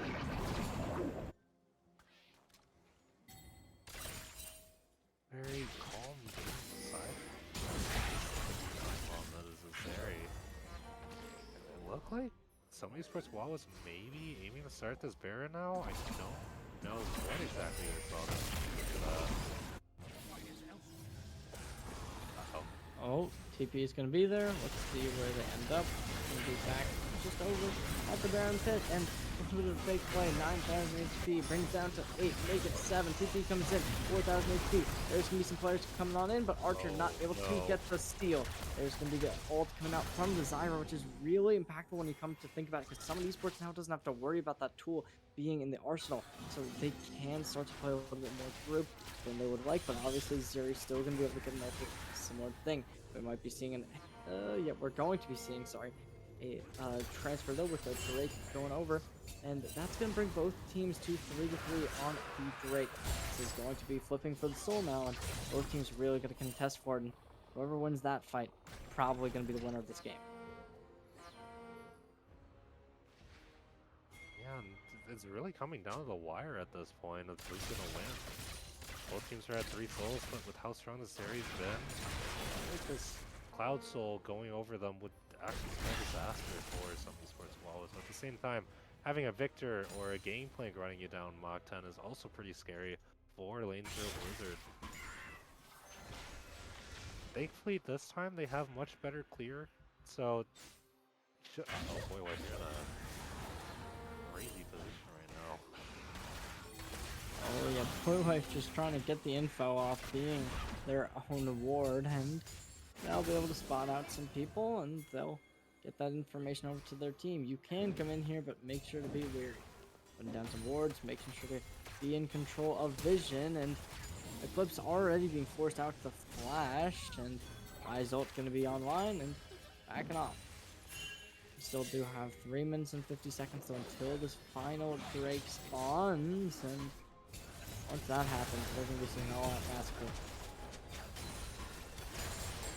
Massacre indeed, as some of the esports Wawas are taking control of this bot side jungle. Kind of choking out Lane 0 Blizzard from actually walking out of the base, but I feel like they're also strong enough where that doesn't really matter. This area does have the Bloodthirster now, so she's going to be able to heal back any of the poke that some of these Wawas are trying to do to make people out. Oh, keep them in their spawn. Weird, because they're up gold by a relatively significant amount. But, oh, boy, having a rough start though. Taking a little bit of early damage.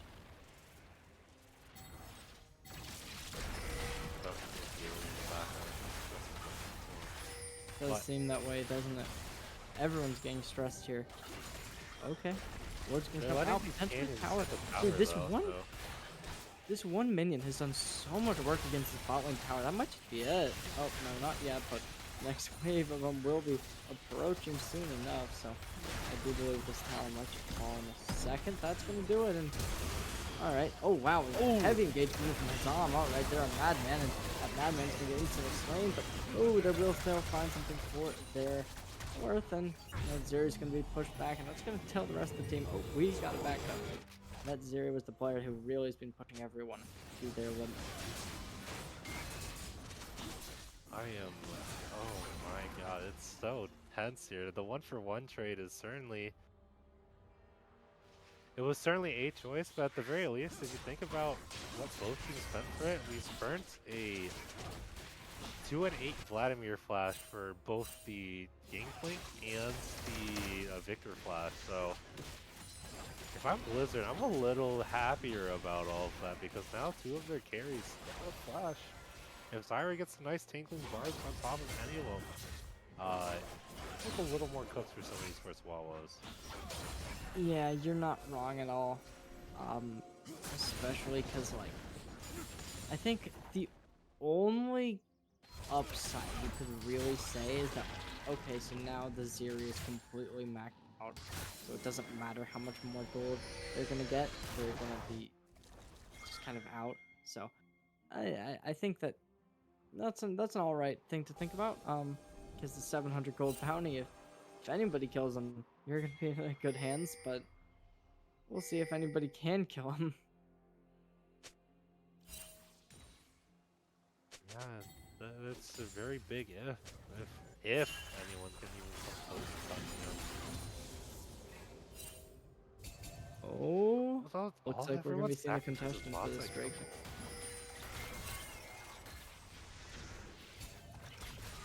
I'm wondering what exactly they're gonna try to be going for here.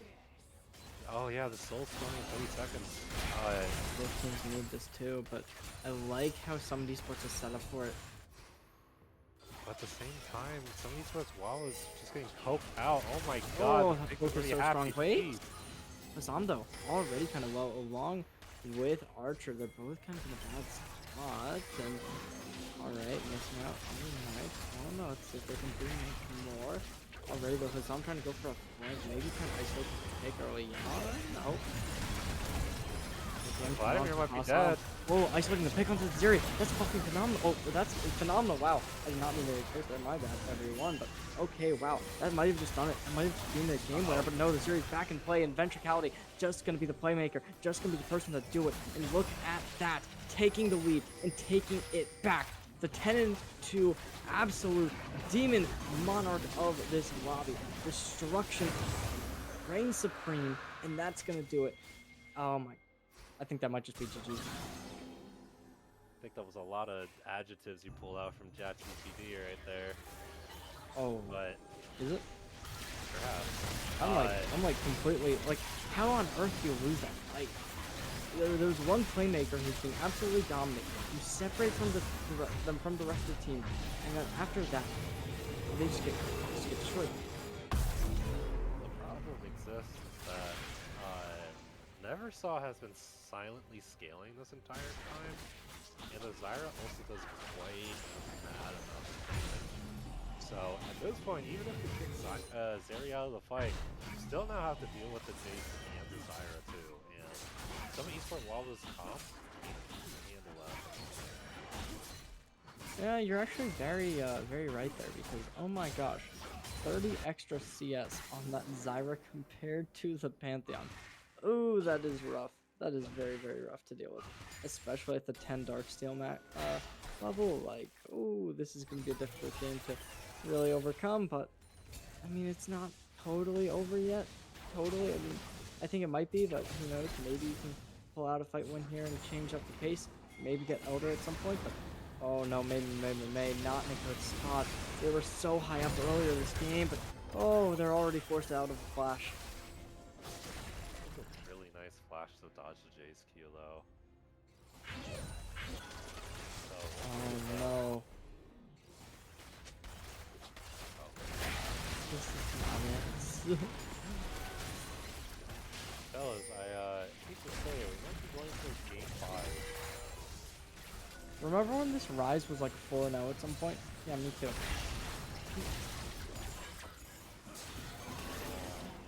Oh. Okay, well, there's the Vladimir getting taken out of the fight. That's probably the last person you want to be taken out of the fight. They were the free kill. At least at one point, maybe not so much anymore, but we'll see. We'll see if some of these sports can hold them off, or whether or not we're going to a game 5. Alrighty. Oh, God, that might be a misplay from the Vlad. I'm not gonna lie. Okay, well, never mind. Never thought we can be able to find out Boy Wife. Alright, let's see if they can do much more. But now it's gonna be me getting the next kill to equalize the score to 4. But okay, let's see if they can do much more because there's some good damage coming out from the Jace, able to really take this AD carry and shut them down. Okay, Sun coming down onto the Zeri. Verticality, it'll find one, but it's taking so much damage. They're finally gonna be shut down, but it's just the Pantheon. Polymorph's gonna come through, but a Polymorph Pantheon still gonna be able to get some value, but it's just not enough. That's gonna do it. That's gonna be game number 4. We're going to match 5, and that's it. 2-2, and it's just gonna be the side of some of these sports. Wawas getting completely shut down after being up so high.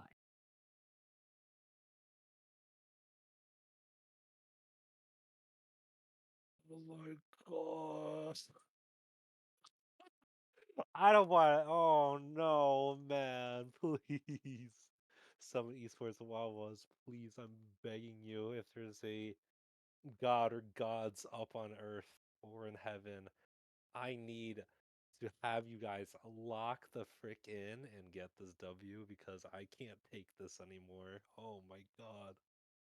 Dude, they were up so much. It was like it was 12-4 or something at one point this game in kills. They were up like 5k gold or something. But then the Rise stopped killing people. The Pantheon stopped ganking people. The Zyra decided to become the like best jungler on earth. And then obviously Zeri just did Zeri things and killed the entire lobby, literally became a maxed out player. Like there just wasn't any contention on that note. And it's just nobody on this team except for maybe the Vladimir who kind of entered on the engage a couple times. Like nobody was doing bad, and they just like, pulled out everything and slammed the door. But it's 2-2 now, and somebody's gonna win. So we'll be back right after this break because I, I want to say stick around, but at this point, like at least for me, it's 12:30. Like I would not stick around for map 5 if I was a viewer because this is a crazy game that clearly anyone can win.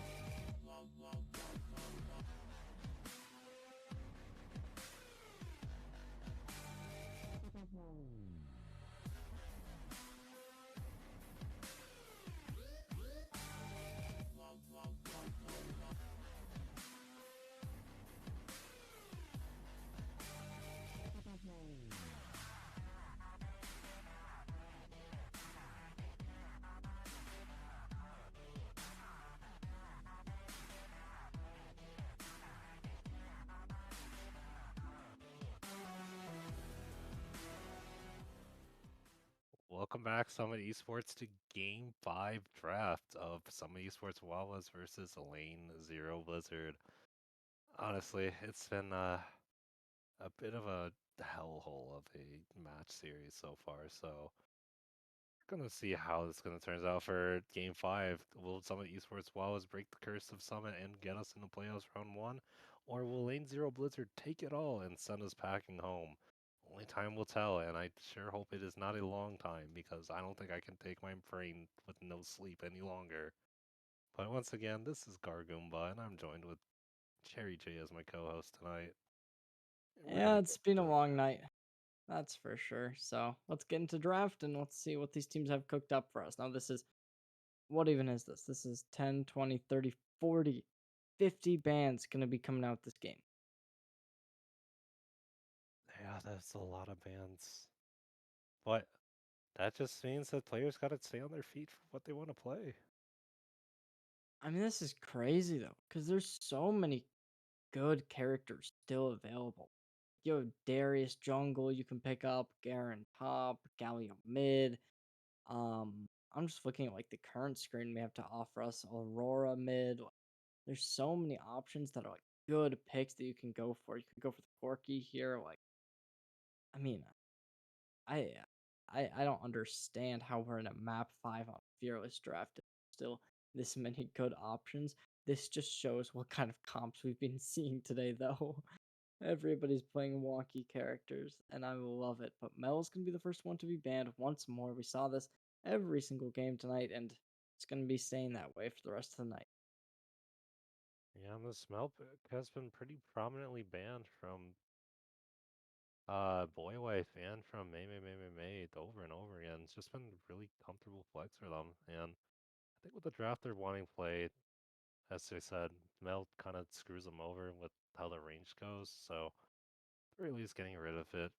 It makes them feel a little more comfortable on the side of some of these sports Wawas. But we're going to be responding with the same Teemo ban as that it is a compliment, or it is a mandatory handshake ban because of the fact from earlier.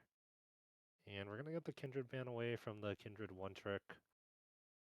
Because let's be honest, we're not gonna give the Kindred one trick their Kindred in the very last game of this first round of Titans playoffs. Yeah, let's see what the final ban for our first stage for LZB will end up being. I mean, realistically, they just want to go with another support. They've been banning out supports a lot, but no. Jarvan Force can be banned. We saw this before. We're seeing it again. And there's the Tristana just to end us off. Neither team really liking these couple picks. And let's see what we will get in our fifth and final map of the night.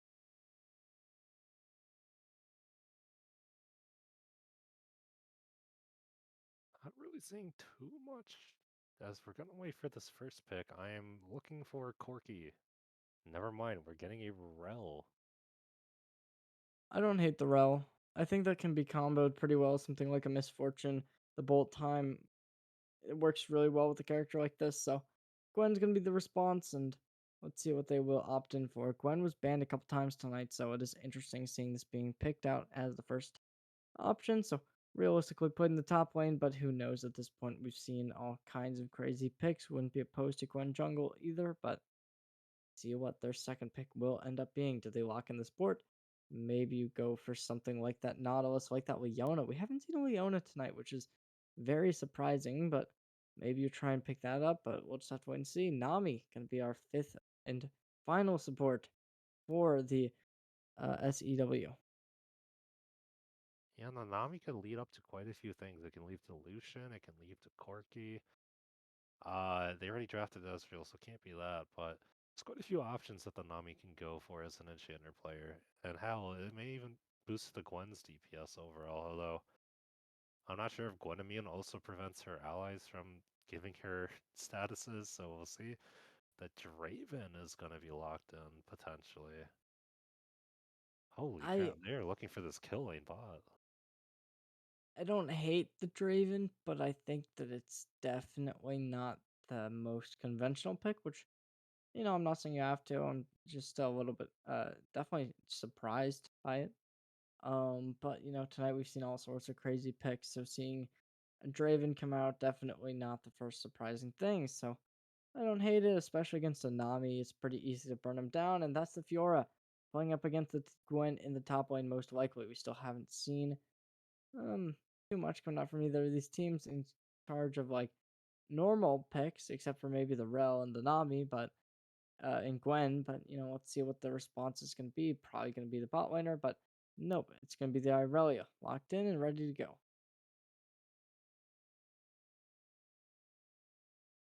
I mean, it could.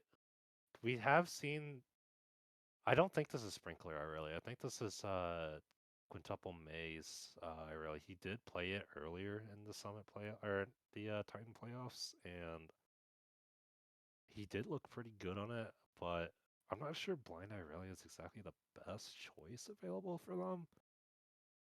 However, they do need a good mix of AD and AP as they don't want to mix the damage types between the jungler and the solo laner. So, at the very least, this Irelia could be flexed around. We do have the Malphite getting banned out immediately. So, it's going to help with the fact that a lot of the champions on some esports Wawas are pretty auto attack focused at the moment. There's gonna be the way banned out, and along with the Malphite, let's see what that second ban of our final phase will end up being. Probably gonna be another top laner, like okay, Lilia getting banned out. They want to take out those AP junglers, especially with the speed. You got to make sense because Nami likes to put people in bubbles, and it's hard to put somebody in a bubble when they are jumping around and dancing all around you. So the final ban of our final map will end up being in a solution, making sure you can't pair that with Nami, and I think that's definitely a strong ban just because that combo can be so oppressive. Yeah, it is going to be pretty dangerous overall for them to leave the Lucian up. But I feel like Draven Rel's going to have a pretty easy time already, and especially now they're going to have to play against an Ashe whose DPS is already a little lacking, even with the Nami. There's only so much damage coming out from SEW's bot lane this time around. Yeah, I don't love the Ashe pick to try and counter out a Draven. I think that maybe something a little bit more damage focused could have helped. But it's not the end of the world. Ashe is okay. You get a pretty good arrow, can help engage, and don't have a ton of engage right now, so it could be pretty good. Xi, Galio. I was thinking Galio would likely come out this series, but I don't love it here just because we're already seeing Irelia and in. Gwen's gonna be there as well, so now you just have to lock in like AD jungler, and you're gonna be really fine. It's Leo. I was about to be very concerned if we saw Whoa, Street. Kha'Zix? I think Kha'Zix is probably a little bit more understandable, but Talia, we're going meta. Oh, Kha'Zix would have been fun to see. And let's see, what is our final pick of the night? I mean, maybe you go for AP jungle just to have it, but No, I think an because AD could Gwen work. can be AP jungle too. It's a flex. That's true. That's very true. Oh, you were totally right on that. It's gonna be a Garen on the top lane more likely than. That's gonna be a fun lane to see at the very least, considering I feel like Fiora kites out Garen a lot, unless he gets the Stride Breaker first. Well, I mean, I don't hate the Garen just because Fiora doesn't have a whole ton of range, so you're able to really abuse that passive healing. So it's not the end of the world, and we'll just have to wait and see whether or not Garen kind of get a good footing into this match. But, yeah, I mean, I think compositional wise, I do prefer lane lane zero Blizzard. I think that just the oppressive nature of that Draven Rel can kind of be enough to push through, but the only real problem is how much is that Galio really going to be able to tank just because there's not a whole ton of AP there going. Yeah, the AP part is definitely the most restricting, considering Gwen is basically the only one doing the AP, but we'll see how it all plays out as we move over to Game 5 between some Esports Wawas and Lane Zero Blizzard.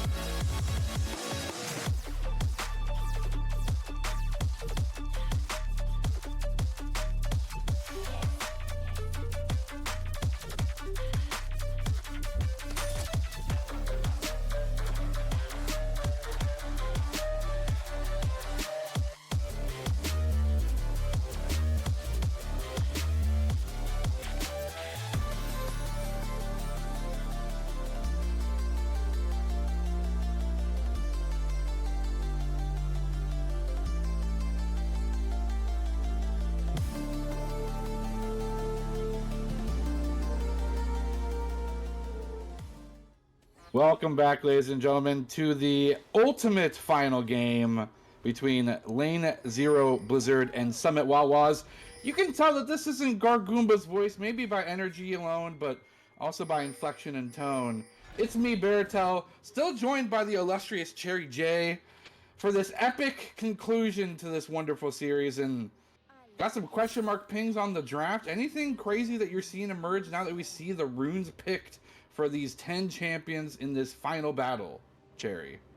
I I mean, I think everything about this could be said crazy. I mean, I don't know why there's a Gwen jungle in my lobby. I mean, like, it kind of makes sense. It's like Gwen's pretty good, but like, I just don't get it. I mean, I don't know. It's all looking weird, but I like this. I like this AD carry situation from both teams, kind of. But I think that the one from this lane zero squad is gonna be a little bit stronger, just because it has that Draven who can be so oppressive, and especially with that cleanse, kind of limits the power that could come out from something like an Ash Arrow, which does so much just kind of natural stunning. So I mean, I'm liking how that could potentially work out for the Draven over on the side of Sub-Zero, but or Lane Zero, sorry. And along with that, they have that Galio as well, who can just tank so well, especially against playing something like an Irelia, who, yes, Irelia is very good into tank characters, but when it comes down to it, somebody who is only really good into AP isn't going to get the same amount of value. So we'll have to wait and see, but right now I'm definitely liking this composition from the side of Lane Zero a little bit stronger. I will hearken to the jinx from Ozeral's performance prior. Those cross-mount snipes can be utilized in a great effect as well with the enchanted crystal arrow. May not even be used for their own lane, but engage in the bottom lane, and things are already getting spicy in game 5. The flash and ignite, a change of summoner spells will be blasted through. It's not a fair trade on both sides, but of course, with Rel being a bit of a beefier support, definitely going in favor of Lane Zero Blizzard. Lane Zero Blizzard, they're having a good shot, they're having a good time, and being able to take down some of these flashes are definitely going to be a pretty strong start to the game, but Stone in the mid lane, but it is only into bone plating, and of course Galio taunt reducing all damage for trades there. It's gonna be much like the same experience for a long time for May. All things considered, I think until they get that orc online, it's gonna be a pretty tough order for them to fulfill, trying to do damage to the mountain that is Galio. Yeah, able to burn down some of these minions in the mid lanes. Things like this with the one coming up towards the jungle, you gotta kind of ask yourself, will this Garen be able to secure the kill? And the armor's already being deployed, and depriving it of armor, it could potentially cause some problems with Gwen. Ignite coming out! Justice! Wow! Now that's a Garen special for you, I'll tell you what. The champion's so fun, and Fiora's not having any fun with that. Using the flash, gonna be forced to TP. All summoners use a nice bubble here in the bottom lane onto the Draven.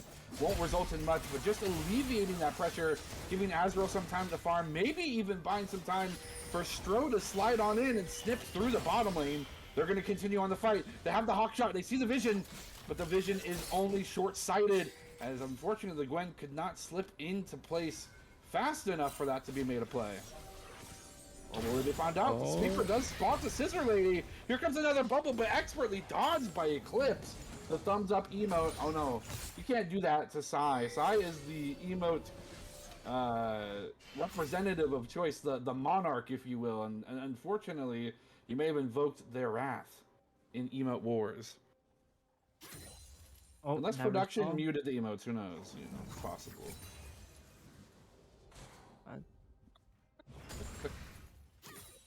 Big punches and swords aplenty here in the mid lane. Nothing too crazy, although Irelia already creeping up on a pretty substantial farm lead. I don't know if it's just by sheer pressure alone, but Galio just a little afraid to go one-to-one, toe-to-toe with the Blade Surge Lady. Nice damage trade and an interesting set of stacked waves in the bottom lane. I wonder if they're going to try and build this up for a crash and a reset.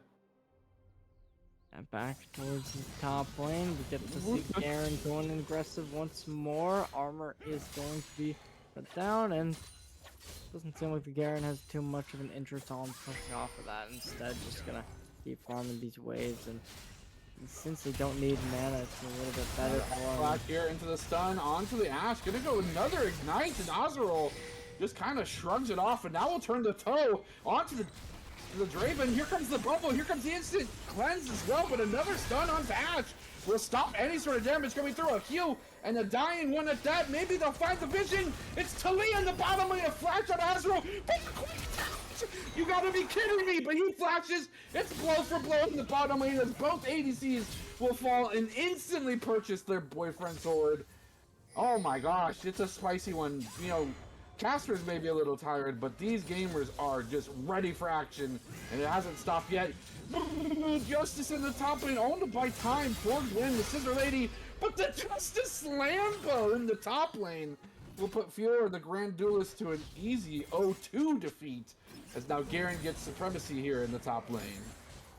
Some good stuff coming out from the Garen here, able to bring their ultimate and rain down Hellfire and things like this that really have Hazam in a bad situation and might get a little bit worse as of now, but May still though on that Irelia, looking to build up their I'd assume this is gonna go straight on into something like Talk about straight on in. Eclipse is straight on into the mid lane. Both supports are here for the Grubs, but it's going to be a spicy fight here. A dodge out of the Galio ult. With the quick feet!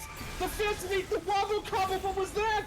Never saw 1 HP will fall to the Mermaid. And a great trade of blows. Both supports getting their kills. And justly so, surprisingly enough, both mid laners going the 0-1-1 stat line. By golly. It's a hot and heavy game.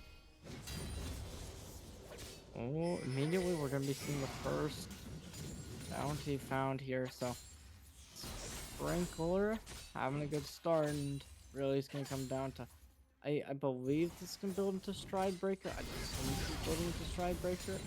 Yeah.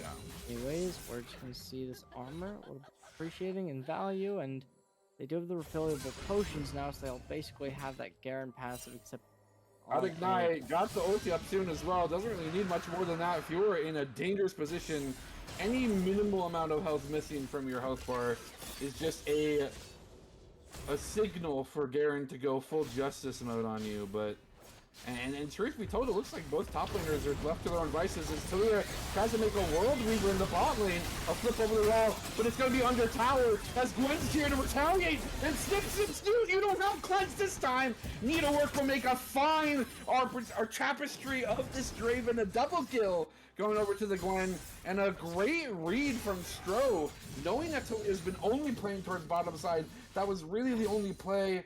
And Sprinkler just doing what they got to in the top lane. Good answer from the Wawas.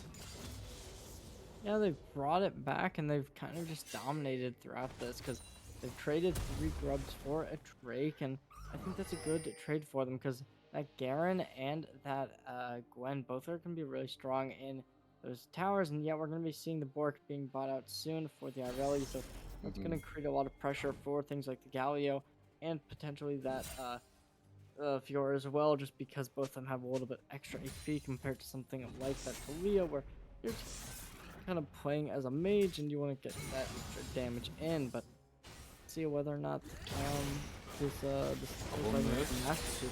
Spinning axes into Nami, making sushi out of her quickly. Here comes the tidal wave onto the realm, but it's just a disengage tool at this point. They're gonna have to heal themselves up as now Sai, half HP, actually going for the recall. Maybe offering an opportunity for Azrael to be dive. Here comes the stun onto the Galio, but All For Naught has the Bomby Cinder, has the Bramble Vest, and making this, at this point, Aurelia's damage inconsequential. The Ignite, the Justice, waiting and baits out the Riposte. Maybe wanted to ulti, but couldn't get back in range. Now diving under tower, forcing the wave into the tower itself. Maybe get themselves a plate, force a recall out of Fiora, but they did end up using their Ignite. It's a great 1v1 tool. Maybe we see now the Gwen lurking in the shadows of the bush. Not going to be forcing the Fiora TP out. Actually, an entirely huge lane swap as we pass close towards the 10-minute mark. You know, no penalties towards that. Since the recent changes of lane swapping. Stro will be found out by Rel. It's going to be Giant Spear versus Tiny Scissors, but for right now, Smite's going to reign the victor on the River Grub sorry, the Ripper Scuddler itself. And my golly, I mean, what can you say? A nice stun here, gonna catch out, just never saw an ulti, but maybe a bit of a miscommunication. The rest of the team wasn't willing to commit quite yet. Needlework actually even being used as well. They did not have the wave to substantiate that play. They do end up forcing Neversaw out, but Neversaw, close to having that TP, does still have the hero's entrance for any potential play in the top side of this jungle. Well, they demolishing out on the tower, able to secure a plate. And now they're able to get a little gold and over towards the bot side of the tower. Oh, Fiora, you thought you were safe. You thought you could escape the Garen, but Garen goes where he pleases. A Mundo Incarnate will just spin himself to victory in a great trade already. By pressing one single button, what does a Fiora to do? She's just gonna go somewhere else possibly. Grub started here by the side of lane 0 Blizzard. We don't really care about this bottom side action though, directed camera. Come on! Or do we? Is it time for the Justice Strike? No, not quite yet. One Grub has fallen victim, 2 now to the side of lane 0 Blizzard. It will equate the 3-3 apiece for both teams. And now, whether or not they can make a play of it is up to the question. Mei does get caught out, but we did see Neversaw already use the E. So they'll just candidly walk themselves towards the bot side of the map.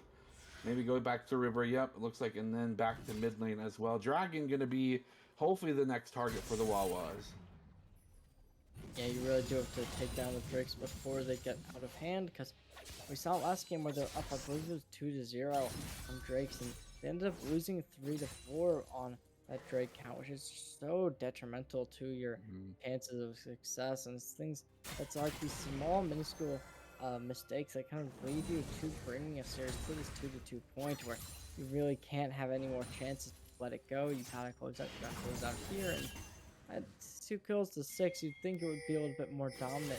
But it's honestly, it actually is. It's around a 2k lead, which is pretty good, pretty strong to start us off, and see whether or not this Gwen and Garen can both work together side by side to be able to extend this lead, because they have been the playmakers. They have been able to find 4 kills on their own, and it's players like this that really do turn the table for teams to be able to win.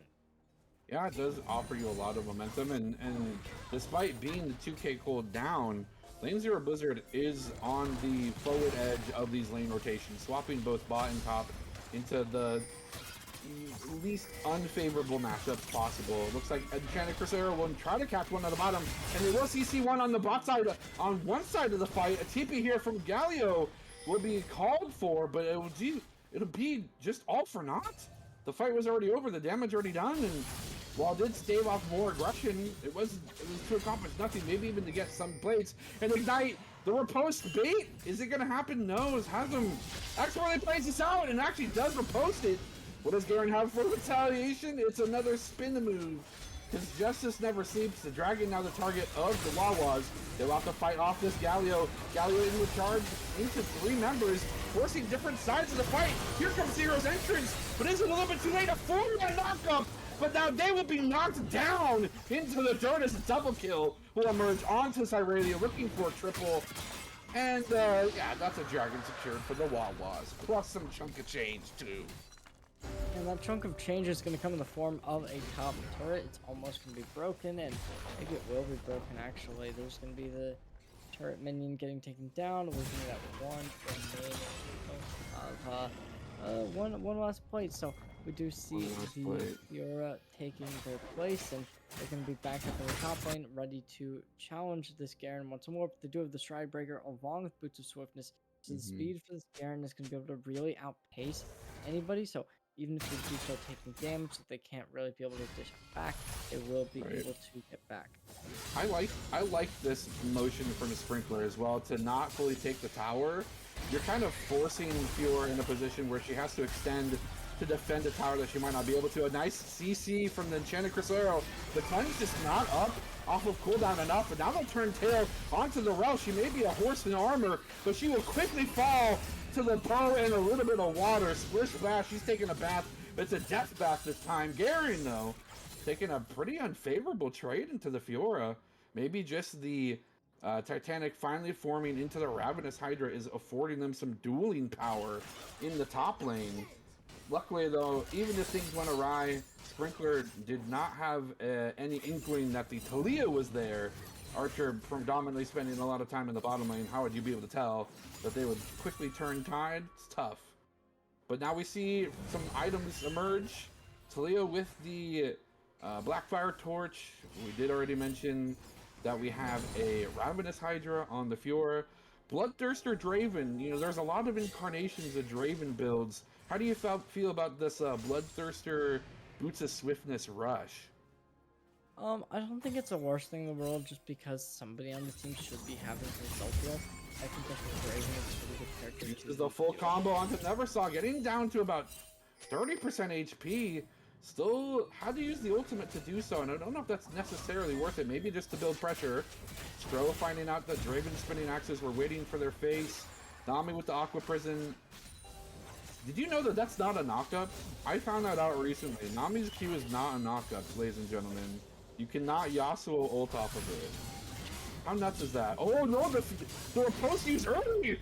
Uh-oh, Hazem, you're gone! Justice strikes down yet again. That was your only opportunity to outplay that fantastically difficult and skillful button to hit. But you got funny buttoned, unfortunately. Now Sprinkler would take away maybe the rest of this top lane tower, and now has freedom to roam around the map at their leisure. Back into the jungle, and there's the emotes.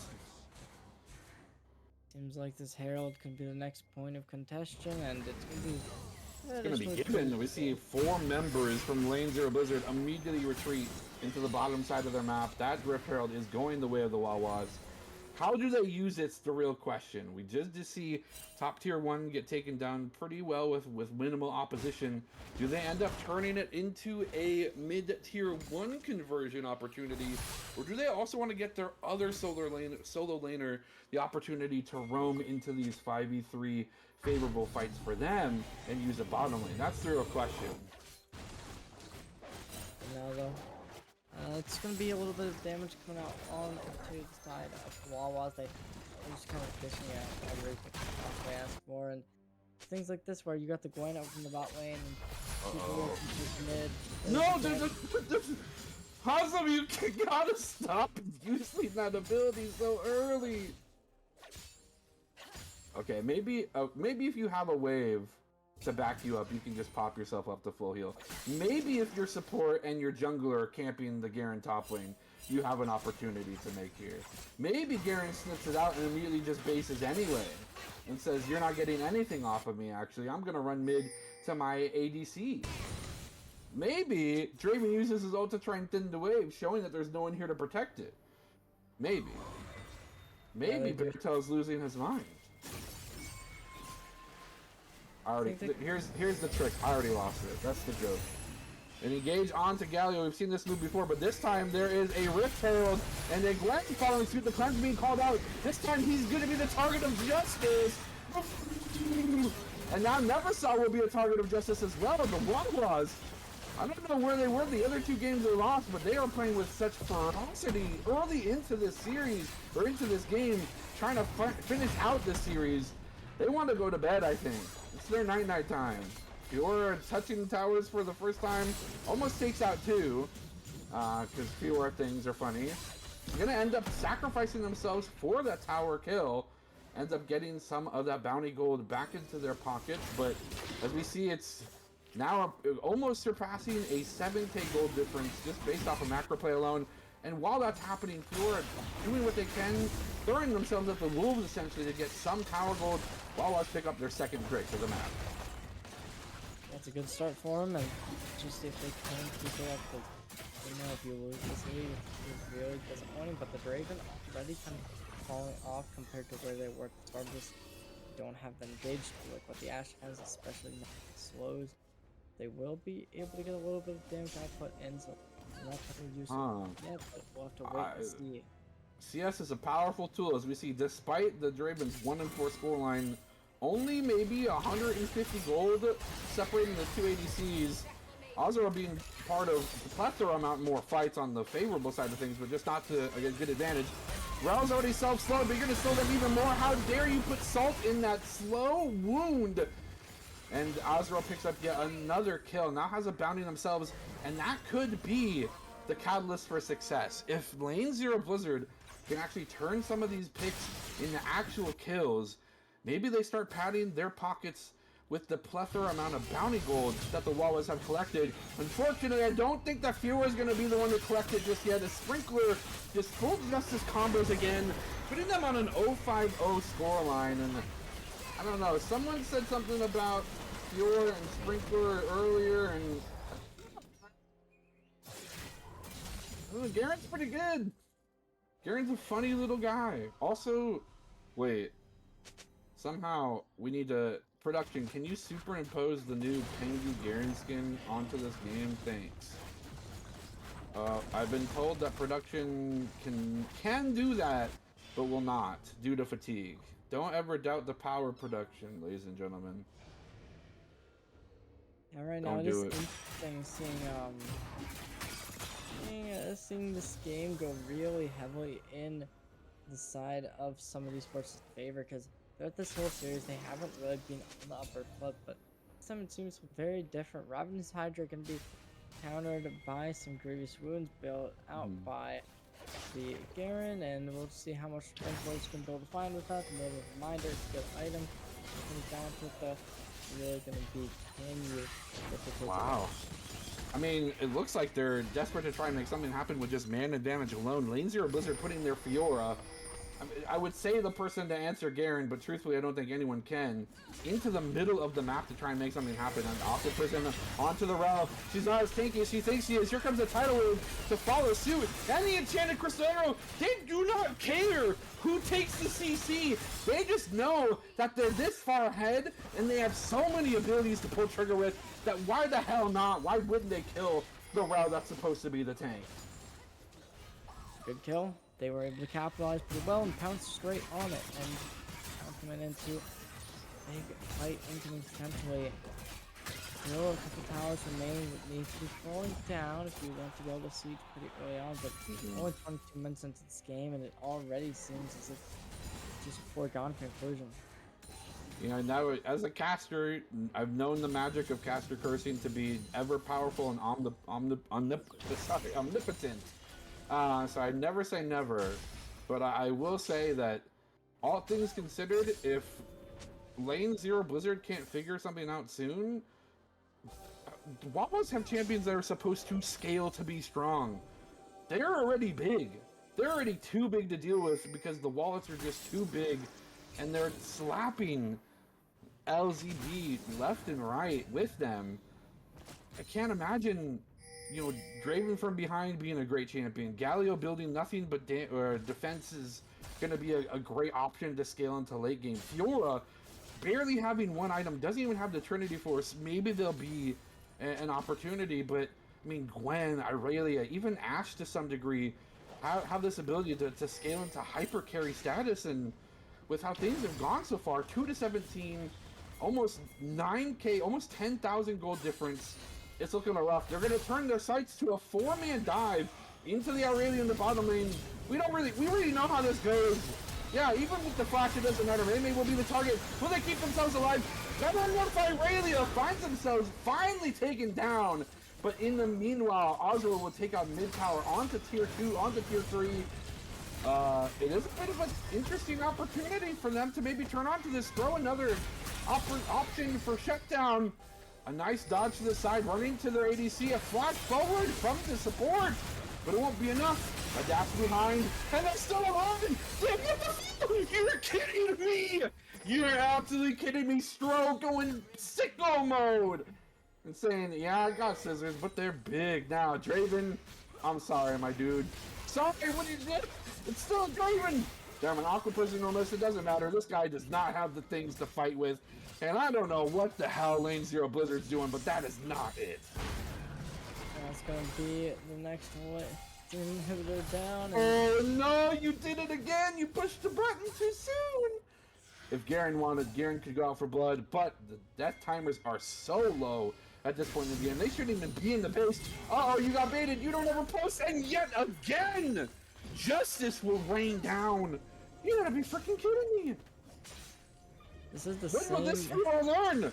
This is literally the SpongeBob meme of how many times do I have to teach you this lesson, young man? And Fiora just goes, I love you, young people. Like, what the heck? This is the same KD as the Wadman from last game too. They were really down and out, but they ended up getting it back. So I don't totally have all my faith lost, but it definitely is out. So reflective, let alone the fact that they have Baron.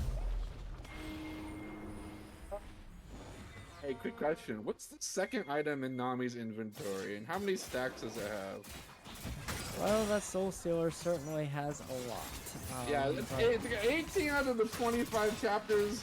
That's a fully stacked book, and if you do this in your solo queue games, you will get ×9 reported. For some reason, it's working out for Sai, 1-0-14. Part of just a huge amount of success for their team. The Nami just a great pick, and you know, I think that's just one of the biggest things I love about Fearless Draft is you get these interesting creative comps. The Gwen jungle had a big question mark on it, but it's popping off. They smell out this Fiora, and she ain't doing a damn thing to the Wawas. Thank you for chalking up yet another kill for the mid laner, and get yourself that much closer to the 0-10 death power spike. Maybe that's the goal. Maybe that's what Fiora is going for the whole time. Oh, okay, they're BMing, they're feeling it. See if Neversaw can withstand the power of Sprinkler on Garen, I don't know. Here comes the accuracy, here comes the rest of the onslaught. The hero's entrance is here, but this time you're gonna look like nothing but a toy soldier, as you too will fall to the might of the Wawas. They saw blood, they smelled it in the water. They only did Game 5 for content. They only brought you here to give you hope, and then rip it away from your hands. Again, Wawas reign supreme as they continue their playoff dreams alive. The Summit Wawas will take it in Game 5. Bye-bye, Reign Zero Blizzard. Bye-bye. Yeah, that certainly was a very dominant one-sided map number 5 there after a close back and forth game number 1, game number 2, game number 3, and game number 4. It seemed like the lane zero Blizzard, they had some things cooked up, but unfortunately when it came down to it, the hero pool was just favor, and it was going to be Summit Esports Wawas to close out game number 5, giving us a 3-2 scoreline and bringing it to the semifinals. Make sure you stay tuned for those semifinals coming up in just a little bit later on. But that's been it from us here at Summit Esports. Thank you so much for tuning in. I've been Cherry J, joined by Sassadol, joined by Rat Dancer, our phenomenal producer. But thank you all so much for watching, and peace. Peace.